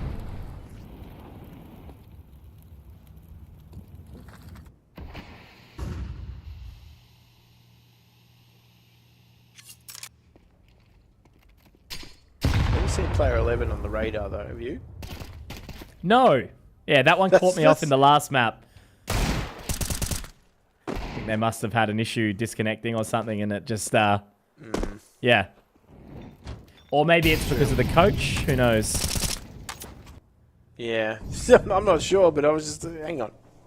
I know it's late here. Well, it is 11, Jim. Yeah. At least you'll be in bed before midnight, though, mate. Well. Before the body clock wakes you up at 5. Yeah. It's not what the Semper Fi fans want to hear. No, that's true. Definitely not. Not what Semper Fi would want to hear either, but there's an opening there for Valiant. Smoke is broken. Kato does go down, but unfortunately Alistair does too. And they have managed to break through. Low plays though, low health is going to be their biggest implication. Lampada just stepping out a ticket, punching a hole in Semper Fi's chances in that round, and now they sit on series point. A lot of work to be done here for Semper Fi, and like the two scorelines between these two maps, if they stay the way they are, it's a pretty convincing win for Hotu. Yeah, definitely. So they take their final timeout, which I like, you know, the fact that they're still taking it seriously, giving it a crack, not just tossing absolute mental boom is nice. I'm liking that at the very least. So let's hope that they can just kind of dust this one off. You know, at the end of the day, they drop to the lower bracket. I'm just sort of having a look what they're going to be up against in the next couple of games. So they will be versing the winner of UR versus XTalon, which is going to likely be UR. It's currently 11-11. UR up 1-0. Yeah, I watched Unsettled Resentment play yesterday. They're just one of those Chinese teams that's super aggressive. Tier 2, looking to make that big break. Front Tails also looking to make a big break. Savage, man, he's just hopped it rough. Hyper aggressive through mid, though. They do get a player into the window, but Duke? Hello? Just got a sixth sense, doesn't he? Guys, very, very good. Already aware of Alistair's position, but Ali does get the catch and a second. Can it be a third? Nearly. Looking good here, Alistair. This is the round that he needs to go huge, and he does. So Semper Fi will not be taking the L just yet. Beautiful stuff from Alistair, as a fifth round does go their way. So, look, again, you just use these next few rounds as a way of putting one foot in front of the other, right? And just building up the motivation and momentum into tomorrow's matches. Yeah, definitely a glimmer of hope for them. A lot of work to be done if they are going to contend in the rest of this match to boost over the smoke. So, still trying some different things. Alistair doesn't contend with front tails. That's What a shot. Yeah, that's some hyping interaction, though. Still make it look so quick. Valiant's up. Pivot on a dime. And does manage to keep the player advantage. Yeah, they're doing okay. So, still well and truly not done just yet. The Savage will be able to pick up another one here. Mizu also taken down. So, Frontails, last man standing. And now we just need to see how Semper Fi reacts in these kind of moments, right? They've all picked up the pieces. You've got Savage at the start, but that's where Frontails is right now. They're super separated. So what's the call? How do they adjust here? They know exactly where this single player is. He's got the AWP. He's only got one position. Molotov off short. Keen to get through. And he will be able to get his way in towards Connector. He's actually wrapping all the way around towards CT. He shouldn't be able to find a cross. Flash in. Molotov in. This is good fundamentals to come through from Semper Fi now. They've got the spot. They don't need to play over aggressive here. There's only one bullet in the chamber for Frontails as well. And Valiants will rip the head off. So there you go. Great round there from Semper Fi. They react nicely. Savage is the sacrificial lamb, Jim. But Hotu still have another 6 map points to go.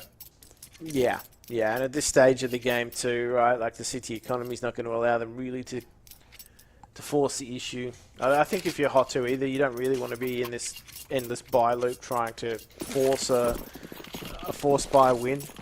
That being said though, these rounds also prove the most dangerous, right? Like the amount of teams I've seen like lose to a full eco team that is on match and series point is just stupid. It's like comeback is happening. Oh no.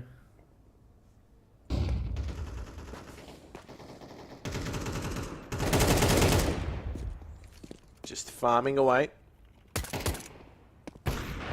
Latvian pride, just keeping the minute and keeping it clean. I tell you, man, it's super funny watching these guys play. Like, you know, such good boys, right? I've spent a fair bit of time with them now. Hung out with them in China in Extremes Land when we're over in Shanghai, and also got to spend a bit of time with them in the Defrag studio in Brisbane. And they're just, really good dudes. And the two Latvians are so funny. I joke with them. I was like, man, the map where both of you guys are playing really well it'll be brilliant. But they always seem to be one playing really well and one not so well. And we're seeing Shady flip. It was Keen in the previous map. It's never in sync. Never in sync. They could just be too powerful if they were. Once they unlock, it'll be a beautiful thing. But they get along super well with the Aussies, and you know, for them, living a life of esports over in Australia seems to be not a bad little treat. So, oh man, that grenade just does a lot of damage. Keen gets on through the window. Duke's onto it though. Full reposition coming through from him, but heavily centered around that B side. So Semper Fi still have some options. Now they're going to just keep on going to the connector. Valiant's perfectly timed there to open things up. Is that going to cause the rest of Semper Fi to swing? I think it will. Moving, certainly. And they do manage to pick up Frontails as well. Great shot from Shady. Alistair dropping Mizu. Okay. I don't want to be a believer just yet, Shrek. But it's looking much better. But again, that's the whole thing, right? It'll be down to 4 rounds the difference now. But 4 rounds when just one little trickle will break the streak. It's always scary. Oh yeah. It's also one of those sort of scenarios where the city economy is just going to keep bottoming out every time that they buy. Like, I think, yeah, they're doing the right thing. They're trying to keep as much money in their pockets as possible at this point. But like, yeah, it's actually going to be, if they keep, you know, losing these rounds, they're going to be, it's a combination of like gun round, low buy, gun round, low buy, all the way through the rest of, you know, potentially OT. But if that's how gritty it's going to be for Semper Fi, then so be it.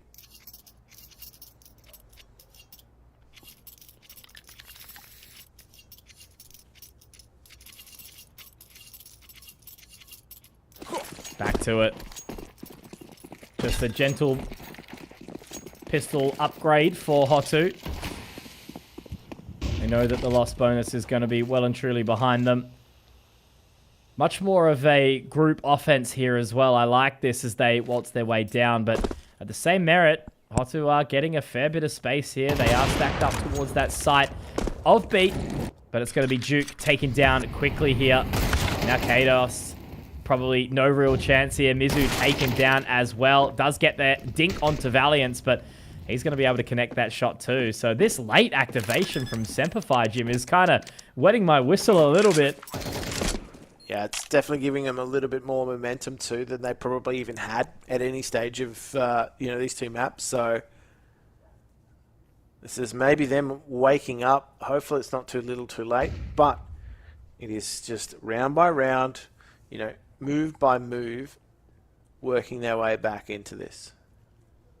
You can't ask for anything more, really, can you? It's this one where they can kind of have this little resurgence even if they lose. Okay, look, if we keep our mental, we can actually play really bloody well, can't we? And I would have put, Hotu as sort of one of the favorites in this competition anyway, up against like Chinggis Warriors maybe, and Semperfi, of course. So if we're already looking at two of, a potential grand final matchup, or, one of the two of the three teams, whatever it might look like, if Semperfi can get their mental checked against a team like this that I don't think have ever played before, it's a good start at the very least. Makes the lower bracket run a bit more of a reasonable pill to swallow. Still a big bloody pill, isn't it? Oh, absolutely. It's equivalent of fish oil too. Some of those are huge, man. Mizu the opener. Oh, you got to rely on this quick flank up short now as well. Duke, though. Duke's here, Jim, but not for long. The main person they can't overlook is Lampada. Shot from Alistair. My word. And now it's going to be hard to break back into B here. Maybe this game is not done. Got some life in it. However, so does Kato. And he's not going to be stepped on just yet, but you got front tails on the back. Not going to be too effective either. So that is going to be Semperfi ringing that bell. They're not done yet. And the CT economy, as I said, it's just in this loop cycle now of like buy, low buy, low buy. So they're going to low buy here, and they're going to buy in the next round. That's just how they've got to play it out. Two reasonable opportunities, I suppose, that at least into the 24th is going to be a solid one for them, where they'll have all the bits and pieces. But yeah, Mizu just running straight into the apartments here. Alistair will get tagged up, have to get away. I do like the confidence.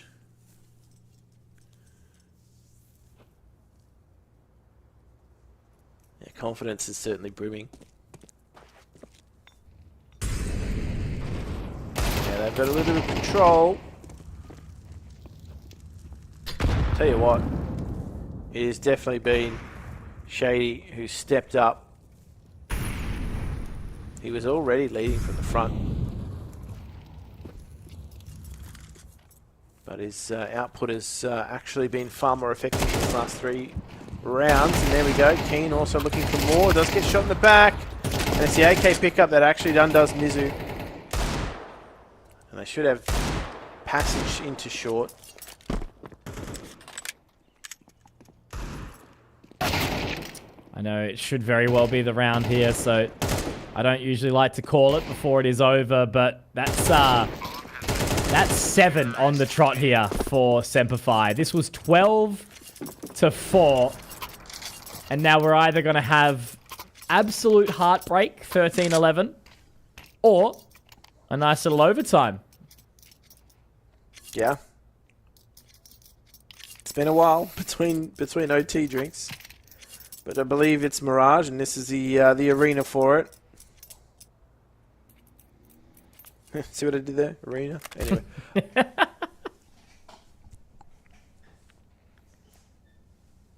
Alright. Tactical timeout from Hotu. They don't want to go into OT. They'll be certainly ruining that. If it goes to OT, they'll definitely be deflated. It'll hurt. That's Definitely for going sure. to be. Yeah. Mental boom. They had such a hot start. No one was... No one longer above 180 up.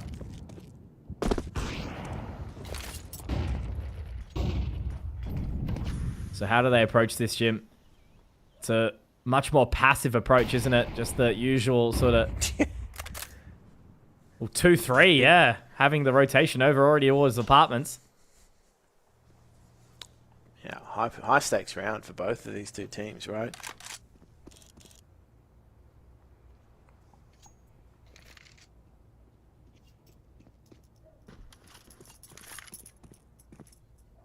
Nobody wants to lose this round, right? Like, both of these two teams are taking a very cautious approach.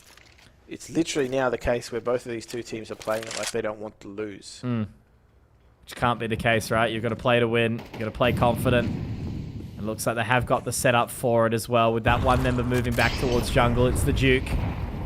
Mizu forced back through short, so it does look like it's the B-pop so far, but Savage, no! Lampada has somehow managed to find one, but this is where they've got to be careful. Valiance really looked like he wanted to pick up the pace here, but exactly right. There's 3 members here now, and you already see all of this control that's being found by Keen. He's a slippery little guy sometimes.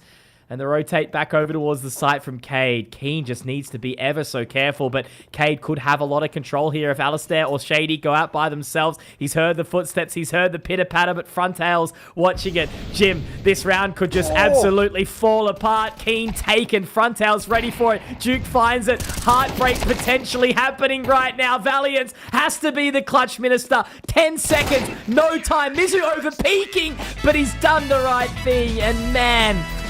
You can just pinpoint where his heart stops. Just pause the screen right there. But 13-11, big shouts to Semper5 for trying to make it back. But it felt like Hotu were always going to win this one, hey? Yeah, man, there was such a pivotal kill by Frontails on Murder Hole, right? Like, at that point, they've got the rotation in a bag. Like, all he needs to really do at that point is stay alive. But Frontails was just all over that. And as soon as you lose that player in that position, you lose all control of mid connector, you lose all control of post plant where you can put the pressure on. That being said, though, too, they also had to clear that site, and the Hotu players were just, honestly, it was back to that proactive CT play from that point. So they were looking pretty good, Conky. Yeah, absolutely, mate. They really, really were. So, yeah, we do say not farewell to either of these teams. We say well done to Hotu, who will be going up against the winner of Chingus Warriors and the Nomads. It looks like that very well will be Chingus Warriors in just a second. And then ultimately we see Semper5 go down to that lower bracket where it actually may very well continue strong as Unsettled Resentment is dragging it forward up against... XTalon is doing the exactly that. So I'll send you guys over to either ESL CS, either C, D, or 8. Make sure you check it out. But otherwise, from us, good night, and we'll see you tomorrow.